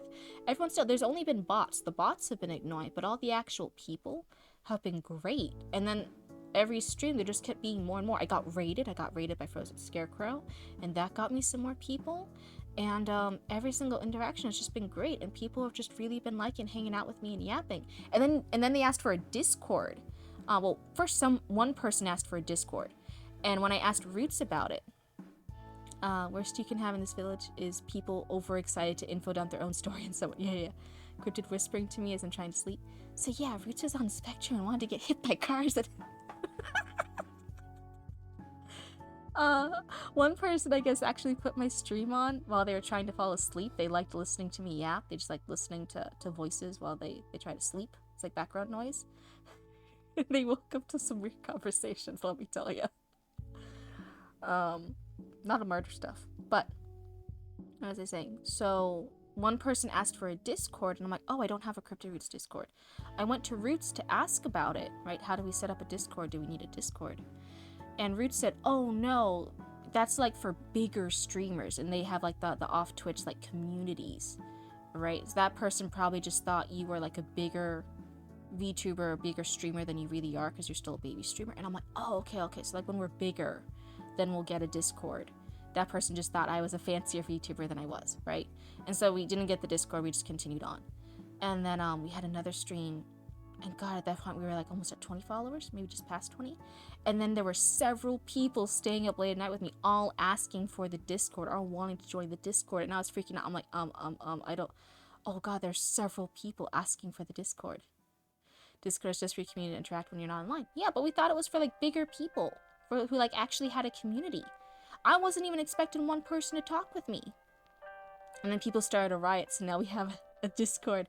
Yeah, Roots set it up like in a panic midstream. And then we instantly had like 5 or more people on the Discord. It was crazy. And I didn't have a Discord before this, so I was like, oh my God. And then like I hadn't even streamed like 30 times. I think it's under 20 streams or something like that. And we've reached all the requirements for affiliate. And I was expecting to spend a year or more. People were like, oh yeah, expect like months and months and months before you pass like 1 or 2 viewers. And then you could spend like a year or so, even if you try really hard, if you're learning from scratch, before you reach affiliate. And I was planning for that, right? That seemed like really reasonable to me. And now we're at this point where I'm like, oh no, I don't know what I'm doing. To quote Evan Kelp's Dream Small, oh my God, I need to watch more of all the Dimension 20 theme stuff, all the Brennan stuff. I loved that. I watched all the Stoat D&D campaign from Abria Eingard. Was that the DM for that one? I loved the Stoat ones, but I really want to watch the Evan Kelp campaign next. I've seen the shorts on the YouTubes, the human YouTubes, and now I want to see that campaign. But yeah, so if you're ever wondering, like, wow, this seems like a little put together with duct tape, it seems like Cryptid doesn't know what she's doing. It's because I don't. I make the promise that I'm trying my best. It's not always very good, but I'm trying my best. When in Wee Walligan is the goat. Yeah, I really like them. Like when in Wee Walligan, I like Abria Eingard. I like a lot of people over there. It seems really cool. I like seeing their stuff. Cryptid approved. What else is there? But yeah, I have so much fun as this community has grown up unexpectedly. I did not expect anyone to tune in to all my writing stuff. I just knew I could yap about it. Okay, so well, 2 things. 1, writing card category is just big and small enough it's easy to get regular viewers checking you out. 2, sexist, yes, but women do seem to grow faster on Twitch than men. That's just how it is. The other thing is, I'm gonna be real honest, because I've had some collabs and some other friends in the streamer communities that I've made in real life. Like I made real life friends, then I found out they were streamers. So those people were guys. And they complained about the same thing, right? They're like, oh, we're guys. We're going to stop VTube and we're going to start streaming because it's easier when you're a girl. And I'm like, oh, okay. And then like I did collabs or I did things with them or I watched them stream. And I was like, oh, okay, maybe it is just because like there's the girl advantage. And then I watched them and I'm like, oh no, it's because you're boring and you don't yap. I'm gonna be so on. A lot of the guys who complain that they don't get views, and it's because they're men. If you then actually go and watch them, it's like, oh no, it's not because you're a guy, it's because you're a boring guy. It's a bit of both, to be honest. Yeah. I'm just saying that's a general problem. A lot of guys who are used to thinking they're above average in their head for their day-to-day life, and then they start streaming, and then they are below average because they're not actually putting forth a lot of effort, and they're not chatting, and they're not yapping, and they're not being interesting and engaging. Or they're not, if they do get chatters, then they don't even interact with their chatters. I saw that too. If you're boring, you can't grow. If you're boring, you can. You have to learn. You have to learn, right? And that's what I was willing to do. I was willing to be like, okay, I did this first stream, and I would listen to it, and I'm like, oh, okay, my audio's not that good, and I was repeating stuff too often here, right? I want to be more engaged. I need more things to talk about and to pull out of my hat whenever chat's slow, right? Streaming is an infinite charisma saving throw. Yeah. It's a lot of yapping. It's a lot of pulling stuff out. And then sometimes they're telling stories and they're not funny, but they think they're funny, or they're not engaging. They're just talking at chat. They're not talking with chat. Right. And I was noticing that with a lot of for all the men who were streamers or VTubers that I've met in real life that then I went to check out their stuff, and they've been streaming and VTubing or whatever for like years or for months or whatever, however long they've done it, and I went to see their stuff because I'm like, we're great friends in real life. Let me go check out what you're doing. Let's hang out. Gonna be real honest. They were just really, really bad. But they're used to thinking they're the bee's knees, right? They're God's gift to mankind. They think they're so cool and so awesome, but they're really, really shit at actually interacting with people. And then they're like, oh, you're just good at it because you're a girl. And I'm like, I'm also a girl who has been chatting for over 4 hours nonstop. Both when chat's chatting with me and when it's not. I just keep chatting that way. Any single second when someone walks in, there is stuff happening. I'm chatting about something, and then people want to engage with that. So like, yeah, it was luck that I chose like a smaller community like writing. It was luck that I chose a smaller community like Grimshire and some other games. That plays an advantage in it.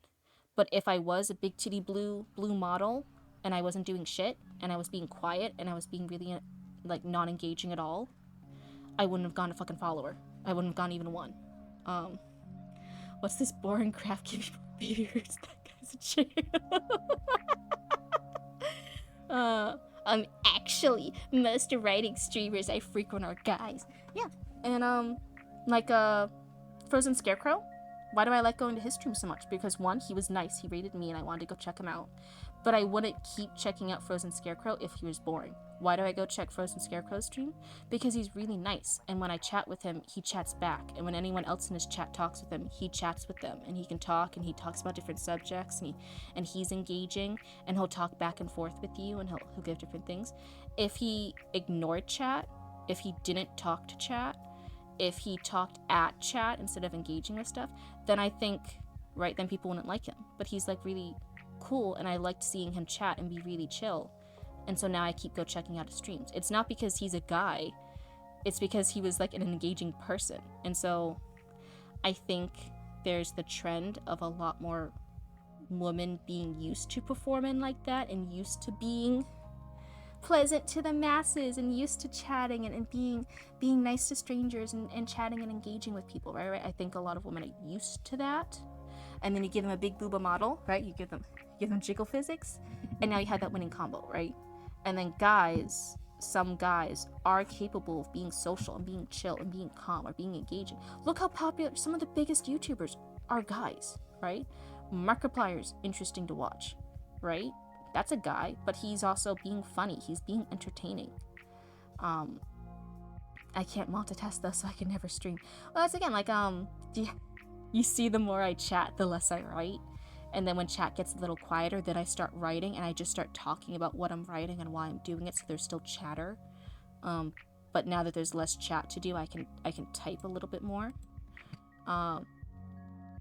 I once dropped a whole ass archery info dump on a streamer. Oh no, Papa Cryptid would like you. He's nearly a professional archer. He does a lot of archery stuff. He does a lot of marshalling for historical archery people.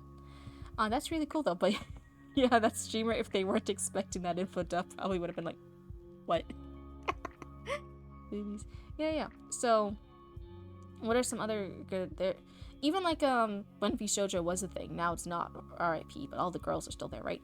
Even V Shoujo, when it was still here, had the guy, had Kuro, right? Kuro K9, that was still a guy VTuber. What's another one? Joel, Porcelain Maid, that's a guy VTuber. His model's got the booba, has the jiggle physics, but that's a guy. Guys do it. Why? Because they're entertaining. Anyone can do it if they're entertaining. And so then to fall back on the excuse of, oh no, I can't do it because I don't have booba, I'm not a girl. I'm like, every single person I then checked out afterwards to be like, oh, is it because you don't have a cool enough model? Is it because you don't have booba? Is it because you don't have good jiggle physics? No, they were just like rude and mean and boring on stream. I'm very unashamed, haha. I've been looking at the models plus the whole stream. It works really well, so it's a great investment. This is a a customizable one. This was the it was a really popular one. It's one that has all these different things so you can customize it. Do you want to see what the model looked like before the customizations? Do you want to see what the default is? Before I turned her into the best thing I could for Cryptid. She's let's see if I can do it.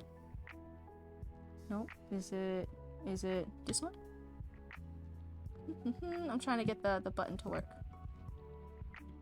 There we go. This is the default.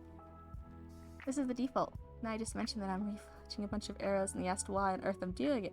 What am I doing to explain this? I had to drench you in archery lore and the rest is history. Yeah. Papa Cryptid. Let me turn back to my model. Hold on. There we go. That's me again. Hey, I'm blue again. Papa Cryptid does historical archery stuff for the Society of Creative Anachronism.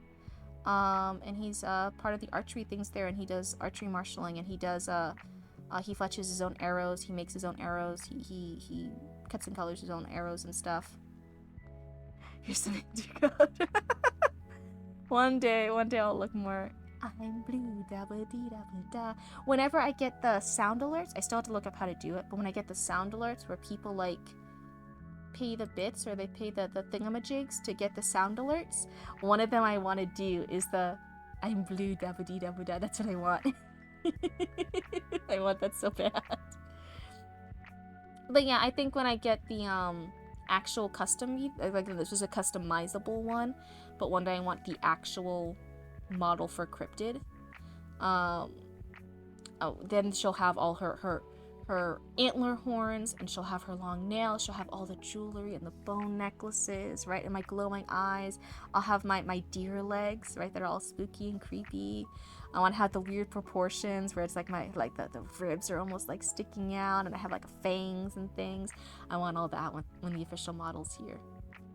When shall we start a shrine to you and initiate sacrifices for a blessing? You should have already started that. You should have gotten a blood message on your mirror. If you go into your bathroom right now, there should be a blood message scrawled on your mirror about the schedule for that. And if you don't have any of those messages on that bathroom, if you have extra bathrooms, you could have gotten mixed up. Could just be in a different bathroom. Check all your bathrooms. And if it's in not any of your bathrooms, then sorry to tell you, you're actually the attended sacrifice for this week. You are the one that was chosen as a lottery. And that's going to be 4-figure bill for the model for sure. Yep. You got it. No, there's no text. Well, there you go. Did my lo-fi stop? Oh my god. Go back. Give it to me again. Anyway. Well, it's okay. It's okay. The sacrifice isn't that bad. You're only dead for a little bit. It's like in a game when your character dies and then you just like show up at your last respawn point. It's like that. It's like that. Don't worry. We just feed you to the swamp for a little bit. If you see a lamb deer, that is Cryptid Shrine. There's no lamb deer. Get out. Banned. Banned. It's say it fast enough and your roots will wake up and do it. Else you're gonna spawn camp me, huh? No, it's only once. I don't spawn camp where I like kill you over and over again. It's just a once. That's it. It's just one and done. That's it. Until you're chosen again. It's like Silk Song. Sometimes you just had to sacrifice someone to get the game released. But no, just a quick little sacrifice. It's like you know how some people are chosen for jury duty, but like a lot of people complain about jury duty. It's better than that. It's not like a whole like big commitment. It's just like, hey, it's within this time frame. When are you done with work? But before dinner or after dinner, whatever works for you. Then we like schedule a sacrifice, and it takes like half an hour, right? We just have to set up the little ritual, and then like you get sacrificed real quick, and then 5 minutes later, then you're back and it's fine, and then you can like, then we'll leave, and then if you want to take like a shower to wash off all the blood, that's fine, because the blood stays. Like you get respawned, but the blood's still there, and you have to take a little shower, and then you can just have like a me day for the rest of the night. So like it's fine. It's not a big thing. Toll is here. Yes, ma'am. Straight out of the womb gets grabbed and slam dunk into the trash basket in the corner of the room. Rinse and repeat. Oh no. Be nice to my little raccoons. You guys are all good raccoons. Be nice to each other. Be nice. We're a calm, chill, cozy corner of the internet. Be nice. You should rename your name to Troll Toll. Oh no, but then I won't be able to call them Triangle. I'm already so used to calling them the Triangle. Very cozy. Very cozy. I'm glad you agree. If you didn't agree, then you had to get sacrificed twice. But yeah, it's been such a fun adventure, and on the one part, I'm so amazed, and I'm so honored, and I feel very lucky that I've already gotten this far. I felt very loved and honored when I just had like 1 or 2 followers, right? Like everything's just been like a huge surprise, and everything's felt so nice, and I felt so happy to have you guys all here and chat and hang out with me, with all the crazy stuff I do and all the stuff I'm learning and all the scuff you guys have to deal with. But on the other hand, I also get like a little upset when like there are those guy friends, and it's only guy friends. It's only the men in real life who then tell me like, "Oh, you only got it because of booba," and I'm like, "Well, anyone could have a booba model, and then get no followers because they do nothing, right? Because they're boring." And then I go and watch their stuff, and they're boring, or they're rude, or they're not engaging, and I'm like, do you not rewatch your own stuff? Do you not learn? Do you not want to grow and get better at this? Because I knew I'd be bad at this. I knew there'd be scuff. And every time I do this, I sit back and I talk with Roots. We have meetings about this. I have meetings with myself, and I have meetings with Roots. And we talk about what we did like about that stream and what we didn't. Like, I had a stream where we talked about more serious topics. And then when we were done, I then reevaluated. I'm like, the chatters seemed to like it, but I want to keep this cozier. I'm not going to talk about those serious topics again. I'm going to steer the conversation in the future. It's stuff like that. Like, I reevaluate. I'm learning every single time about what I want this channel to be like, about how I want the vibe to be, about how I can make the community better. I am actively learning. I'm studying this. I'm actively trying to be a better streamer every stream.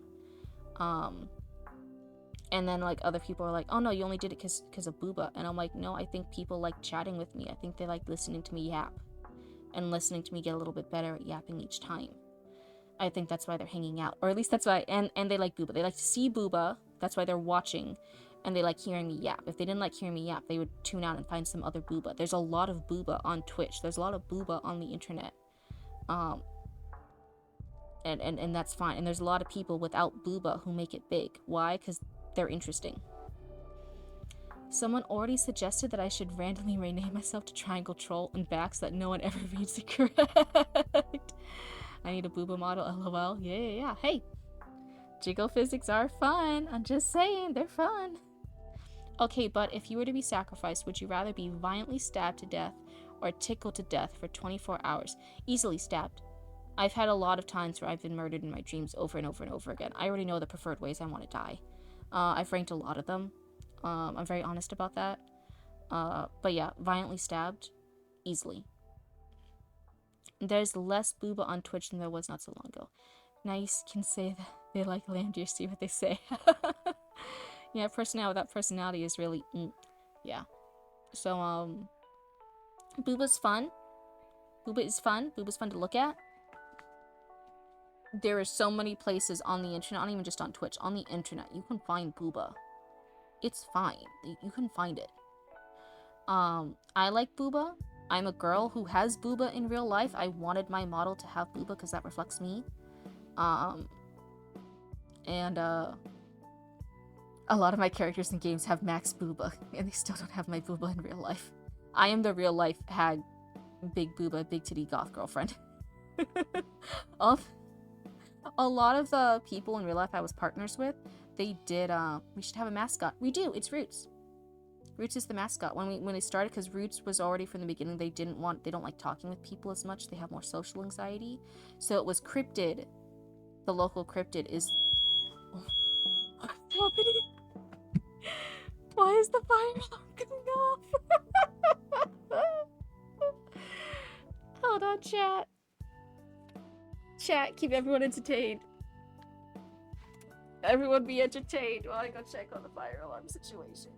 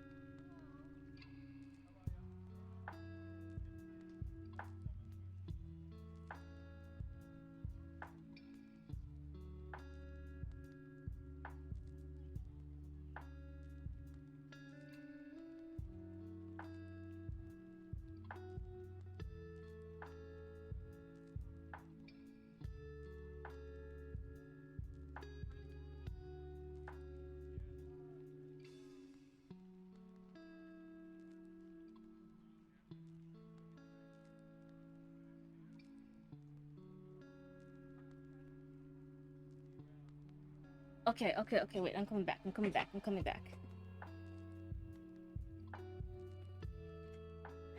Okay, was chat good? Were you guys all good?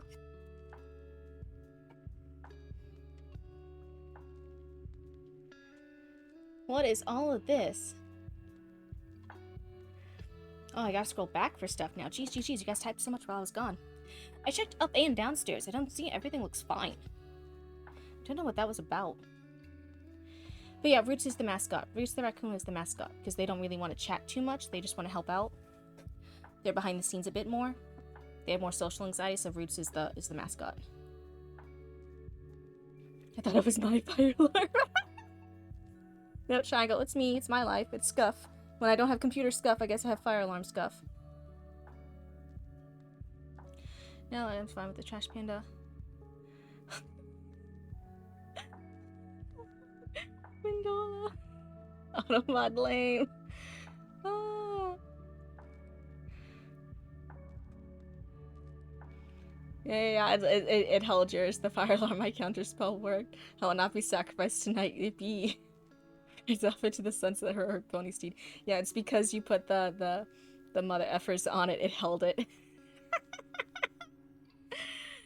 Joke's on you. Joke's on you. When does Ella? But there's no S. It just looks like Windowella. Not when does Ella. Looks like Windowella. Not when does Ella. There's no S. There's no S. Windowella. Where's your S? You missed it. Oh, okay. Better jokes next time. Make me laugh. Who does whom again? When does Ella? That's what Windowella says. S is silent. Okay. What was I saying before? I don't know what you're talking about. But yeah, Roots is the mascot. Because they have more social anxiety than I do. We actually both do. We both get very socially anxious. But I'm the big sister, so I had to deal with stuff like that. So I had to be good at that. So I had to just get over that. So I do all the emails. I do all the phone calls. I do all the text messages. I do all the chat with you. I talk for 4.5 hours with you guys.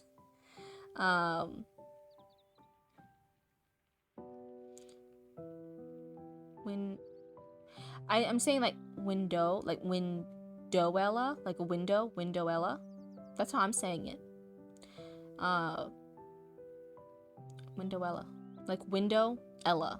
Like a window named Ella. Window Ella. Windowella. Oh no.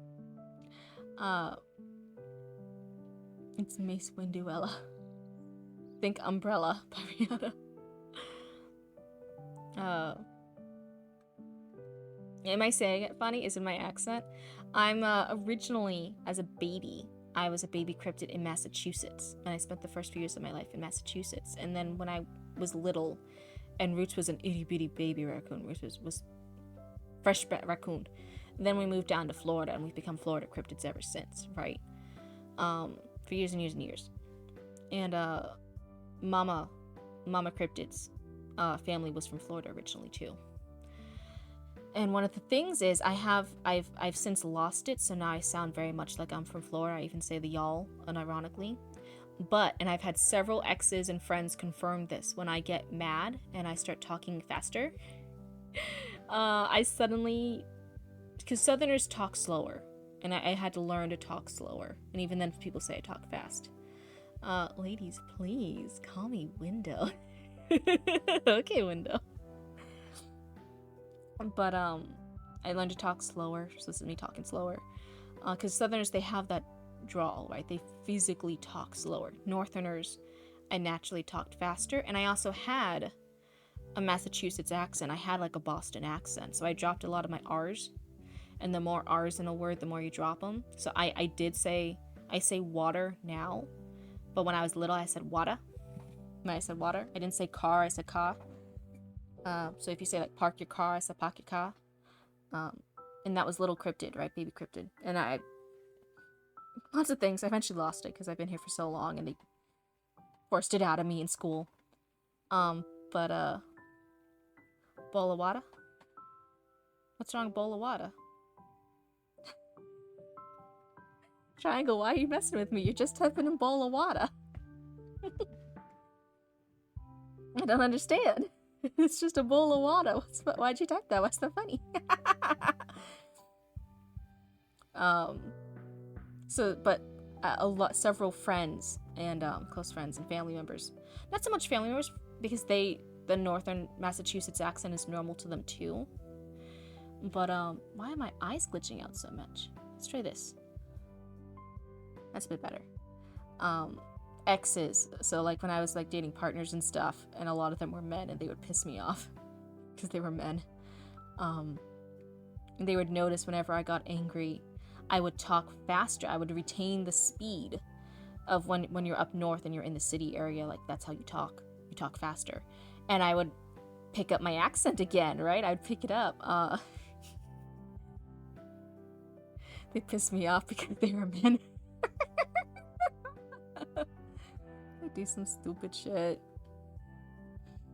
You know, why didn't you clean the dishes like you said? You know your family was coming to visit us and you said you were going to do the dishes beforehand. Why did you? Sorry, I just got too busy with League. Me and the boys wanted to play League and I'm just too caught up. Can you entertain my parents while I do the dishes while I finish up this League? We want to do one more match. Like, are you fucking serious? You do D&D in some random streamer community, and accent-wise, it's hilarious. Are there people trying to do more northern accents? Are there people trying to do Bolawatas and Pakyakas?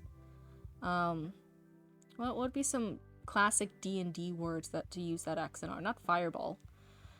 Fireball? Fireball? Would you say that normally? Again, I don't really think of it. Because it's natural to me, so sometimes if I try to force it, it then sounds like a bad fake accent, and people are like, oh no, you're faking it.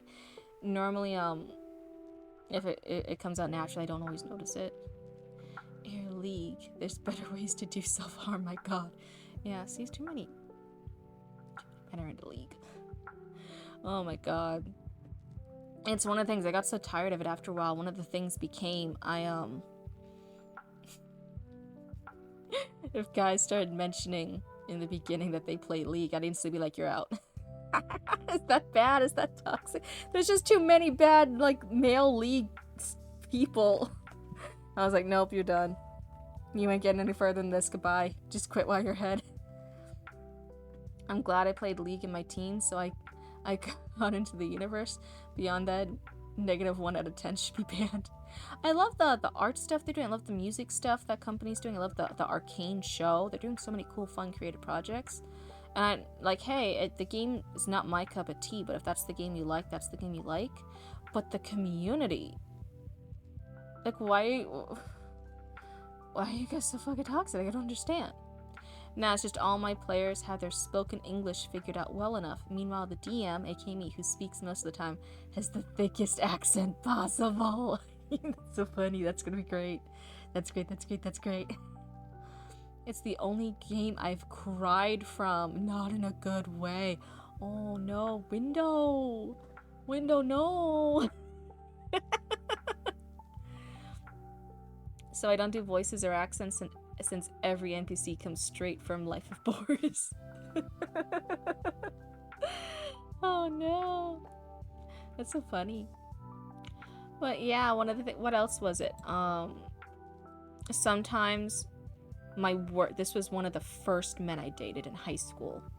So it's not really man. Like you're all teenagers. Then I shouldn't say man. You know, like the first guy I dated was like high school. My very first boyfriend. And one of the things was, by high school, most of my accent was gone too, right? And I am a bi-cryptid. I like boys and girls. Demoted from men to guys. Because it's weird to think back to a teenager and call that like a man. Like, no, I wasn't like a teenager dating a grown man. He was also a teenager. So it was just like a guy. Like, he was just a guy. That was my first boyfriend. Dude, League is just a Skinner box. Its only reason for existence is to extract money. Yeah, well, hey, if they use that money for Arcane, then yeah, keep getting money from the toxic men who play League. If it gets me another season of Arcane. Even the rank system is rigged between giving and taking losses from you. Yeah. But hey, if that's what those people want to waste their time on, that's fine. Somebody says he's extracting money every FTP fame ever. Rip him only into women. I wish I could be more into men, though. No, you don't. You ever seen a man? You ever interacted with a man? Is that an honest wish? What the fuck? Just go find a butch woman. That's better already. Yeah, I am one myself, sadly, yeah. That's fine. That's fine. I'm just saying, like, yeah, as a guy, like, can you look around and be like, yeah, other men suck. But yeah, so it was my first boyfriend in high school, right? And one of the things was I'm a bi cryptid, and I told him this, and he was, what I would later find out was very toxic. and very traditional in a bad way values. Like, fully believed women could decide whether or not to give birth to a son or a daughter, and that if they gave birth to a daughter first, then they did it on purpose. And they made a mistake and they shouldn't have done that, and they were just sexist for giving birth to daughters first. Believed that. Bicryptid sounds like a chemical compound. I'm in the water. I'm turning all the frogs gay. Anyway, so I would later find this guy was not good, right? He was toxic. So he found out in biology class, oh hey, he was in it, and didn't care, just believed that the teachers weren't godly enough to know the truth. So anyway, he found out I was bi, and he was okay with that. So I didn't seem like a red flag at first, right? Because he was okay with me being bi, and I'm like, oh, okay, sweet. He was the type of person who thought when a lady cryptid had like adult times with another lady cryptid, it didn't count as adult times, and that they couldn't actually be doing it, and it was just for a guy's pleasure. They would be doing it for a guy cryptid's pleasure, because it wasn't real when a lady cryptid and a lady cryptid did it together. They were obviously doing it to get a guy cryptid's attention. And he's like, yeah, you can do stuff with other ladies, with other lady cryptids, as long as it's for me, because that's not cheating, because you're just doing it for me. And I'm like, whoa, well, first of all, I don't want to do anything with anyone else. I'm bi. That doesn't mean I'm like poly. Actually, mean person right there. So stupid. So I got really upset and mad about that. Birds and bees talk. I cover a lot of things on this channel, apparently. And what would happen was, he believed, he's like, yeah, and I was like, no, but I'm not poly. I don't want to do things with other people. If we're in a relationship, I'm a mono. I don't want to be with multiple people. He's like, no, it's okay, because like when girls do it together, it doesn't count. That's not real. And I was like, what do you mean it's not real? Do you not understand how this is? And then he like released all those like toxic opinions and stuff, right? And I was like, oh my god. What is wrong with you? And like at first I tried to be polite and I tried to like explain stuff, thinking maybe he just doesn't know. And like, no, he just believed the power of God made him right. And I would get really angry and really upset, and I guess I talked really, really fast, and I was releasing a lot of my Boston accent without knowing, because we were like driving, and I was like going into him a bit for about this, like, what the fuck are you talking about? And it got to the point where he and his little southern like fake Texas drawl, right? Because he pretended to be a cowboy, even though like again like historical cowboys were like a lot of minority people and like indigenous people. And like LGBT people, because they could like go and be cowboys and not be like judged by society because they were outside society because they were cowboys. No, he believed all cowboys should be white and blonde like him. He was so bad. Younger cryptid, what were you doing dating him? So he got hit with the bowl of water and scampered off. Yeah, he finished driving, and I was so fucking mad, but he didn't understand half of what I was saying. There was just this very angry, not even 5 foot tall woman, big chitty goth girlfriend in the car with him, not even 5 foot, being angry at him and sounding like she's speaking in another language. Hey, I believe in God. I also know that almost understands whatever the hell they're talking about when they say God thinks. Almost no. I also know that, whatever they're talking about. Yeah, the thing was, he just believed like, oh no, well because I believe in God. that automatically means I'm right. So whatever you're saying is wrong. Like, I found out later, he also didn't, like, fully believe in the dinosaur things. Like, dinosaurs are fake news kind of person.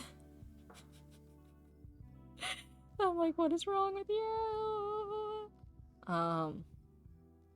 But yeah, I even believe, like, again, like, women who gave birth to daughters first did it on purpose. It was, like, a whole thing. And I'm like, what's wrong with you?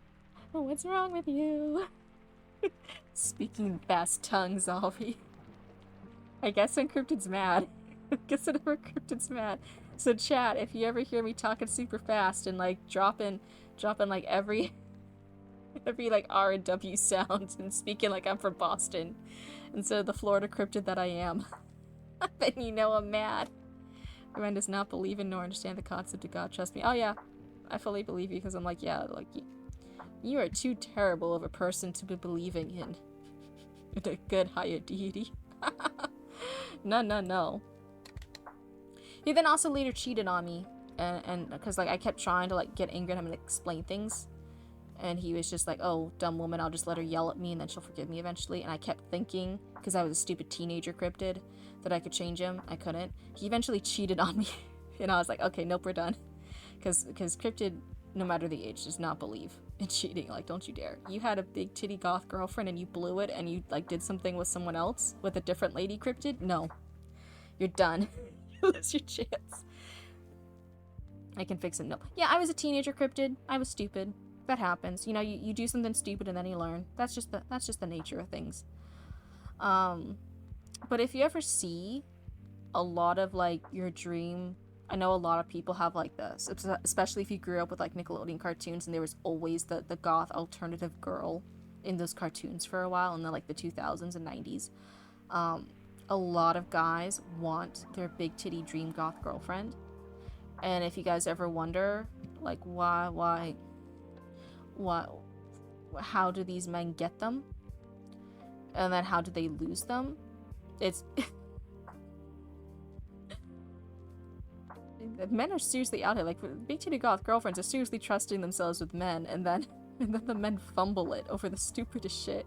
And it's like, why? You got the dream. You think if Bi Cryptid got a big titty goth girlfriend, I would fumble it? No. I'd do anything to keep that. Oh my god. I know you like the I use the word divide source more. Yeah, well, it just depends. You know, some people get really mad if you don't, because they're like really uptight about their religion. But yeah, that's a much chiller, cool way of viewing it for you. It just how happened that this particular individual, this ex of mine, was like that, and he was toxic like that. And I can see those signs now looking back, but teenager Cryptid hadn't seen those signs yet, and kept trying to be like, no, I just, if I explain why that's wrong, he'll get it. Because I thought, like, yeah, if you could explain yourself, because people are wrong, I'm wrong about a lot of things, right? And then people teach me stuff, and I'm like, oh, okay, well, now I know. And I thought it would be like that with him, and it wasn't. He was just toxic, and I'm like, oh. But yeah, don't ever stay with people who cheat on you. Don't do that. That's the line of the stand for Cryptid. Use the name spiritual philosophy personally. Yeah. I'm spooky witchy vibes over here. That's what we're all about. So is Mama Cryptid. We go into a little bit. Sometimes we don't. It just depends. I think we go more into the serious topics in story times like this as it gets. Yeah, it's almost 2:30 a.m. for Cryptid. Oh my goodness. But yeah, I think a lot of men get this ideal, if they have this ideal, for the ones that do. I'm not saying every man does, but I'm saying a lot of men want the dream. Alright, biggest question yet. Do you believe in Bookfit? Of course I do. He has a lot of goals, and I believe he can accomplish them. He's actually very ambitious. He has a lot of self-doubt about being able to achieve the stuff he wants to do in his life. But I think he's really talented, and I think when he is ready to go and do some of the things and some of the goals he has for his life and his career, I think he's really going to succeed. I think he's going to be really, really good at it. I think he just needs to believe in himself a little bit more, and then it'll be really, really good. I don't see him as much as I wish I did. I'm a Florida cryptid, and in Florida we actually don't have Bigfoot. We have Skunk Ape. As soon as you go into Georgia, which is right above Florida, then you have Bigfoot again. So I don't get to see him as much as I'd like.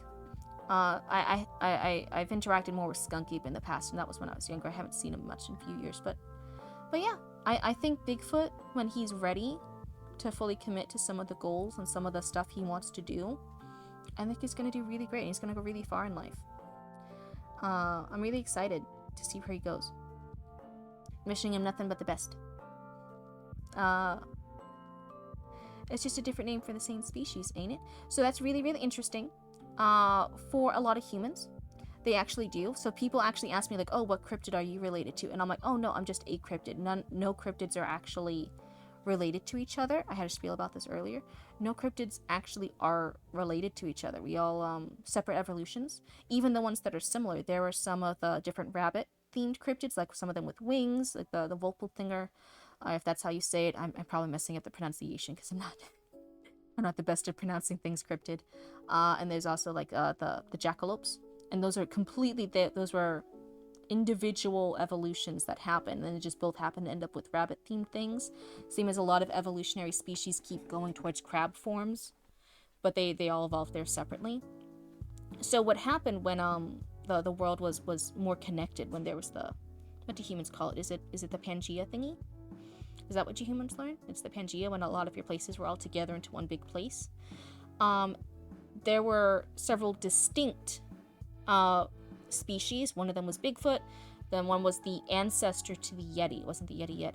And then there was another one that was going to be Skunk Ape. And Skunk Ape and Bigfoot, because they're so close, you think they're very close together, right? Because one's Georgia and the rest of America, the one's in Florida. So all around big hairy forest man involved. Is it the ultimate life form? I don't know about that. I think I haven't seen enough life forms to know what the ultimate life form is. I think if you ask my opinion, I would say the ultimate life form is big booba beings, but that's just my opinion. That's just what I want. But yeah, they actually evolved separately. And when Pidgey happened, and it got all more split up, one of them just went to Florida, and Skunk Ape has stayed here, but he is not quite as physically tall as Bigfoot. He's a little bit shorter. He's also a little bit skinnier, and he doesn't have as big of a feet, and he has more of the scent glands that's known for his the skunk ape smell, right? He smells. People always say in Florida you can smell skunk ape coming before you see him. Very rarely does anyone see skunk ape, but they smell him out in the swamps. And then Bigfoot had a much larger family. Bigfoot has a family. He has some brothers and cousins and stuff, and they spread out for the rest of America. Skunk ape, very small. It's only a nuclear family that's lived to this day. And then the Yeti has honestly, what you see now is the descendants of the original Yeti. Has much shorter lifespan. Apparently I look like a decade younger than I am, so I tend to attract lady dragons that are way too psychologically immature for anything meaningful to happen. Politely dispelling fantasies is something I'm incapable of, apparently. I vote for the ultimate big booba life form. Yes, yes, yes. Hoping for that too, man. Hoping for that too, Triangle. Big booba life forms for the win. So what you're seeing for a lot of modern day Yetis, they're descended from the original Yeti, and they've developed in a more isolated region. Same as why like wolves, that before the wolves were extinct in Japan, wolves were very different in Japan on those island nations than they were in the mainlands, because they were separated, right? They had this smaller pool where the breeding could happen. They evolved differently than the mainland counterparts. So wolves genetically on the island, after a couple years and generations, were different than mainland wolves. Before the wolves were extinct in Japan. Now they're all gone. What had happened is that's a similar thing happening with the Yetis and the descendants. They're also very, I mean, I don't want to talk bad about any other cryptids. They're very aggressive over there. There's like some like bad blood. There's some like stuff that happened, and it's not just with humans. I know people point out like, oh yeah, like there's been like some attacks with Yetis with the people there, right? Like, I have you on way too low volume. Am I too loud? Do I need to turn myself down?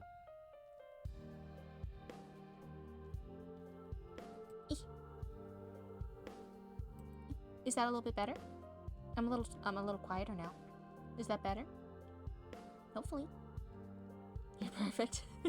I mean, I already know I'm perfect. I caught that I'm not up to speed with conversation on boobs are extinct in Japan. No, the wolves are extinct in Japan. Triangle, jeez. The wolves are extinct in Japan.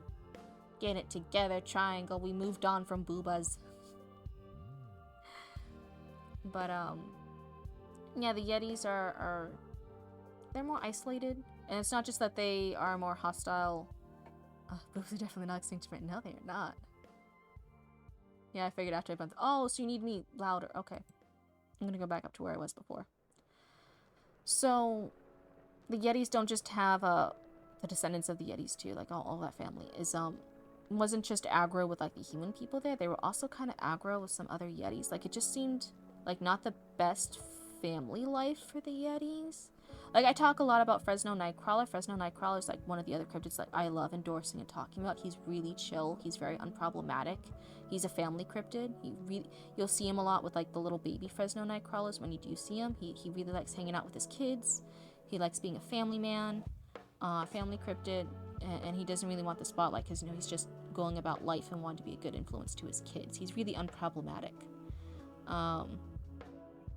The Yetis had, I don't think they had the best home life for some generations, and I think there's some of them are still kind of caught in that bad cycle. I don't want to like go too much into it because it's not like my drama. You don't want to air other people's drama out. I'm just saying like maybe humans should be aware that like if you do hear like bad press about the Yetis, they are going through some stuff, and to like just take that into consideration as they're working through it. You know, it's hard to break some of those cycles after generations and generations of shit going down.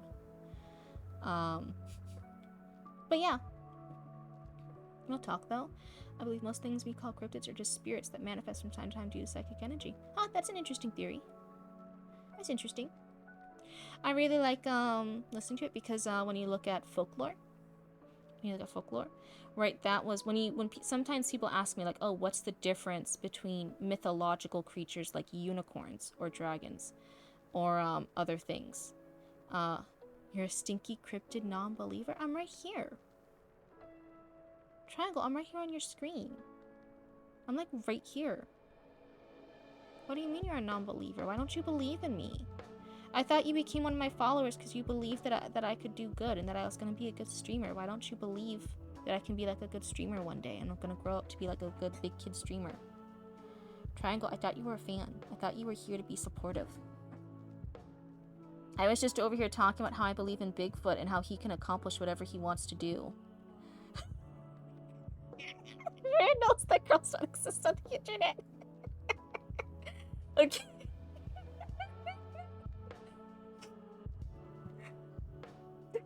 Okay, you got me with that one. That was funny. Secretly, I have like one of those girl voice auto-tune thingies this whole time. That's hilarious. But sometimes people ask me what were the because some people don't recognize the term cryptid, and then I had to explain it. They ask what 4K, clip it. Oh, don't clip that. That was a really ugly laugh. Don't clip that ugly laugh, please. That was a really bad laugh. Oh no. Don't clip it. Triangle, please don't clip it. That was a bad laugh. So, people sometimes ask me what mythological beings are, if it's just that. I don't care if the boobs are imaginary, they're real in my mind, okay? Well, I mean, if you want to get real, if you want to like be accurate here, like, because again, like this is VTuber land, this is internet land. I know there's real land, because I'm real land and I do taxes and I run a business with my sibling, right? Yeah, the boobs aren't blue. They're not blue. I don't want to paint myself blue every day. But other than that, they're fine. Why don't people believe I have booba? I have booba. It gives me back pain. I have the fucking back pain to prove it. It was really bad, actually, actually, no, I won't say it. That's a big story. I won't throw me and Mama Cryptid's business on the internet. Like that. But no, the boob is real. It's just not blue. But otherwise, I'm not lying when I say I'm a big titty goth girlfriend, and, like, people keep flubbing their chances. All people have to do is not suck. Or at least suck good. And then it's fine. But they keep flubbing their chances. Maybe if I was blue, maybe then people would love me more in real life. I don't know.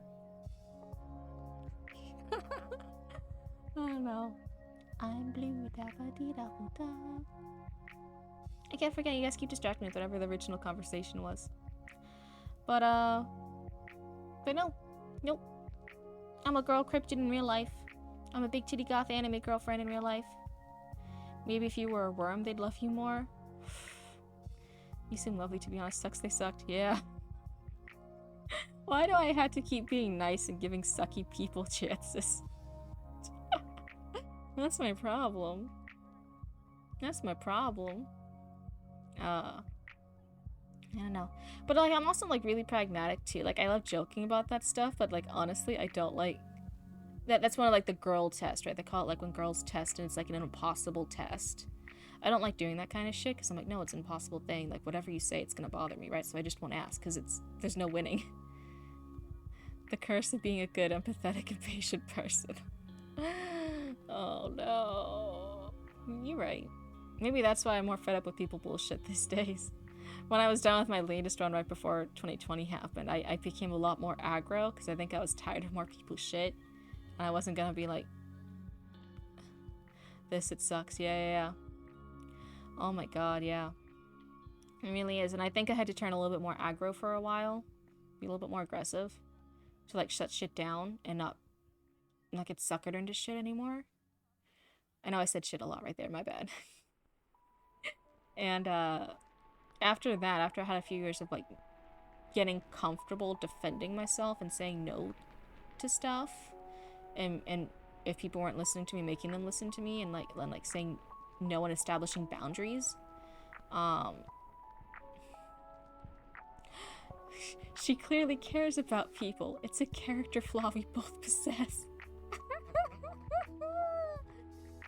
Being polite and patient is already enough to lay a curse upon thee. Yeah. So I had to find some time to, like, get a little bit more comfortable being spicy and being aggro and saying no, and establishing Oh, thank you for the follow. Thank you for the follow. Welcome to the Cryptid cult. Welcome to the cult community. We're really nice, I swear. But I had to spend some years doing that, and I've spent, I think, God, I think it's been 5 years now. It's been about 5 years. I've just been completely removed from the dating scene. I've refused to do it. I got too tired. I got too burnt out. I've refused. Because like one of the advice was like, no, you have to like be really comfortable with yourself. And I'm like, all right, I'm gonna be comfortable with myself because I'm really not comfortable with all these other people. They keep being mean and rude and making me do stuff I don't want to do. So yeah, I spent about 5 years now. It's been 5 years, no dating, not even one date for Cryptid. And then I tried doing the thing as a Cryptid. I'm learning about technology. I'm learning about the Discord. Yeah, I do wonder if I'll ever find a pretty lady sometime myself. Yeah, I tried doing the human experience, right? Because I was getting ready to date the past year. I was like, maybe I'll dip my toes back into dating. How do people find the dates? How do people find the pretty ladies, right? All the pretty lady cryptids. And one of the things was, oh, there's a lot of dating apps now, right? And I was like, oh, well, I heard some of them are just for hookups. And people were like, oh, no, there's like also dating ones. And there's also ones for like more women. So you can do the normal dating apps, or you can also do ones where it's like more ladies, like Hinge and Her. Dating. That's what I'm getting to. Yeah, it was horrible. Oh my god, that is so brutal. It's so terrible. Meeting people is hard today. Yeah, and since we run a business, some of the main times I ever go out is when we're doing events. So like when we're running cons, when we're running booths, cons like conventions, not like a scheme, not like a something like that. They're like playing League. No, cause I can choose to beat up the other characters in League. If the person on the other lane opposite me in League could be like pretty Misfortune, right? And then I could beat her up and watch her, and it's fine. You can't find pretty ladies to beat up in a parking lot on dating sites. All the pretty ladies are like bots. Running cons, running frauds, running for office, running for the hills. You laugh about running for office. There was a short brief time I was actually considering running for different government positions here. because I was getting really tired of people doing shit. And then I believe if you complain about shit, you should be willing to step up and do the shit better. And I'm like, oh, I keep complaining about some of the stuff in government.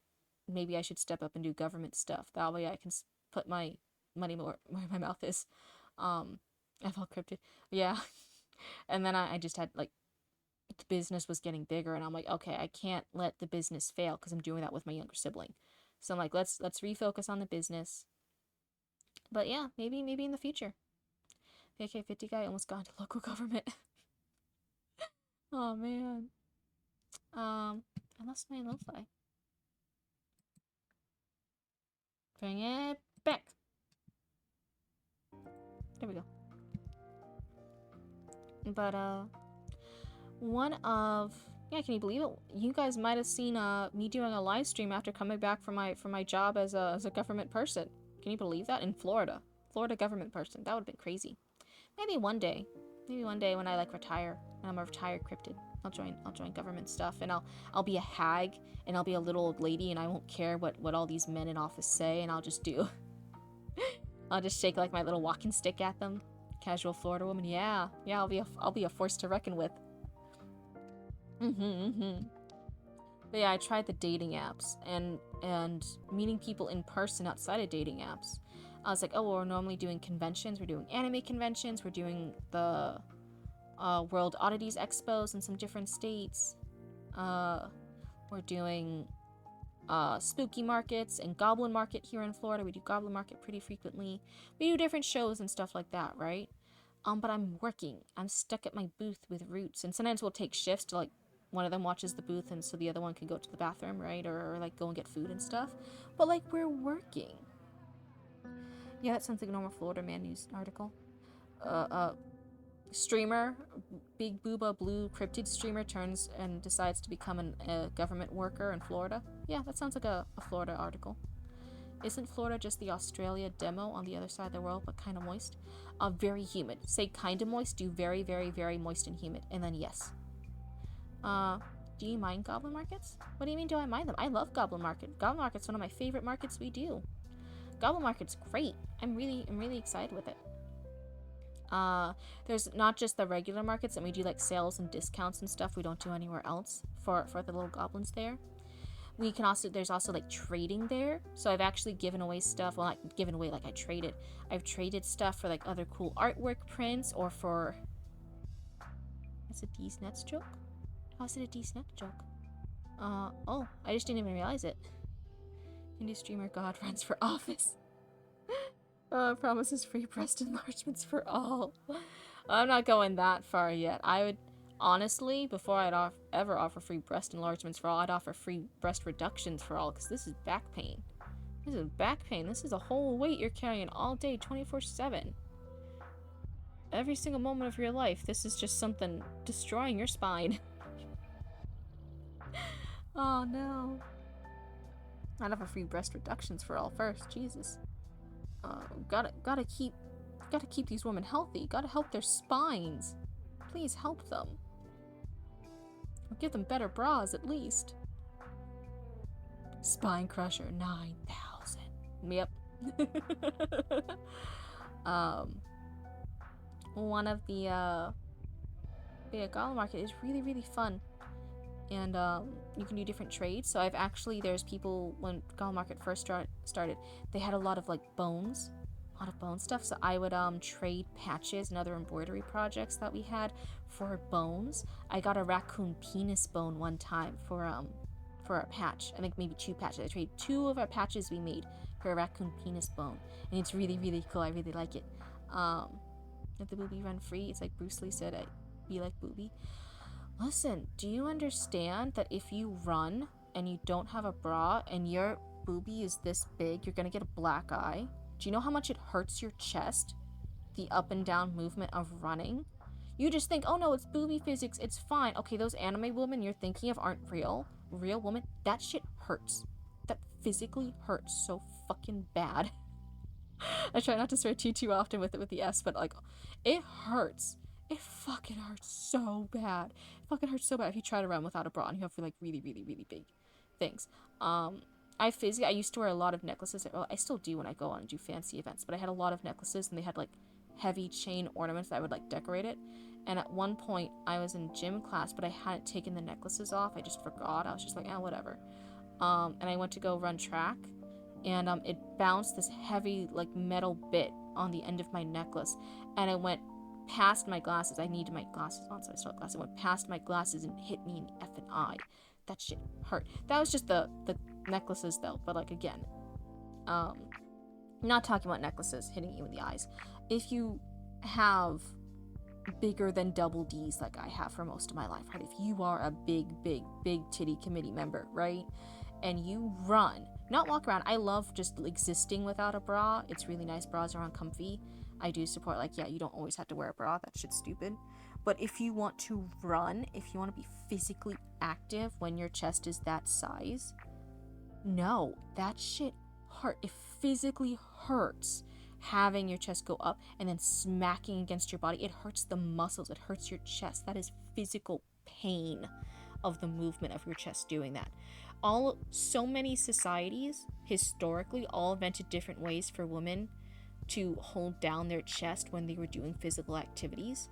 And why do you wonder that? Why do so many societies, one of their first clothing developments is ways for women to hold down their chest when they're doing fast physical activities? It's because it fucking hurts. It's because it hurts so bad. Don't. Chest butts. Thank you, Wenda. Thank you for your very important addition to this conversation. So happy to have chatters like you here this morning at 2:50 in the morning. Oh my goodness. I actually called them that. I believe you do, Window. I believe you do. I fully believe that, Window. And but yeah, a lot of because I like studying fashion. I'm a professional seamstress and embroidery artist. I like studying historical fashion. I mostly focused 18th century, but I like learning about other cultures and time periods too. And a lot of societies all over the world and all the different things, they all develop different ways to help women with their chest of all sizes, right? To physically make it more comfortable to go about daily life. And one of the most bras as we know them are very, very recent as far as all of history is concerned, right? And they're also the most physically uncomfortable. I hate underwire bras. I refuse to do underwire bras anymore. There's a theory permanent boobs are attractive because of the same reason fat buttocks are attractive, so they're chest butts. I mean, just because they're both attractive doesn't mean they're the same thing, but okay. But yeah, and I mean, there's other societies that like don't view it as all. There's some some of the tribes in Africa do not sexualize like boobs at all, right? But they do like sexualize like butts more. But they're just like, no, like boobs are fine. That's just how you feed your kids. Like, we're not gonna sexualize that. That's weird. And they don't like cover their top halves because they're like, yeah, that's fine. That's just part of your body. Why do you care? That's weird that you're sexualizing it. That's just boobs. What are you talking about? So it's not like a part like, oh, every single human ever in society, like through all existence, loves boobs. Like, there's other societies, they just don't care. They're like, that's just part of your body. What do you mean? So it's not like it's not ingrained in your DNA. It's silly. The community of thigh lovers spotted.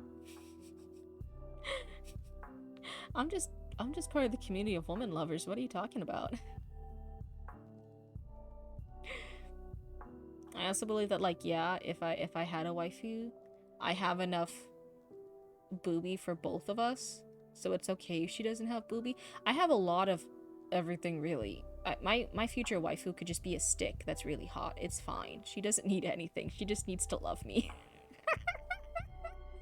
Oh, hello and welcome to the cult. Have fun here. Is this because we're talking about boobies? This is why I'm getting more followers now. She'd be jello though. What do you mean? But no. Like, I'm not too... I feel like a lot of women are just pretty. Like, as a bi person, I definitely fall in the stereotype of like, oh my god, women are so hot, and then like 5 men are attractive. That's definitely been my experience. Even though I've mostly dated men, I've always been like, oh, okay. I just feel like it's easier. Some people get really mad when I say I'm bi, but I've mostly dated men. A lot of women get mad, a lot of lesbians get mad. And I'm like, okay, but like as a big titty booba goth girlfriend, I'm gonna be real honest, when people come out and they ask me they ask me out, it's mostly men asking me out. If you are another girl and you also like me and you want to do things and let me be your big titty goth girlfriend, then like you gotta ask me out. But so many girls don't ask each other out, and so I don't know that you're interested. But then a guy's gonna come out and he's gonna be like a toxic male, but he's gonna still be brave enough and think he's like the greatest thing since sliced bread, and he's still gonna ask me out, and I'll be like, okay, well, I'll give you a chance, you seem nice enough. And then I'll find out he's not nice enough. Most men don't groom or take care of themselves properly. That's so true. But I find a lot of those that do easily become quite handsome. Easily become so much attractive, right? A lot of men do not take care of themselves. A lot of men who do good personal hygiene and who do those extra things of grooming, that I think sometimes they're where they'll be like feminine for doing.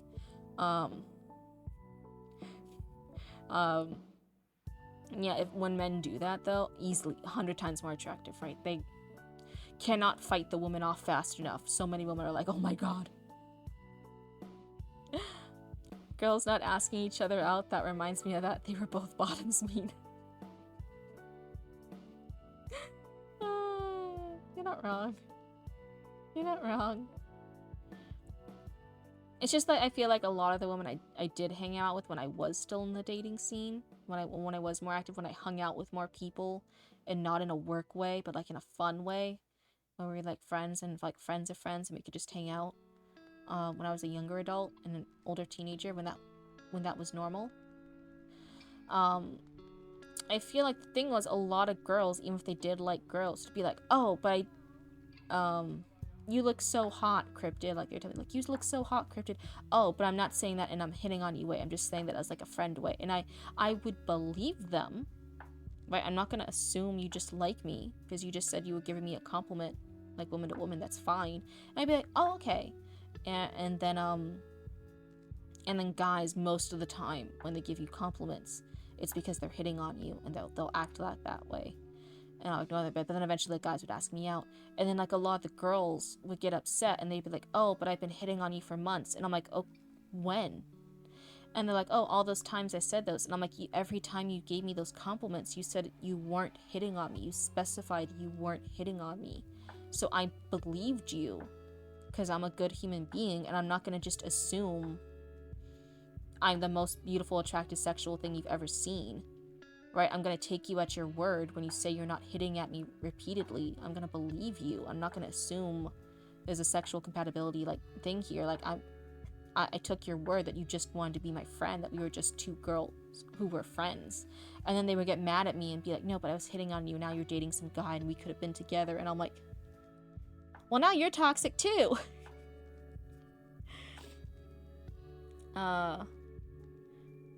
I think I look fine on an average day. I can look quite good though. Nice. Yeah. You don't ever have to look like stunning every single day. Lord knows I don't try to look stunning every single day. But yeah, any day that you want to dress up, hey, that's so good. I'm really glad that you know how to do that, and I'm glad that you're self-confident enough to do that. That's really awesome. I'm one of those men that look a lot like a lion when everything is under the right conditions. Do you have like the longer hair and everything? Do you hear like the blonde hair and it kind of looks like a lion's mane when you brush it all out? Some girl tried to explain the whole no means yes logic to me, and it was like, are you insane as a species or what? No, that girl's just insane. I don't do that shit. Like, I don't like that. I don't like it when girls do that. I don't like it when men do that. I don't like it when people do that. That's just insane. I love that look though. That's awesome. I'm glad you like how you look. That's really important, because you know you are gonna live with the way you look for all your life. So I'm glad that you like you. I'm glad that you know how to make your physical form make your inner you happy. It's really good. Some people are always very upset with their outer form, and that never leads to good stuff mentally. It's important to be happy with yourself. But yeah, I don't like the whole bullshit of girls being like, oh no, I said no, but I meant yes. Or I said I wasn't flirting, but I was flirting. Or I said I wouldn't date you, but then I really wanted you just to try harder so I would date you. I don't believe in that bullshit. A lot of the men I've dated like that about me. A lot of people I've dated like that about me. A lot of the people that I never ended up dating were really upset about that with me because they were like, no, you should have known. Every time I was saying I was doing things as a friend, I really meant it in a girlfriend way. And I'm like, well, you didn't. I specifically asked you and you specifically said no. So I'm gonna believe you. I'm gonna believe you. I'm an adult. You're an adult. I'm gonna believe you. Yep, I actually identify as a pretty lady on the inside. Nice. But I don't call myself trans because I got noticed for it. I'm actually super proud of the body I've got, even if it is male. Hey, as long as it works for you. No one else has to understand it but you. And as long as you're happy and that's how you're gonna live your life happy, or even just this moment happy, then I'm happy for you. That's good.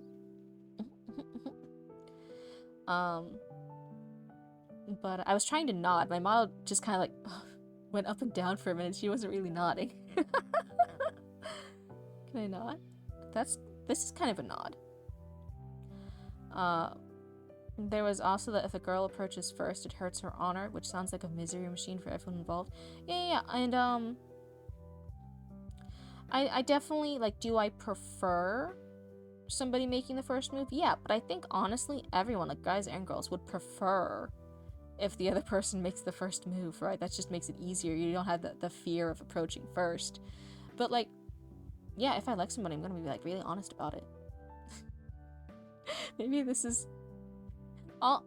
Mama and Papa, Cryptid and Roots are all diagnosed as on the spectrum. I haven't gone diagnosed yet, but they look at me and they're like, yeah, you didn't escape this.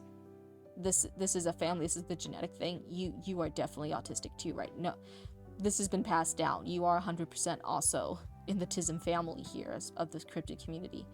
And I'm like, oh, okay, so maybe this is just the TISM part of my cryptid brain that I'm just like, no, I'm gonna be honest. Like, if I like you, I'm gonna be honest about it. There's no shame in that.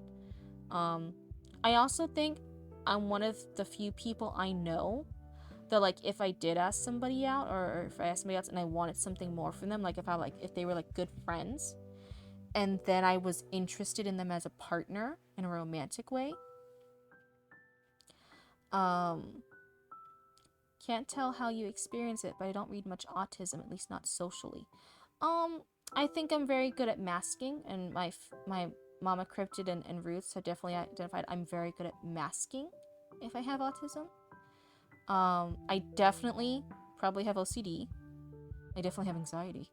You won't know because I can act very extroverted. I'm acting very extroverted now. But they say I'm very good at customer service. I'm very good at interacting, even though I have social anxiety. They say I'm very, very good at masking and adapting to different situations to hide and cover up the natural thing. I was just an eyewitness for someone who's head over heels for a guy and cooking up some insane scheme to not approach him first but nudge him to do it and said, that's stupid. That's so stupid. Just approach the people you're interested in. Just approach them. Just say, hey, have you ever considered, would you ever be interested maybe in taking this to another, would you ever be interested in dating? Is that something you'd be interested in with me? That's fine. And if they say no, yeah, it's awkward. You'll get over it. It's embarrassing, and then you kind of want to die for a second, and then it's over, and it's fine. Dude being social is just masking anyway. It's a game of pretend. Yeah, but I'm talking about as like a medical thing. As like a medical thing. That's very sweet, and that's very like very esoteric, and that's very like woo-woo and stuff. But like autism is like a real thing. And my family does like point out things, and I'm trying to think of like what's not two different ways to like doxing myself or revealing like information to find me at to like show that and being very pragmatic about it. But I am very logical. I don't like bullshit. I like being straightforward. I don't like lying. I get very upset at people lying.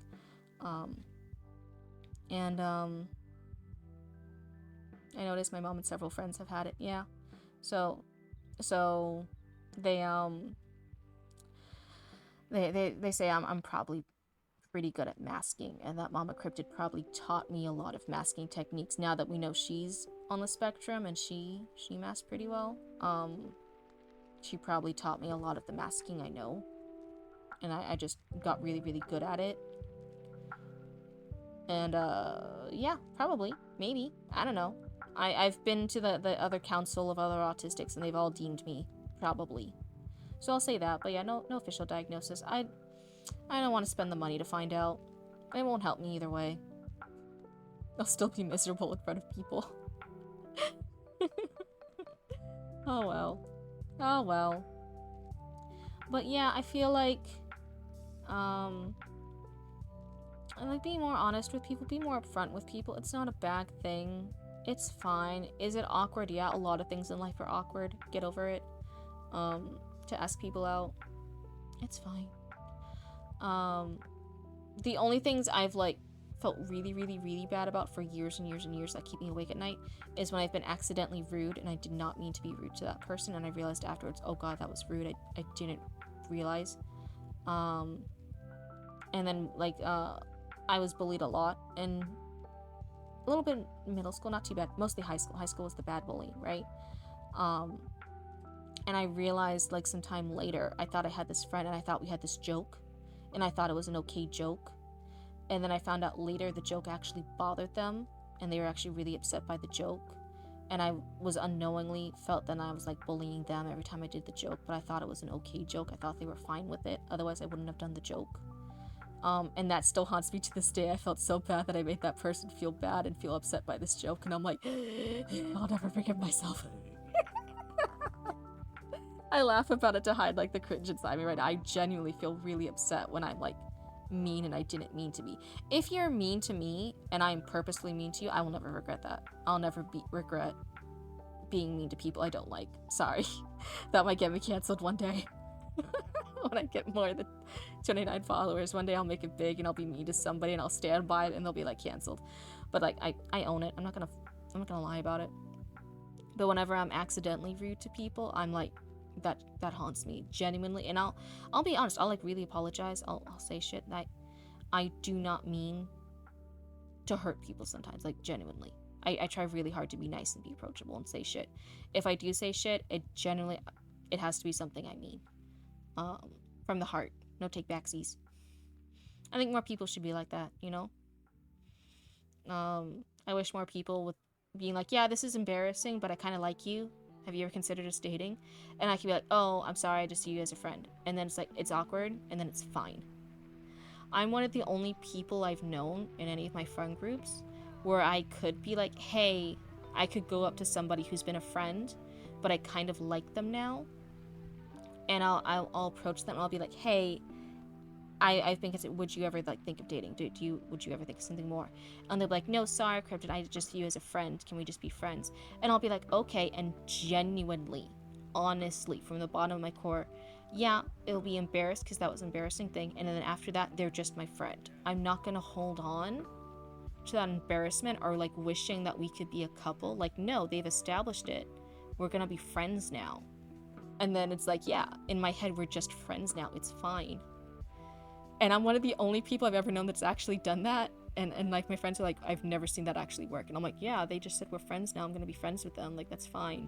And I've never known another person, and none of my friends have known another person that are like genuinely viewing somebody they asked out as a friend afterwards after they got rejected. And I'm like, no, but I liked them enough to consider them as a romantic partner. Why wouldn't I like them enough to continue being friends with them? Like, I still want them as a friend. I'm fine. I'm gonna do so many embarrassing stuff in front of my friends. If I can't even ask you out and be rejected, then like, dude, I'm gonna do so much more embarrassing stuff. It's fine. Man, people are so hell of a sensitive these days. I just act myself when I can, and it calls people naturally. I'm a bit of a tough ass and thrive the best with people who are relaxed and carefree and not too easily offended. It's a little different, just because like, when I do interact in public now, when it's not my friends, it is as a business. So a lot of stuff I have to do, I had to be able to be like, yeah, that's just the way our business is. So like, the reason why I can curse here as Cryptid, I'm okay with some curses. I'm okay with cursing a little bit, but I generally want positive vibes. I'm okay with cursing a little bit, right? It's because we're adults, or adult enough to be on the internet. unsupervised, like we're okay. And Cryptid Roots as a business sells patches that have curse words on it, right? So it would be silly if I sell merch and merchandise that has curse words, but then I don't say curse words. That's weird. That's obviously both mature. My views for the business, it's the same kind of censored, redacted, banned, banning you right now. No, I'm kidding. I don't know how to do that. I need roots for that. I view it because I actually I did work at Spencer's. If you have a Spencer's, where you live, and you know that is a more adult store in the mall. So like younger kids and families love going to Spencer's to get funny, cool gag gifts and get cool T-shirts and graphics and band shirts, right? That's great for them. But it was also an adult store. You go into the back of the store, there's adult toys. You go to the side and there's like adult things, and there's things with adult curse words on it. That's what Cryptid Roots is like. Yes, families like it. Yes, kids like it. Yes, adults will like it because I also have curse words and adult content in here. It's just the way it is.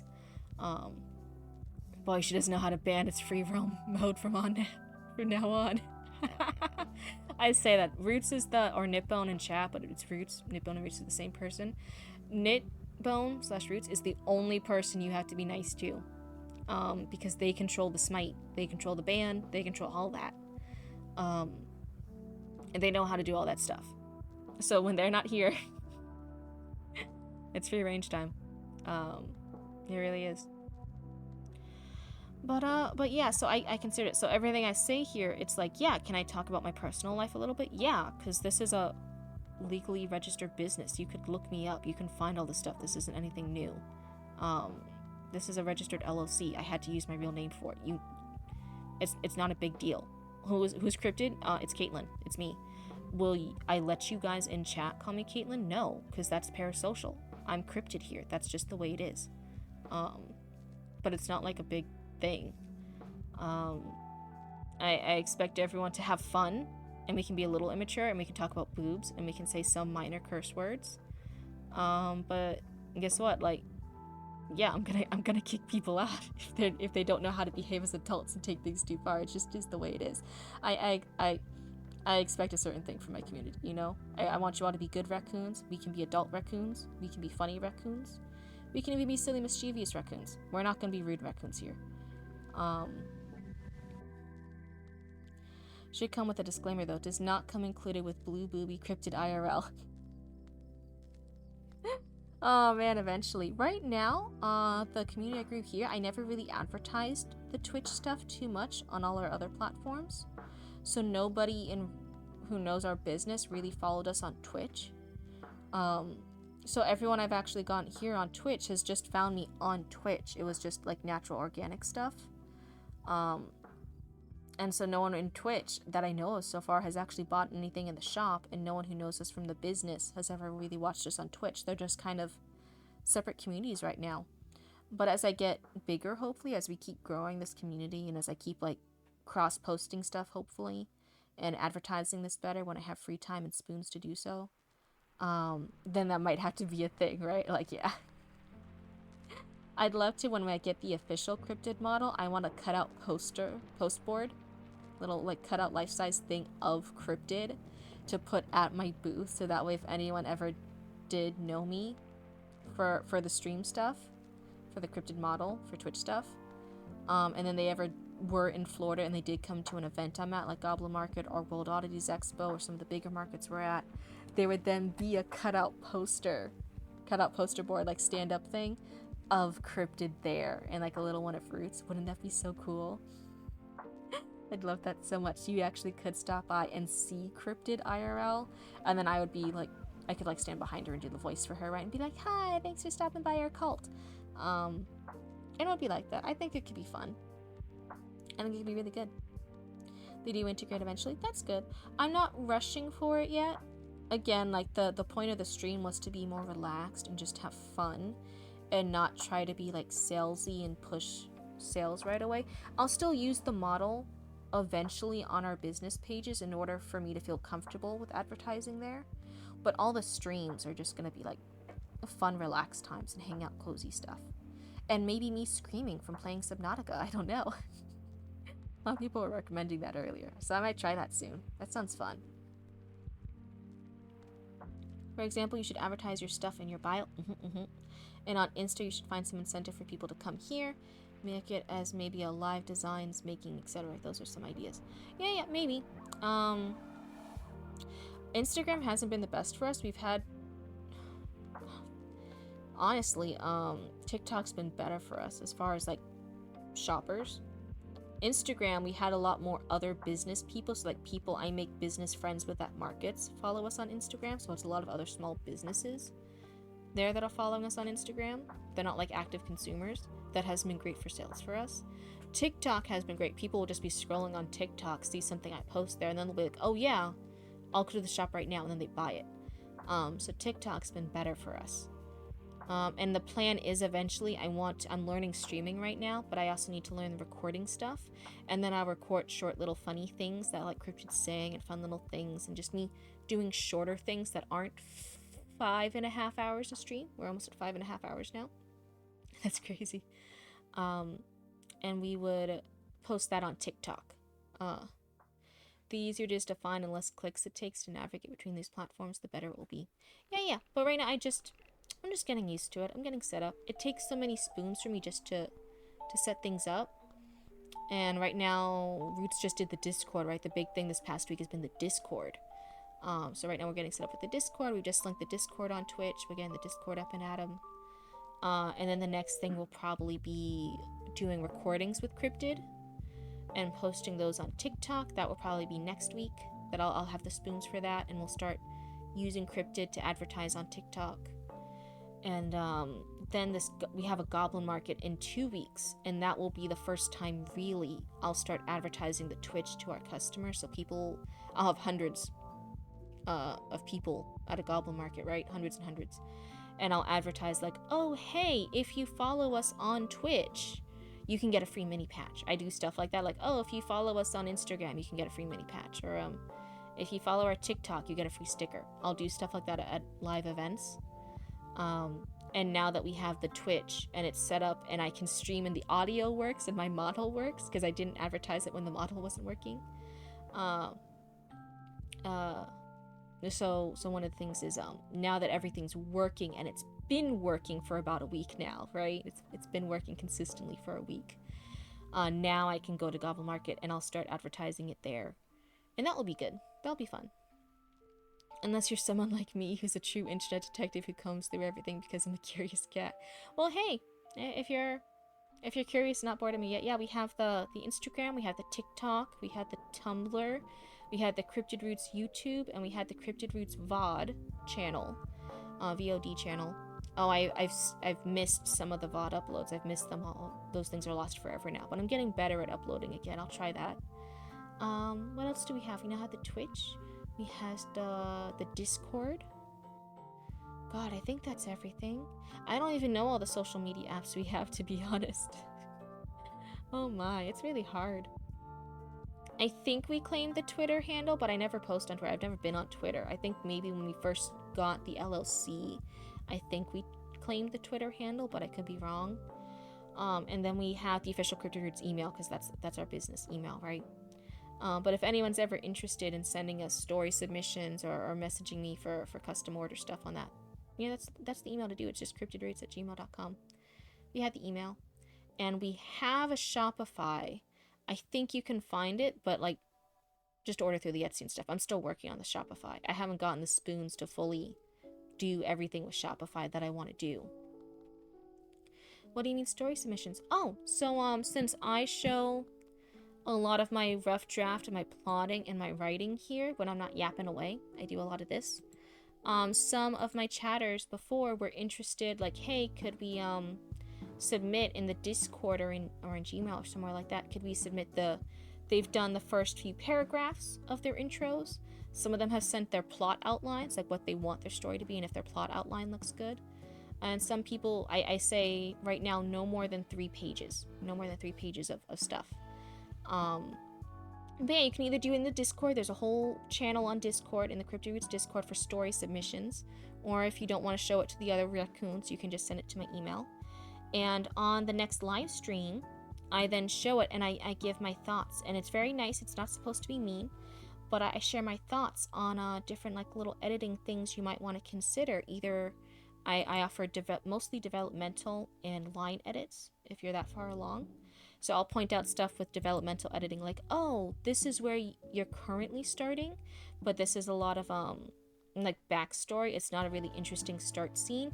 You should start in this scene down here instead, and then just weave in those details throughout, right? Or hey, your character has 7 best friends. The 7 best friends aren't necessary. I think maybe your character should have max 2 best friends, because that's too many characters, right?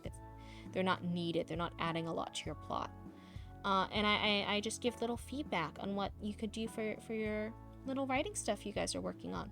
I say if it's a fanfic, I do write occasionally. I did a short scenario fanfic bio for a game map thing recently. That's cool. Yeah, I really want to encourage people to do all their writing and do all their creative stuff this month. It's a really good time. I do say that if you submit things that are like fanfics, and it's just a fanfic like fandom I'm not familiar with, like I'm not very familiar with Naruto, right? So I won't be able to give feedback on if the character's OC or not, just because it's not a fandom I'm in. So I won't really do too much edits for that for fanfics. But that's the only thing. You're still welcome to send in the fanfics anyway, just no more than 3 pages. And I just give a little thought. It's not to be mean, it's not to be harsh. It just if you have like a particular thing that you only want me to critique, like hey, I know there's spelling errors, don't critique those. I'll fix those later. Can you just tell me if this opening line's good? Is this a good opening line? And I'll read it, and I'll just tell you if I think if it's a strong opening, or if you have a better strong opening later. When do you do it? It's like barely half a page what I've written. It's whatever. If you even just have like a paragraph. Someone just submitted 3 paragraphs the other day. It was their opening 3 paragraphs. And it's just whenever I start stream next time. So you came on stream a little later. So I think if I did it at the beginning of the stream for yours, you might not catch it. So that might be one of the things where you like tell me like what time. Too late today, perhaps. You said it's like barely half a page what I've written. If it's just half a page, I think that's fine. That's fine. Do you want to do it today?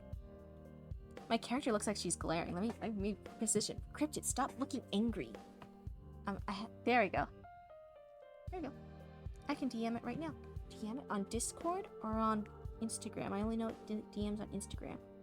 Okay, everybody, we're gonna... And the big thing I say is it's story time. When people submit their stories or their writing, it's story time. And I get all the raccoons to pay attention, and we just sit and chat about it. Hold on, I think I got something. I'm gonna assume this friend request is you. Accept. Okay, I accepted a friend request. I'm the Japanese text person. Yeah. Okay, I accepted it. I did the cool tech thingy. I'm a good cryptid. I did it. I learned how to do it. Root showed me.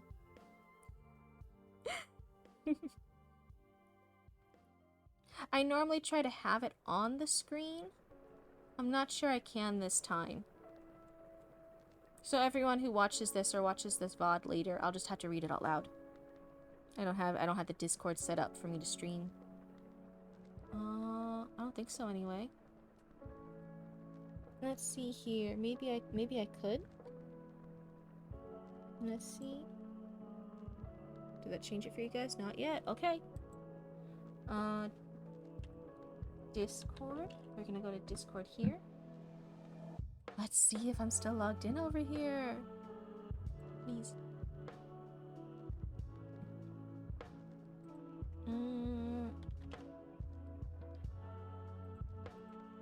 Oh no. What is the password?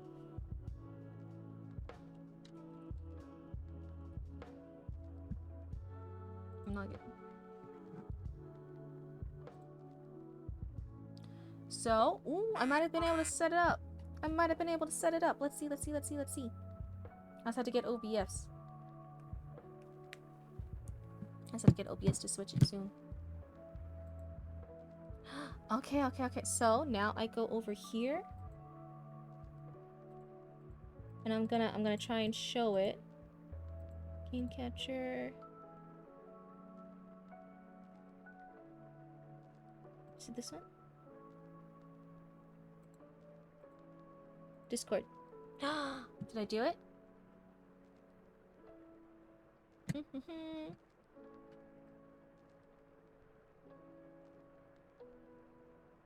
me make sure I'm not showing anything bad. Okay. Sent, just tell me whatever you know. I haven't written in a while and never gotten feedback, so I'm curious how people actually perceive it. Okay, okay. Let me move my cryptid model. Oh, that's just the screen. Oh, there we go. That's a good place for me. Okay, hopefully this is good enough. Okay, everybody, story time! So everyone who's listening, it's story time! This is exciting. Let's me get that cough out of the way. Let's all hang out and we're gonna read a story time. I'm gonna pause my lo-fi. Nope, that's the wrong one. Oh well, the lo-fi will just keep going. Never mind. The Great Game. Lights, music, feelings, and thoughts, all through time. Here, now, and within. The dreams of a creator are made manifest. Out there in the beyond of the great grand void laid various concoctions of light and dark. Having evolved through space and time until points of sentience, these two elements of sheen and shade began making an understanding of themselves of sorts, and they fancied themselves to play, explore, and enjoy all the triumphs and tragedies that this reality could boon.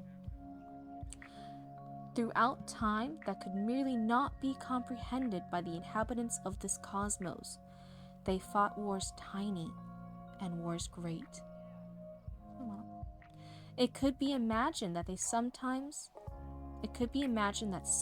they threw entire star clusters against each other, rippling and torturing creation into all kinds of new beautiful forms. Yet sometimes they planned and schemed for the fate of the tiniest, liveliest worm. To most, such flights of fancy seemed redundant, absurd even. But to entities such as these, they only saw the boundless creativity in the art of restrictions. In one of their many little games of light and dark, they laid their eyes on a strange continent on an even stranger world. It was the land known as Jadame, scion to her deity and wrath. Untamed energies were felt there, and these two entities disembarked with intrigue. Their vessels now taking flesh, on this world they hugged themselves, feeling the very first sensations of a newly redefined existence. The light took the name Mantastala, and the dark Gliard. In their game, Matastala was to take black, and Gliard white. A natural fit to evolve with, of course. But yet, before sending into the claimants of their boards, Mastastala and Gliard would embrace. For there they traded a sweet yet agonizing kiss. Here, knowing that they shall now forget themselves for a while, but soon be together again, which was all part of the fun. And so began the great game of Jadame. I don't know if I said some of those exact words right. That was just reading off the cuff, but phew! And hello, pal. You just got here, but yay, story time. Thank you. We have been streaming for over 5.5 hours now, but yeah. Window gave us a little story time submission to hear what our first thoughts are. So, let me see back. What was you did a short scenario fanfic bio. So this is a bio for a game map thing recently. So it seems like they're black and white. Maybe they're chessboards. They're doing this great game, and one side's gonna be black and one side's gonna be white. Okay, and this is the little bio for it. As a bio, I'm gonna take you at the word. This is for the bio. It's supposed to be a short little excerpt to like give you intrigued. I will say, as a bio, this whole thing might be a little bit long. A bio normally wants to be a little bit shorter, a little bit more like you read. Let me see here. There's 1, 2, 3, 2 bigger paragraphs, 3 shorter paragraphs. I would say a bio should be like 2 or 3 paragraphs, like 2 big paragraphs and a short little one. It could maybe be like half of this lengthwise. And that will serve your point of it's a short little bio, it's a short little thing to get people intrigued in this, to get their interest peaked, like, oh, this is a little long for the intent of a bio. Now, this could not be a bio. You might want this for like a chapter, or you might want this for a whole big thing. This could be the beginning of a novel. This could be your prologue. If it's for that, then yeah, it's okay that it's longer. It's okay that it's this length. But I think you mentioned it's the short little bio excerpt.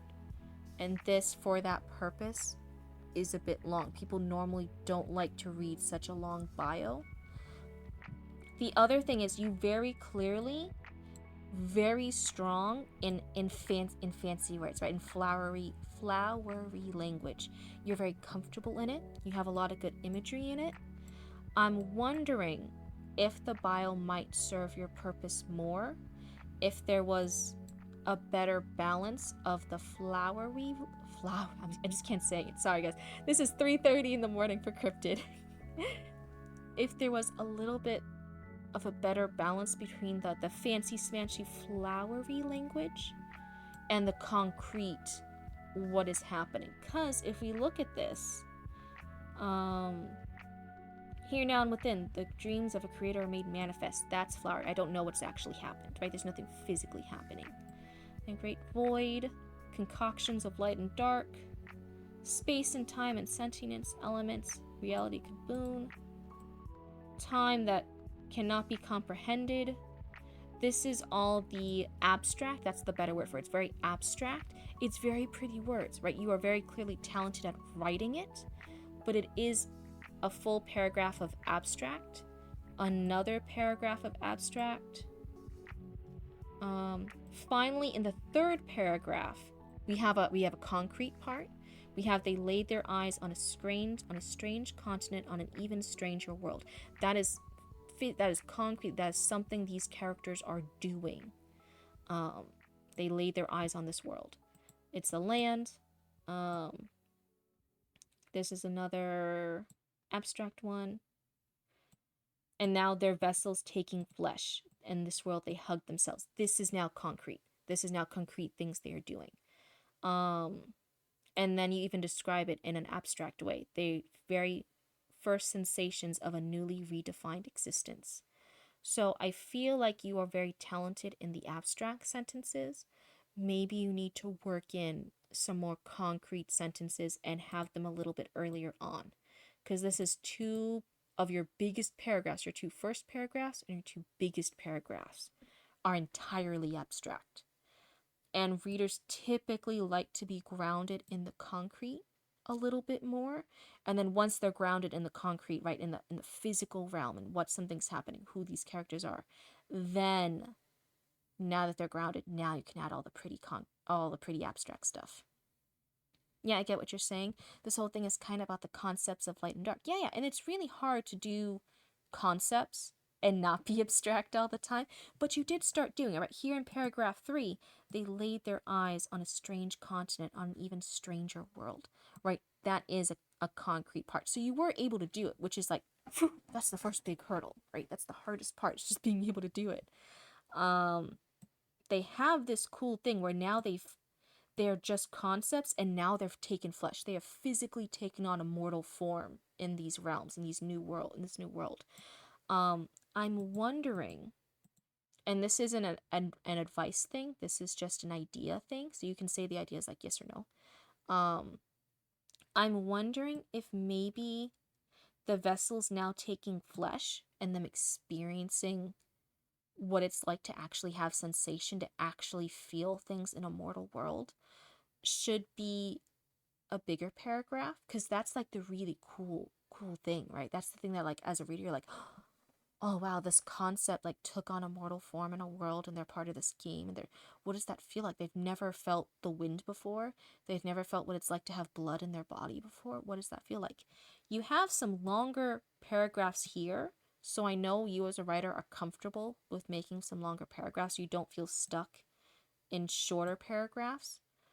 I would I would suggest, since this is so cool, making this shorter paragraph a longer one, adding some more descriptions there of what it feels like to not have even existed in the physical world for like 5 minutes, and they're already like hugging themselves, and they're hugging each other, and they're embracing each other, and they're experiencing all these sensations for the first time and back to back and with each other. They're experiencing this together. Um, that is really, really cool. And it's a fun concept, and you're tackling it well. I think this should be where more of your words go. This should be where more of your descriptions go. And giving that concrete examples, giving those concrete descriptions. My eyes are gone glitchy. There we go.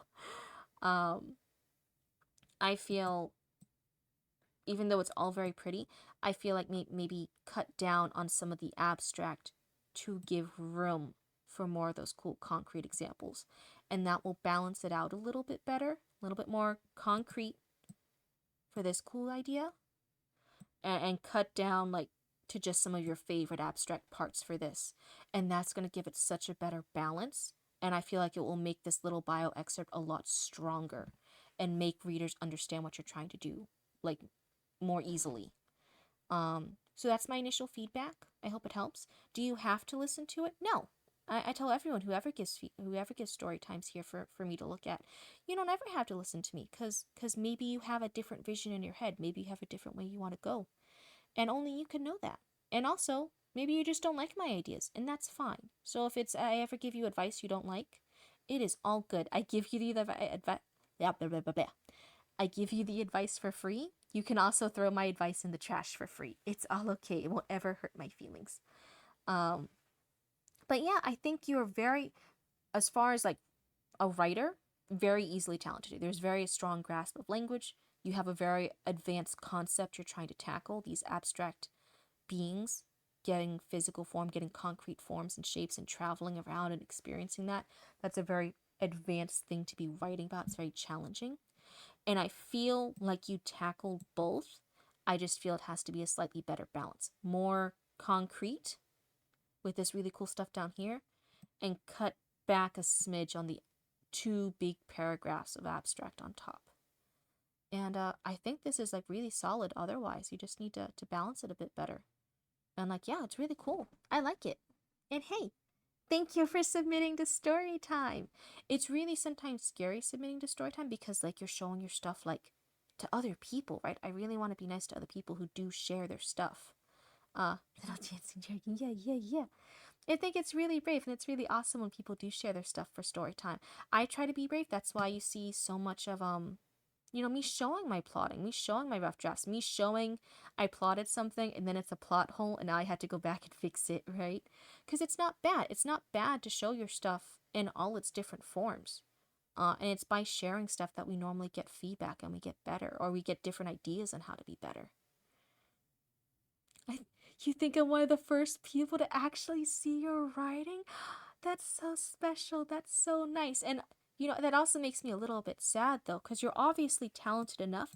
I wish you shared it with a few more people, because you obviously seem to like it, and you obviously put a lot of effort and energy into this. This is very good. I wish you showed it to more people, because I think a lot of people would like seeing it. And I think when people are at this level of skill, it's at a point where the only way you can get better, if you're interested in getting better at this as a craft, if it's not just a hobby you do for fun, if this is something you want to get better at, I think this is at a skill level where you don't really get better at it unless you share it and you get feedback from other people. I don't do much of it anymore, to be honest. Just hasn't been purpose for it really yet. Yeah, I feel like I was a really big writer in high school and early college, and then I kept getting the depression and the stress got really, really bad, and I stopped for years. I stopped for years and years and years.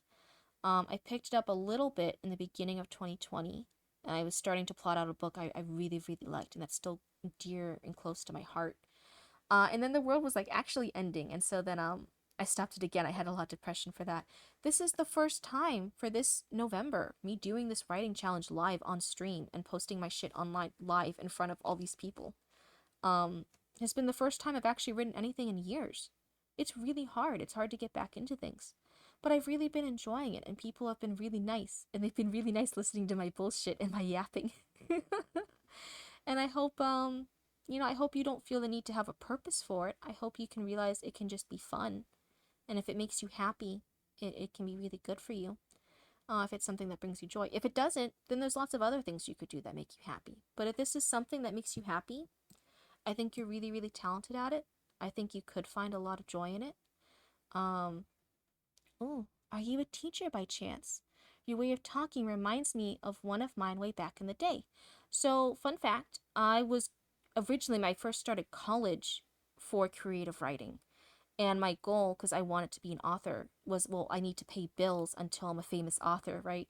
And I was going to teach. My idea was I would teach writing while I tried to write books. And then I would just keep teaching and writing, and I would teach about writing and English and stuff. I then didn't love it anymore. I had a lot of depression. I was in a bad relationship that gave me a lot of depression and anxiety. And I ended up changing my major to costuming. I got my degree in costuming, and now me and Roots, we run a business where we do patches and embroidery, and I get to do some of my outfits and clothing lines there now. So if you look up Cryptid Roots, it's an Etsy shop. I sell my clothing. And I thought Mama Roots, Mama Cryptid really wanted me to keep going back. She really liked my writing. She really liked my stories. She wanted to encourage me to keep writing. And I thought, like, oh, maybe I'll go back and get an English degree and I'll go back into teaching English. And then I sat and I thought to myself, like, is that what I want to do? And then I realized, no.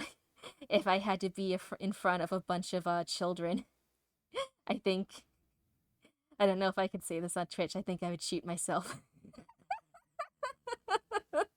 I can be really nice to adults, and I'm okay taking on the teacher tone to adults. If you're in here, I'm assuming you are an adult, or you are adult enough to be unsupervised on the internet, and therefore I will treat you as an adult. And it's very nice and very easy to be nice and patient to adults. Because if you are not nice and patient and adult back, I can kick you out. Right? If we're all not going to play nice here, I can kick you out. If we're not all going to be good, happy adults, I'm going to kick you out. That's fine. There's that unspoken contract, right? With children, if you teach K through 12, that's different because I can't yeet a child across a classroom without their parents being mad. So I do not want to go and teach children. Also a very esoteric person. There's a bunch of small references to both the game but also spirituality in here, primarily in the beginning. I want people to treat a lot of my stuff like a puzzle and research and piece it together themselves. I can break this down sentence by sentence sometimes to show you my specific thoughts on each sentence. You don't have to do it because, I don't know if I am your target audience. I'm not sure if I'm the type of person that would get the puzzles and would get all of this. You know what I mean? I can say if this is just the bio, this might not want to be where you put all those puzzle pieces and references in. That might have to be in the puzzle itself, whether that's in the game book, whether that's in the short story that accompanies it. However, this game puzzle stuff is going to go. Because some people, if they're here for puzzles and puzzle solving, they might skip the bio, right? They might think it's not important. They might go into the actual puzzle part over this big piece that you're doing onto this game, to the story. And therefore they won't catch all the references you did here. I think sometimes as writers, we want to put everything everywhere all the time because everything's so important. We have to maybe step back a bit and realize what is the point of a bio. A bio might be to let people quickly read something and see if it's the type of thing for them, if this is their kind of thing.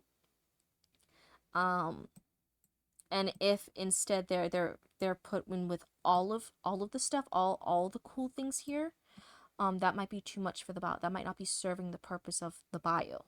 You know what I mean? So then you might need to reword. You might be like, yeah, I want to keep all the stuff, but maybe now I won't put it in the bio. One of my favorite games is Hotline Miami, which is all flash and glitter up front, but when you dig into it, is actually a deeply spiritual ARG, like puzzle game. Okay, that's my biggest inspiration. Okay. Yeah. And if this is maybe the kind of thing you're doing, maybe I don't know enough about that stuff to give you that kind of personalized advice. And then you, as the creator of this, have to then handle what what critique you're getting here and understand like, oh wait, maybe this critique doesn't apply.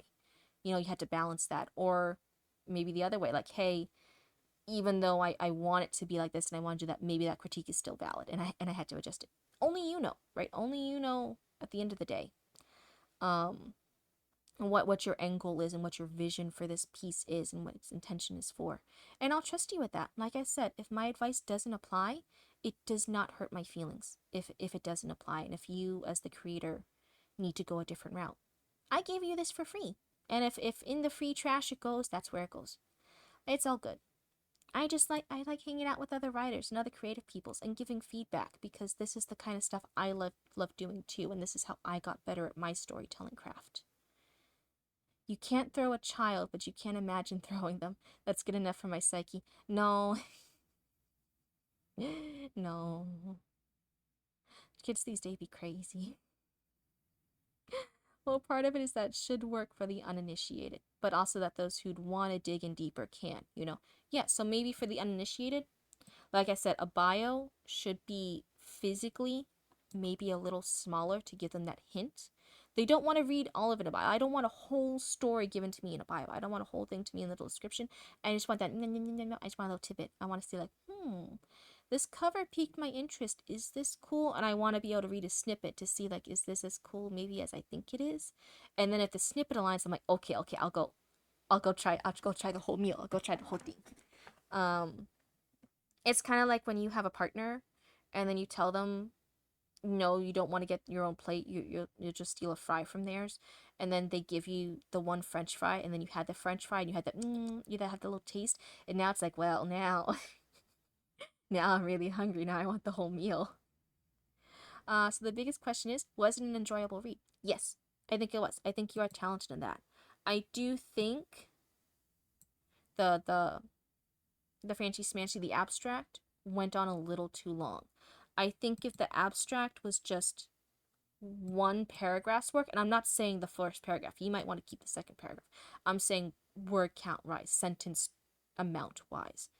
I think the fancy smancy abstract should be limited to maybe one paragraph at first, and then give me some more of the concrete. If you can imagine it in your head, even start with the concrete and then some more of the fancy smancy for some of the more abstract, that would make it an even more enjoyable read. That would be the next level that you're looking at.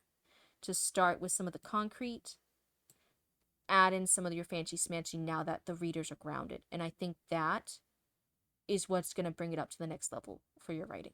But was it an enjoyable read? Yes. Do you personally find a lot of abstract stuff tiring? If it's a lot, if it's 2 paragraphs worth, if it's like a paragraph and a half, I'm pretty okay with. When I haven't been grounded at first, so if I don't have the grounding of here, and I'm just launched into the abstract, and then it gets to 2 paragraphs worth, I'll say that can be a little tiring because I'm not picturing a lot of stuff yet. I'm getting vibes. I'm getting the abstract. It all sounds pretty. I need to be grounded a little bit first to have 2 paragraphs worth of abstract. You know what I mean? I think you can still keep all this content. I'm not saying get rid of it. I'm saying maybe have the grounding first. Ground your readers with the concrete. And then you can do more of the abstract. You had to balance it. You had to go back and forth a little bit, you know? And then I think not just me, because I have a higher tolerance for abstract. I know I do. I know I have that compared to other readers and people in my life.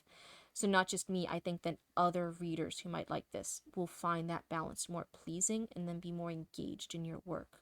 That'll be more appetizing for them. They'll be able to understand it better. So concrete first, then abstract. If you want to do abstract first, do only a little abstract, then concrete, then back to the fancy smancy abstract. Do you understand what I'm saying? Interesting.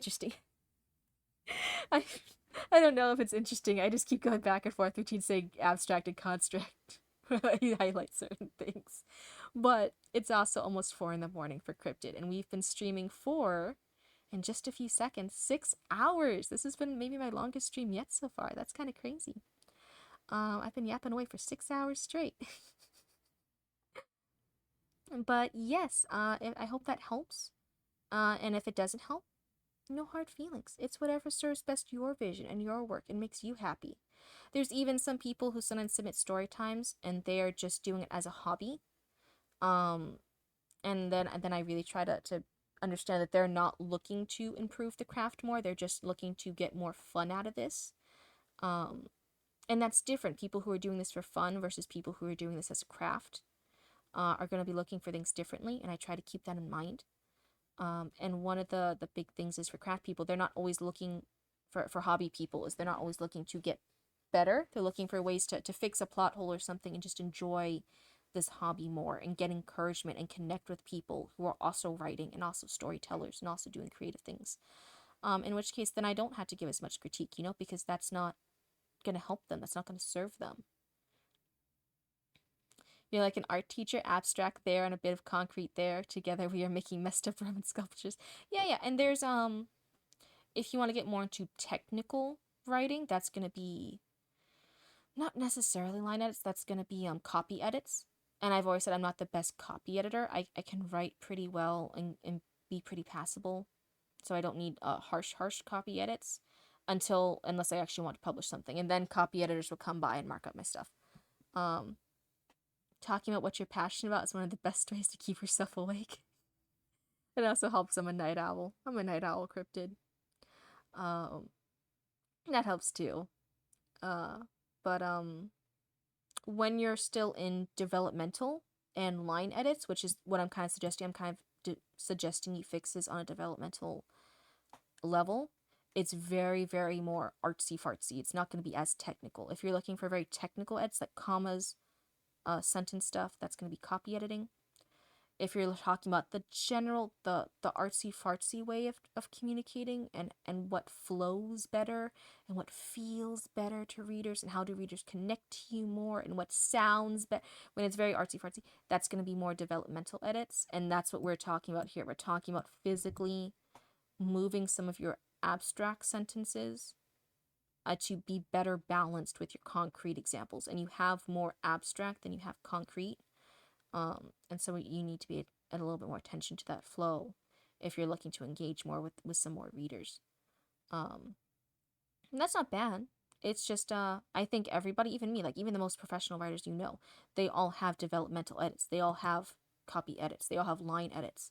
They all have proofreaders. Sometimes they go through all those people multiple times. I had a whole stream. I think it's going up on YouTube now. It's a VOD about the different types of editors and why writers should like editors more because they're your number one fans that help you. They put in the most work to fix your story or to make your story better. Um, some of the most professional writers, with the best books that have the most books in bookstores, if you look at their first drafts, I'm not talking about a later draft, their first drafts, some of them are shit. Which is why I'm okay showing my shit on live stream, right? I'm okay. I'm okay that it has plot holes and it doesn't make sense and it's vibes. That's okay. And for other writers, it's okay. I think sometimes people try to write like they're trying to do their last draft as their first draft. That's not what your favorite writers are doing. They're writing shitty first drafts. They're writing shitty plot outlines. And then they're going to a developer. They're going to an editor. This is edited like once or twice already, but more sentence level stuff, less structure. Yeah, yeah, yeah. And some people are more talented in one. Like, I'm naturally better at understanding from a plot perspective developmental stuff. And I'm pretty good at getting a shitty rough draft done and then going back and doing line edits. I will say, since I'm decent at English, I can write stuff with a passing, like you might not notice some errors when it comes to a copy edit level. But yeah, I think as a writer, which one would I benefit the most from? It's probably line and copy editor. Those would be the ones that do the most benefit to me. I'm pretty strong when it comes to developmental and mediocre at line edit stuff. That's where I'm strong at. People are naturally gifted at other aspects of that and how they self-edit. But you'll never find anyone who's not a scam artist who says they're good at all three. If they say they're good at all three, they're lying. Or they're a bot trying to get you to pay for editing services and say they can do all three. That doesn't happen. Yeah, and so most writers, when they self-edit, they'll be naturally good at one or two of them, but they're never going to be good at all three. That's why you have to have other people look at your work. and offer different advice and offer other feedback.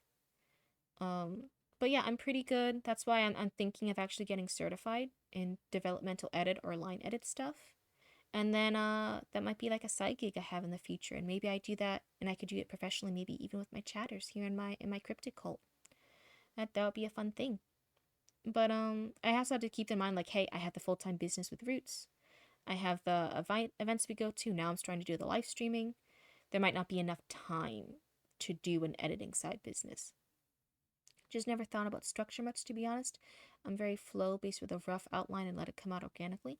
Yeah. And see, it doesn't come, you never really thought about it much. That might not be something you're naturally inclined to.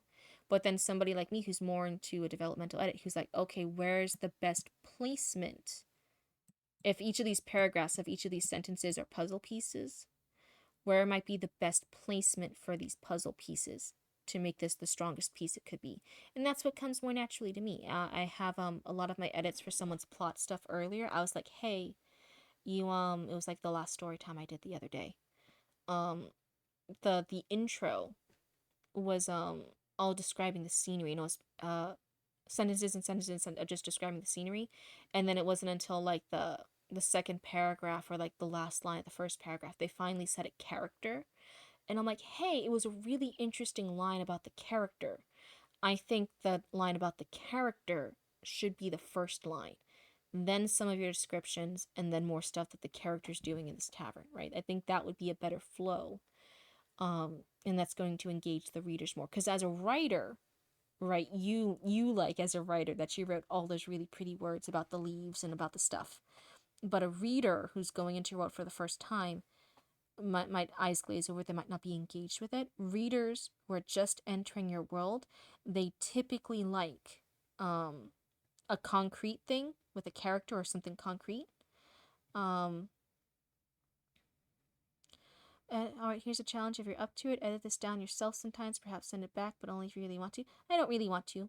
But thank you for offering. But no, I don't do I'm not like a professional editor yet. So I don't offer editing. I'm not putting my business name Cryptid Roots on the edits. I just give little feedback, little tidbits here, live on stream. See what you think of them. Either use them or don't. It's all good. It's all good either way. But I'm not. I have so little of my free time. I'm not sitting down for hours to go over edits and edits and edits. Sure, I just wondered how you do it yourself. Yeah. Honestly, if I was redoing all of it, I would start, not necessarily with that sentence, but with this scene of them coming down. This is the scene I would start with. They are physically gotten a body. I would spend, rather than 3 to 4 sentences on the abstract, I would spend the 3 or 4 sentences describing what it's like for these abstract beings to now have a physical form. What does it feel like to now have blood? What does it feel like to have skin that feels the wind? What does it feel like to exist and see the sunlight and see their partner in a physical form, and when they've never had eyeballs before? Do that, because that's cool, and they're hugging and they're doing all this stuff, and they've never hugged before, not in a physical way. And then have the characters think in comparison, like, oh, having blood is like this. I'm used to being just an element of light. I'm used to just being an inhabitant of the cosmos. I'm used to just feeling like a star. I'm not used to having the sun actually beat down on me. I'm used to only seeing boundless creativity of the universe existing. I'm not used to seeing physical grass blades beneath my feet. I'm not used to having feet. I would do that. So first paragraph, establish the concrete stuff of these characters, these deities, existing and experiencing that, because that's really, really cool. Then do the next paragraph of them reflecting back, like all the more abstract stuff. They were used to being abstract. They were used to being beings of starlight and beings of elements of shade and light and concoctions and part of the void. And now they're doing all this. And then the last paragraph, because I would stick to 3 paragraphs. Then the last paragraph would be before they go to their boards, these game boards. Mastastala and Gliard would embrace, or they would end their embrace, because my first paragraph would be them embracing. So then the last paragraph would be them ending their embrace. they treat a sweet yet agonizing kiss, and knowing they shall now forget themselves for a while, but soon be together again. It was all part of the fun. And that would be like, and so began the great game of Jadame. That would be my last paragraph, and I would do 3 paragraphs. That's how I would structure it. Now, do you have to do that? No. It's just how I would do it. I probably structured as memories being burnt away as they went over the world and contrasted it. The whole thing is that they intentionally forgot all this so that they could be more in their present roles. Yeah, and you say that right here. They would forget themselves for a while, but soon be together again. That was all part of the fun. I think even the sentence you have that you just wrote on Twitch, as memories being burnt away as they went over the world, that's abstract.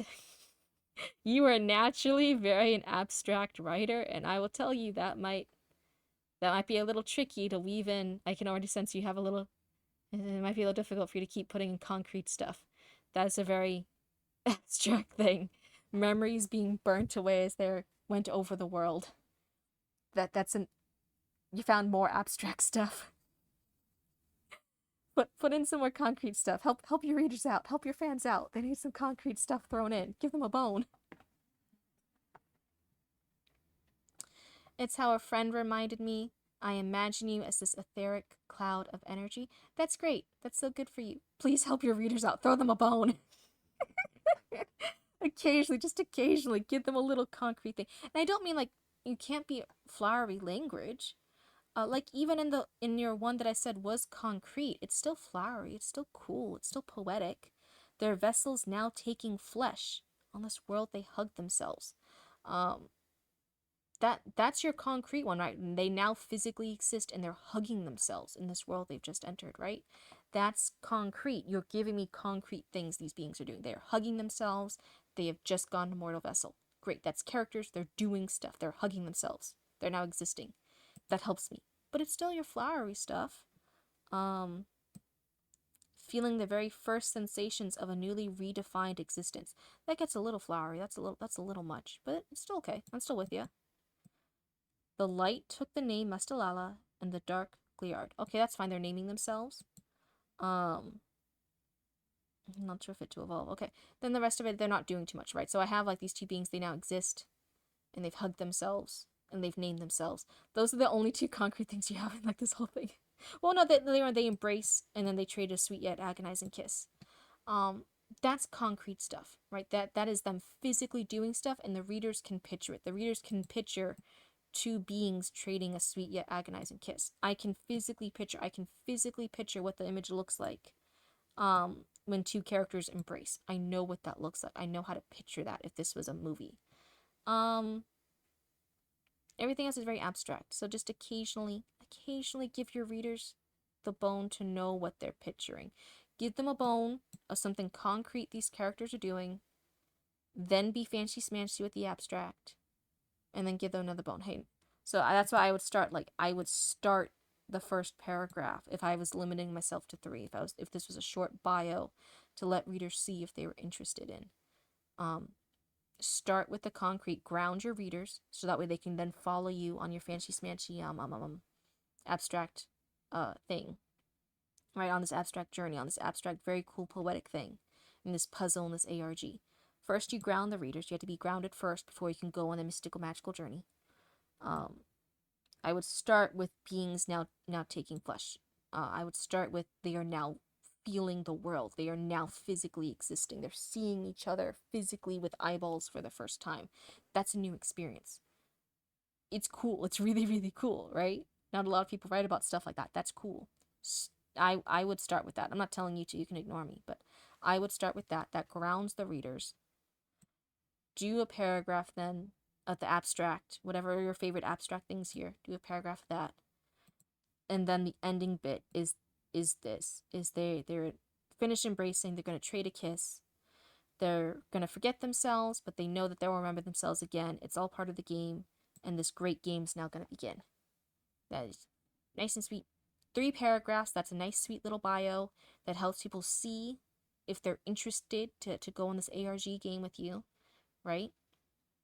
And it covers all the main things you want to do, but it's just restructured a little bit more friendly for readers who are just going on to this. No bones, only light patterns. When they're fully committed to your ARG, then you can do more crazy stuff with that, right? Like a lot of like things that turn to be really, really big projects first have to start as a nice little entryway point for readers, for players to get involved in it, right? You had to do a nice little welcome mat, like, hey, does this sound cool to you? Is this nice? It's really hard to overwhelm people and like lore dump or abstract fancy words dump right away and still have people engaged. Sometimes they'll turn away from that, even though they were people who would like your game or who would like the book or would like whatever the project is. But giving them a nice, easy beginning, nice, easy stepping stone, then they're like, oh, this does seem like something I would like. Yeah, that sounds so cool. And then now that they're in, now they're committed enough that then they will read 2 to 3 paragraphs of abstract stuff. Now it's fine for them because they committed. It's really hard for most readers to give that commitment from the very first thing ever. Not a lot of readers will do it. And if you want this to be an ARG game, I'm assuming you want other people to play it, right? I'm assuming you want this so people interact with it and are involved in it. And I would hate for just because it seems intimidating at first with the 2 paragraphs of abstract stuff that most readers might not engage with it or go further. But if you just did that little bit of grounding and then did the abstract, that's going to make all the difference. I think a lot more readers would then be engaged with it and then follow through and commit to going on this really cool abstract, very, very flowery, very, very cool, very woo-woo stuff with you on this ARG game, right? But you just need to give that little bit of a nicer entry point for them. That's just my opinion, though. What time zone is everyone in? It is 4 in the morning for me, and I'm starting to pick up more viewers. Please tell me you guys are like European or in California or something, and it's a normal time for you guys to be awake. uh, 1 a.m.? Oh my goodness. Well, I guess I can't talk shit. Hi, I just said it's 4 a.m. for me. 3 a.m. for you. 10 a.m. It's 4 a.m. Michael, hi, it's good to see you again.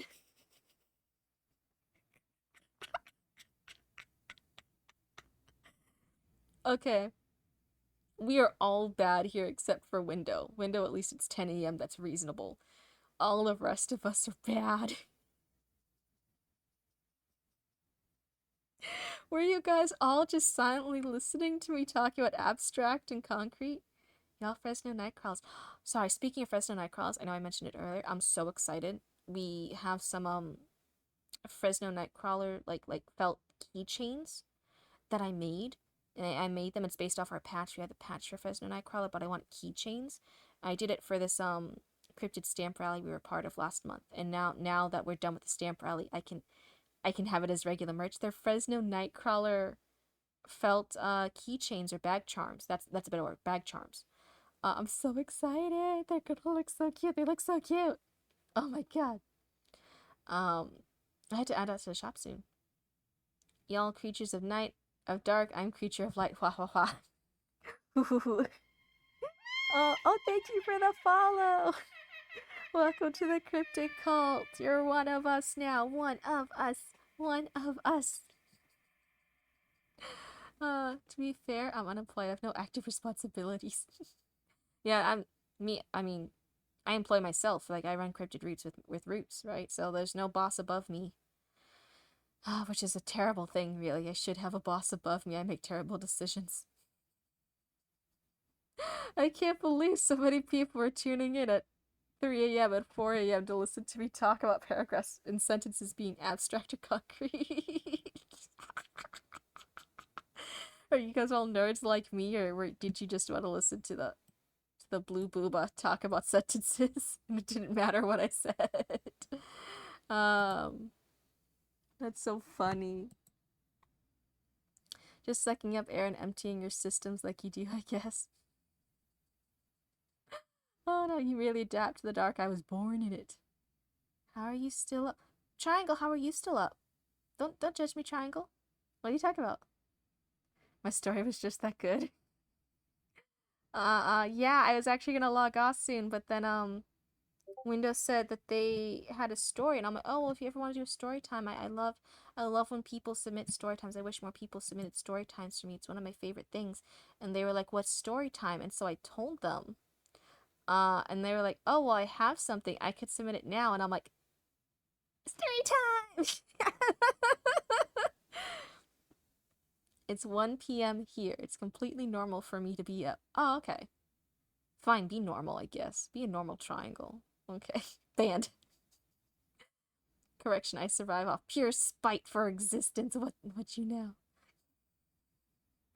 Like Baby Root. Yeah, that's what Baby Root did. Hiya! Hello, hello! Welcome to the chat! It's so good to have you here.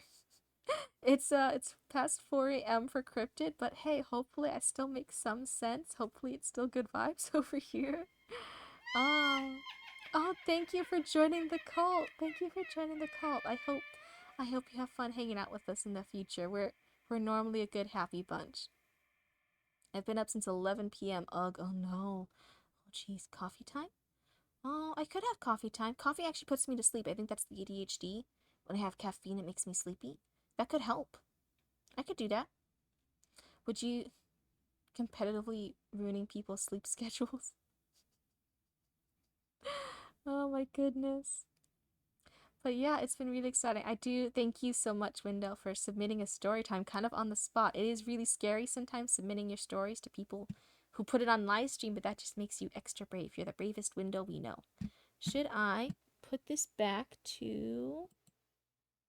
Let's see here. Game capture... Nope. I want it to capture this. Oop. Google document. There we go. A pleasure. Thank you, thank you, thank you.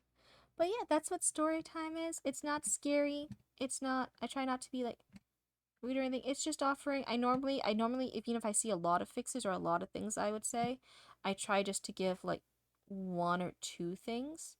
And then if somebody specifies just one particular thing they want advice on, I only give advice on that. Or sometimes I'll ask them like, do you want advice on other things? And if they say no, I won't do it. It's a really nice thing. It's not like the full, I think some people are scared of editors. It's not the full editing experience. It's just it's just 1 or 2 pieces of advice to upgrade it. Total story disassembly, go. Well, when we get to editing December, that's what we'll be doing with my pieces. I'll be destroying my pieces live on stream for you guys. Story time? I just finished a 120,000 word manuscript. Congratulations! That's so much hard work. You should be so proud. First book done. Lol, now story time would take 2 days to go through. Yeah, I limit story time for this to the max 3 pages. That's what I ask for. No more than 3 pages. But so many people are doing like shorter stuff, like just the first few paragraphs, and that makes it pretty short and sweet. I might limit it first to just 1 page, because it seems like people like just being able to see the first page, and any errors that are in the first page normally repeat in 3 pages.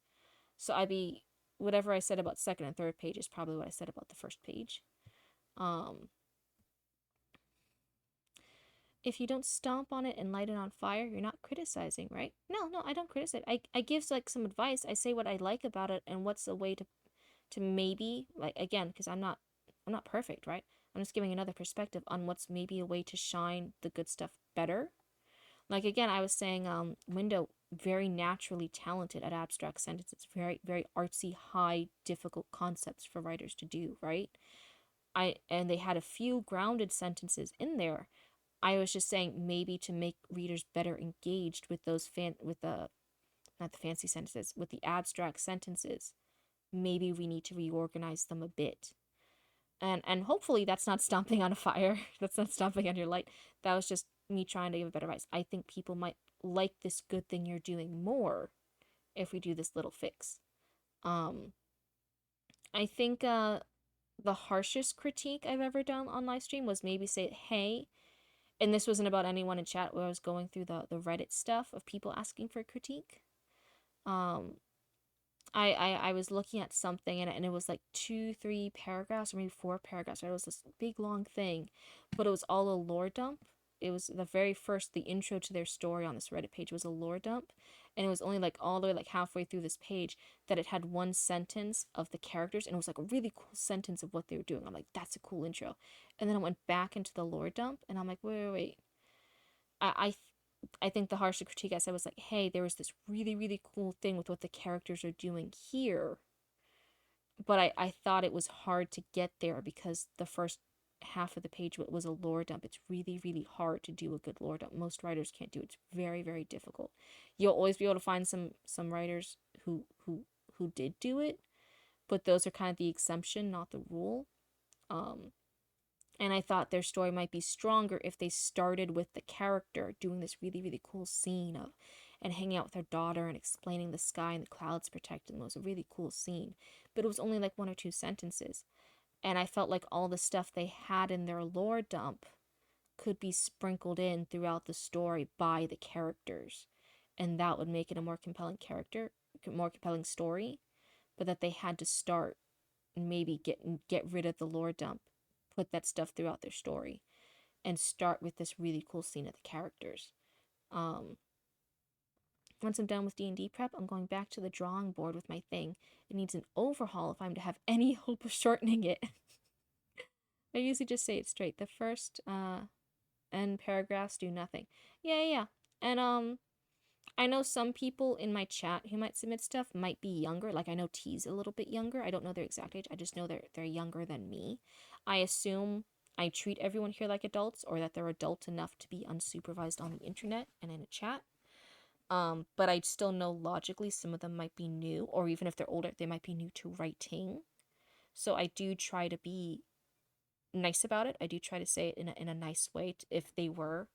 And I'll never assume, but if they were, I'll always proceed as if you're a new writer, or you're getting feedback about your writing for the first time. Windows said, they ended up saying at the end that I was one of the first people they showed their writing to, right? And I hope that they show it to many more people, and that they grow, and that they get so much more confident in their work, and they get a lot more praise and feedback for it, because I think that would be really good.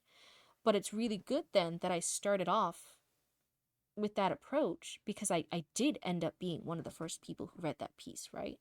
I always assume I'm one of the first people to give writers feedback. I'm one of the first feedback they have. So I will give 1 or 2 pieces of advice. It's 1 or 2 pieces of honest advice. It's advice that I'm the most strong about, that I'm the most certain of. But I'm never, if any of you guys submit stuff to story times, I will never bash your shit. I am always only ever going to give you 1 or 2 things, no matter what stage it's in, that I honestly feel would make you a stronger piece, would make it a stronger piece to tell your story. But that's it. I will never like be harsh or like shit on your guys' story. That's not what it's about. It's literally honestly to give you guys feedback and on how to top it up a notch. Writing is for the thick skin. Better to get your first punch in the gut in a controlled environment. Yeah, I also know some people might not like a punch in the gut from hold on, I have to move my model. From their big titty booba girlfriend wife. That might not be the person to deliver that punch. The other thing about it, I haven't run into it yet. I know as this maybe gets bigger and more people do it, I'll have to do it eventually. I will not be fighting people on it. So like if I give feedback on something and I say that the 1 or 2 fixes, right? That's what I kind of limit myself to. And then somebody wants to like argue back about it and be like, no, you just don't understand, and it's not this, and you just don't understand my character enough, and my character should be OP, and they should do all this, and everyone should love the character from the first round, and Princess Big Boobs is a good name, it's not derogatory, it's just it's meta, you just don't understand. I'm like, I'm not gonna fight you on it. You can ignore my advice, that's fine, but I'm not going to fight you on it. I'm not going to fight in the comments about whether or not it's justified. You gave me the work. I gave you honest feedback. That's it. I'm not fighting about it. Just take it or leave it. It's fine.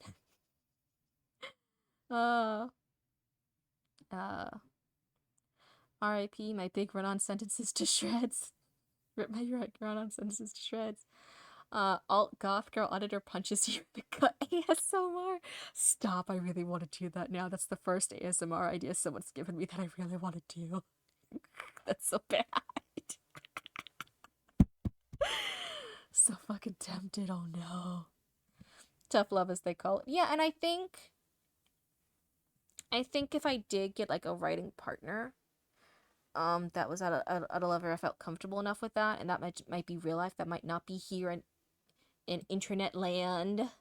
with all you guys here. That might not be with chat. That might not be with strangers on the internet. I feel like if in real life I did get like a writing partner that I could trust with that and that I was open up enough with that about, um, then yeah, then you kind of don't pull punches anymore. You kind of do the tough love. You can like be honest and legit with each other, and that's fine. And I have had writing partners like that before. I like to surround myself with those people. I am mature enough to handle that. I now here being judged and being on live stream and posting this up to YouTube later. I'm trying not to be too harsh about it. That's not what this is for. But do know like yeah, I do take writing seriously. And in real life, I do have writing partners like that, and I've had writing partners like that, and it's serious and it's honest enough that like yeah, you just call it what it is. But yeah, in the future, I'm not. It hasn't happened yet. Everyone's been really good. I won't be fighting with people in comments about my critiques. I'm not going to be listening to defense of it. Just take it or leave it. It means nothing to me. You can throw my opinions in the trash. They probably belong there sometimes. It's fine. Um, it still pulls a bit in that direction sometimes, but I catch those in edits. Trust me, personally, I feel this is a good balance between flowery and plain. My first writings were very overwrought. Okay, so you do like you do kind of notice that you do lean towards the flowery a bit. I feel like maybe if you were to consider it, I'm not saying you had to like delete all your flowery stuff. I'm saying I think you need a concrete sentence in there, a solid sentence in there, spread out in between the flowery. That just helps break it up a bit, and I think that would really bring you up to the next level. You just don't understand is a dead argument. It's the writer's fault not communicating clearly. And yeah, and that's why I'm not doing it. I'm not gonna do it with anybody. I'm not gonna argue. I'm not gonna like defend shit. Have it, don't have it. It doesn't matter to me. It was free advice. Do with it what you want. I'm just a blue girl on the internet. You can listen to me or you don't have to. It's all good. Um but yeah, that's kind of what the vibe is here. So yeah, if you're expecting very, very harsh critiques, it probably won't be live. It probably won't be live streamed because one, I have experience with a lot of other writers because I was very, very active in the writing community for years, both in person and online. I have experience with other writers, and they say they're ready for harsh critique to get the full thing, to get the full brunt, to just be honest, to be brutal, and you check with them a lot, and then you are, and and then they weren't, and then they cry, and it's awkward, and it's bad, and it's embarrassing, and they get annoying, and they go, just you just don't understand, and I'm like, okay, I'm done with you, and that's I don't want to have that live on stream. I don't want to deal with it live on stream. That might be something if I dedicate more time to this VTuber and to these edits and to this writing stuff online in the future. Maybe that's something I offer to people on a one-on-one thing if I like your writing. And it might be something I say no to you if I don't have the time. I run a business with Roots. I have a job. I have another job. I do too many things. I do taxes. I'm a hag. I want to cuddle with my cats. I don't want to do taxes. Um, so it's just one of those things that I'm not sure I can always dedicate. I'm not going to be a free editor for you guys. Pay your editors. If it's something you really had to do, like get an edit, get a free test edit from somebody, learn from that, and then if you really are dedicated to it, then get a full editor. Um, you just don't understand. Rest in peace, roast streams. I was severely considering. I was strongly considering at first because there's the Audra Winters Zodiac books, Scorpius Zodiac books. I was very strongly considering because I was so passionate about it. I really like the editing. I really like the writing stuff. I was thinking, oh, should I do a read and edit about that on stream? Because other people were doing it. I liked watching it. It was content I was thinking of making. And then I sat back and I said no, and I will not be doing that. Because, one, I am not Audrey Winters' editor. I'm not going to edit and take apart and ruin someone's work on stream and on live for entertainment and amusement just because it amuses me when they haven't asked me to do that. That's rude. And I'm going to try not to do any edits that are mean or rude. I don't want to do that. And that was one of the big desires for it. So that's why I really do seriously try to, when you guys do this, I am gonna try and be nice. I'm gonna be firm. I'm not gonna argue about shit. but I'm going to be nice. I don't want you guys to ever think that if you submit something to me, even if it's something not very good, if you're like new at it or something like that, I'm never going to be mean to you guys about it. You guys are my good raccoons. You guys aren't coming here and trusting with your stuff to be put on a live stream in front of me and in front of all your other chatter friends here who see your username. You're not doing it to be made fun of. You're doing it because you want to be part of this and you want to maybe get a little bit better or get some advice. I'm never going to be mean to you guys for that. That's not cool. And I'm not going to be mean to other people on stream and give you guys that impression. What is this? I'm behind on the chat now. Hold on. And you are brutal and you get banned. And then you get banned. No. I don't take criticism well, not because I care. It's because you're not meant to understand. It's purely for my entertainment. Nobody else. Exactly. Michael, exactly. Gold star. If that is what you're at, if that's the hobby, and if you're like, no, I won't take criticism because this is something that makes me have joy, I'm not going to turn this into this high-end artisan craft that has to speak to the masses and be better to the other people. The only point of this is to make me joy. That is exactly what you do, and I'm so glad of you for recognizing that and staying strong to that. That is a hard thing. Sometimes people want things to be happy and be a hobby, and then get upset and they let themselves get crushed by getting criticism for it. I'm so happy if you realize, no, this entire thing's purpose is to make me happy. If it made me happy, it's accomplishment. I don't need any feedback on it. So Michael, absolutely gold star for that. I'm super proud of you for that. You meant read and roast. Floweries are right. The idea was kind of mimicking something Tolkien-esque or something. Like I said, you'll find exceptions. Tolkien was what I was thinking of. He's one of those exceptions where he could do a lot of flowery stuff. And people love the world and they love the characters and they love the stuff in it enough to read through the flowery stuff. But even his greatest fans will still complain about how flowery it is, right? The narrative of Darkest Dungeon would say, since this is a fantasy setting, even a narrator, I'll be honest, if your vibe was a narrator, and I kind of got the vibe was a narrator, narrators very rarely, for an intro, get that many lines of abstract. They normally get like a cool 1 or 2 lines of abstract, and then they have to set the setting and the characters and the tone. So if your goal was a narrator, I would say a narrator has even less lines. To work with that, to play with that. So kind of the vibe it went for here. I'm not always like super flowery normally, though, more striking with a lot of wit. They say your is possessive while your mine. How about that? Oh no, literature jokes. Thought we were cult members. Oh, we cult raccoons. Yes, so it's Cryptid Cult. You guys are all part of my little cult here. But part of my cryptid powers, I gave Roots is a raccoon. I gave them just enough knowledge of the world to help me set up the stream outside an 811 parking lot, an abandoned 811 parking lot. And they helped get things from an abandoned Best Buy trash can and the 811 parking lot trash can to set up the stream. And one of my cryptid powers is that people and humans I normally start interacting with, like you guys in my cult, you guys slowly start turning into raccoons. You guys are my little raccoons. So you guys are part of my cult. You guys are now raccoons. But it's okay because you guys are some of my favorite raccoons. So you are cultist and raccoons. Congrats. It's a character with a very flowery prose. That's how I meant it. It's a lot, but in small amounts, which makes it work. I can't get on with punctuation because I'm a bad writer, legit. Hey, and again, that's something to recognize. I know you said that you don't want people to edit it. If it ever was something you're into, there are plenty of writers, they don't know shit about punctuation. You'll see their final quote-unquote draft before they start edits. Like when their plot's done, when the character's done, when like this is the story they want to tell, they don't know shit. They don't know. And one of the big things, that's a copy editor. There is an editor for every single flaw of a writer, and every writer has flaws. Most writers have every single type of flaw.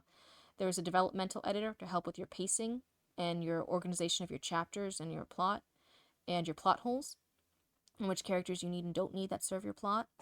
There's then the line edit, which then makes your individual lines and your voice as a writer, and your prose and the amount of flowery or abstract and concrete stuff you have. That's going to be more maybe line edits, between developmental line edits. And then you have the copy editor. The copy editor's entire goal, Judgment free, they're just going to fix all your punctuation. They know rules and laws of punctuation that I don't think other humans know about. They know like illegal forms of punctuation. I don't know about all that shit. And there are people that they just don't worry about punctuation and grammar at all, and they just let the copy editor fix it. They're like, please fix my stuff, and then the copy editor does. And then everyone's happy. The lore thickens, huh? All my one-shots start with, you will arrive along the old road. Huh. I don't know what the darkest dungeon is, but that's cool. No, I hate editing. I think it ruins the human flaws. And hey, you're doing it for you, right? You're just doing it for fun? Then yeah, you don't need any editing. It's for you. It's for you. You can be like, editors are banned. Editors are banned. Haters are banned. Critiques are banned. Cryptid Roots with her little critiques and edits is banned. It's all for you, baby. If that's what it's for, it's doing its job. 100%. Gold star. Window. But I wanted something philosophical and slightly overindulgent, I suppose. Not to the point of parody, but more in terms of style. That these are kind of entities above all, spiritually, intellectually, and physically, so you get a bit of a haughty sense for them. Yeah, and I told you how I think you can pull it off. I think you just need to balance the concrete and the stuff. I'm not quite sure why we're still talking about it still. I gave you the feedback. You don't have to defend it to me. You can just ignore my advice if there's something you want to stand by. It's okay. But I did give you the advice. You don't need to defend it to me. It's all good. I'm defending it. Okay. But yeah, I love story times. I love when people submit their work. I want you guys to know that if you guys ever were worried about like roasting sessions, that's not what this channel is for. Or if you thought I couldn't do more concrete like more detailed roasting sessions, I can, and I have. And I've also got my own. It's all good. It's just not something I necessarily want to do on the live internets to people who might say they can handle it and can't handle it. I don't want to create that community. That's not what I want for my little raccoons here. I just want that good cozy vibe of people can submit stuff worry-free and judgment-free, and I can give one or two little hints, and maybe everyone walks away a little bit happier with some positive feedback and like one or two things they could improve on. And that's really it for story time, but I do love it. I hope more people do it. And I hope you guys, if you do it, feel more comfortable doing it, because I very purposely made the decision. It's not a roasting session. I cannot say how much I really wanted to do it with the Audra Winters Age of Scorpio stuff. But no, I did not want anyone who ever saw that in the future, even years down the line, to see that and think that's what I would do to other people. And then I'm like, well, if I wouldn't do it to other people, then why would I do it to Audra Winters? So I'm like, nope, we're just gonna... That idea went into the bin. That's where it went. See along with me. It went into the trash. Boop. Didn't have to be here. So yeah, can you guys... I'm so excited one day to get the chat background. That's one of the other things I want. I want the chat background for you guys, for my little chatters. I want it to be a raccoon. I want it to be a trash can with a raccoon peeking out. So all the chat will be atop of a trash can with a raccoon peeking out eating some garbage. I'm so excited. I think I'd like to get better at self-editing, but no one is going to see my work. I just would like to go back to school because it's important to learn. If you're not quite ready to commit to going to school, because I know that's like some big things, there were also just courses that other like actual editors do. And you can just pay for a course. So you don't have to like go to school and like commit to all the other classes that are required for schooling, like taking your gen eds and stuff. You can literally just take a course, like an online course from some really popular, some really influential editors, and it can just be on what you think is weakest. Like you said, your weakest thing might be copy editing. You could literally just take a copy editing course, and it will give you the examples, and it will give you all the info. You know, it can even be self-paced and stuff. And it's just a course entirely focused on self-edit, on copy edits. If you feel like you're like, no, I really still don't want to, I think I'll be bored doing the grammar and the copy edits. If you just want to be better at storytelling in general, you could either do developmental or line edit courses. And that will also help you too. The chat will be one infinitely scrolling dumpster fire. Yeah! Triangle, you get it. That's what I... Is that not what we were going for? You free write poems and have chat GPT explain what it means and punctuate. Okay. Maybe I should make a rule. I don't really like talking about like chat GPT and like AI stuff here, like generative AI.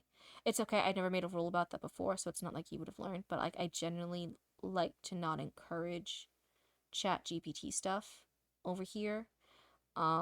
Or like generative AI. And like that's one of the things, if you're in the Discord, you saw I was looking for an artist to do Twitch emote stuff, and I had to like really like be like really monitoring people and artists I was looking at. And then when I decided on an artist, I even specifically verified with her, I need you to verify for business purposes. This is not at any stage made with generative AI. I do not want to work with you as an artist if you use generative AI stuff at any part of your process. Because I really tried just to spend my money on artist. I do pay artist for Cryptid Roots. Our skull logo was from an artist, and then we also have postcards and stuff I commissioned local artists to me to make, and I give them money and stuff for that. I try really really hard to keep AI stuff out of Cryptid Roots as a business, and I know I probably won't be able to control anybody when it comes to like live streaming people sending me content, but overall I'm gonna try to like keep the vibe and keep the chat and keep the Discord relatively Gen AI free. I don't want to encourage it too much, because I know that's like a really sensitive topic to a lot of other writers. I don't. That's so funny. It updated on OBS with the chat before my chat actually updated. That's so funny. Why is your pitchforks and torches folks? We're going on an artificial idiocy witch hunt. It's a bit of an exhausting topic. Yeah, so that's why I'm just gonna try to make it not like a thing here. I just explained it like, hey, and that's probably the most I'll say about it. I'll probably tomorrow after I sleep, like maybe update the Discord with that rule a bit, and maybe update my Twitch rules here with that. It's not like anyone's in trouble. I'm just like gonna let you guys know, like that's for the environment that I'm gonna curate here on Twitch and on stream and stuff. I'm gonna try to keep that stuff out of here. You can get sued if it's someone else's art. I drew my logo, which wasn't hard. Well, one of the big things too, I've seen so many things. Some like especially in writer. If you guys are on Book Talk a lot, I'm not really on Book Talk. I just like seeing the drama over there sometimes from other friends.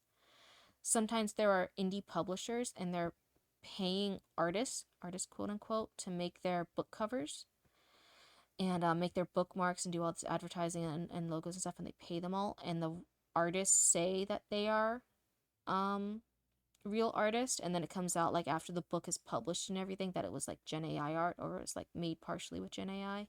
And now there's this book cover and these characters and this artwork that they paid for the commercial rights for and for the stuff that's not actually commercial rightsable because it was technically made with AI. And so now those authors got scammed. They could technically get the money, like sue the fake artist for the money back that they spent, but now they have all this products with this non-commercial stuff on it. It's like a really big scary thing for business owners. I try to be really really thorough in researching people and being like really make sure as a business person, as the business person behind Cryptid Roots, right, to make sure that anything I do, it just for legal purposes does not have Gen AI in it. Or if it comes out later, if there's like a scandal, like, oh no, Cryptid Roots used Gen AI, I could be like, no, I hired this artist for it. Here's my receipts. I keep receipts of everything. And here's the artist confirming that they didn't use AI, and here's all the reasons why I thought it wasn't AI, and here's all the reasons why I believe that. And so if it later comes out that the artist did use AI, I can at least say that I wasn't the one who did the whoopsie there and like told them they could. I was an unknown party. I drew my logo, which wasn't hard. It basically starts with an M and you turn it into a star, like how you start with an A shape for a regular star. That's cool. That's really fun. It's just I need interpretations because I'm not good at interpretation of my own writing. Well, even then, I think you don't need it. It's not like you need it. It's not like you'll cease existing if you don't use it. You don't need it. Need it. I think you want to, but you know that's just between you. I can't control you. I'm just a blue girl on the internet. Look at me go. There I go, chat. Bye. Oh, I thought I was gonna go off screen. I can't. I'm blocked right here. I can't go any further. Let me go back to my corner. So I'm just gonna stick to my corner here. But you guys, my lovely chatters, my lovely viewers, I have been streaming for almost 7 hours. It's about to be 6 hours and 50 minutes. You were trapped here. No! No! Oh, wait, I could go down. Okay. You guys can't see me. Boop. There we go. There we go. Catch it again. The screen is a prison for Blue Girl. I can break free whenever I want.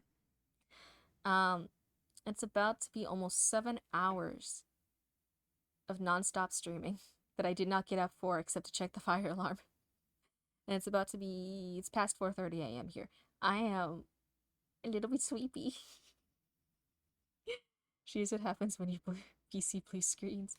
Yes, it's me. It's me. It's because you didn't like, comment, subscribe to all my social media channels. I'll give you back your screen if you like, comment, subscribe. No, I'm kidding.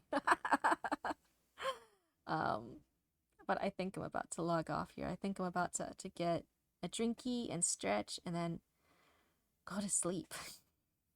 And then do those edits to the rules and stuff tomorrow. But thank you guys for hanging out. Thank you guys for being such wonderful, amazing chatters. Great Night Cryptid. No, stay. We need more baby root stories. I'll have to think of some. I need to recharge my brain and I'll think of some more.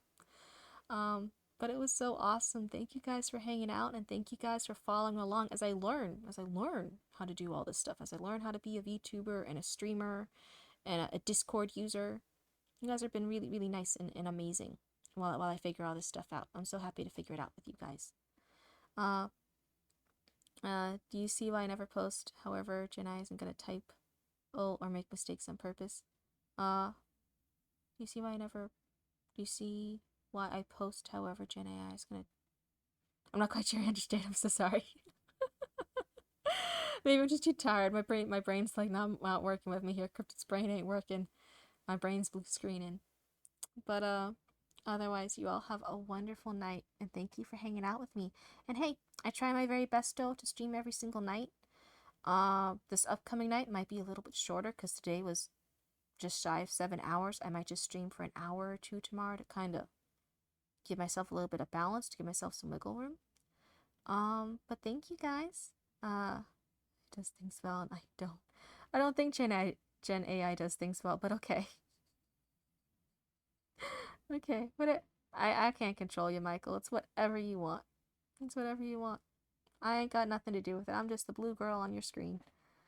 So otherwise, have a great night, guys, and I'll see you guys another night. Bye, my little raccoons. Goodbye.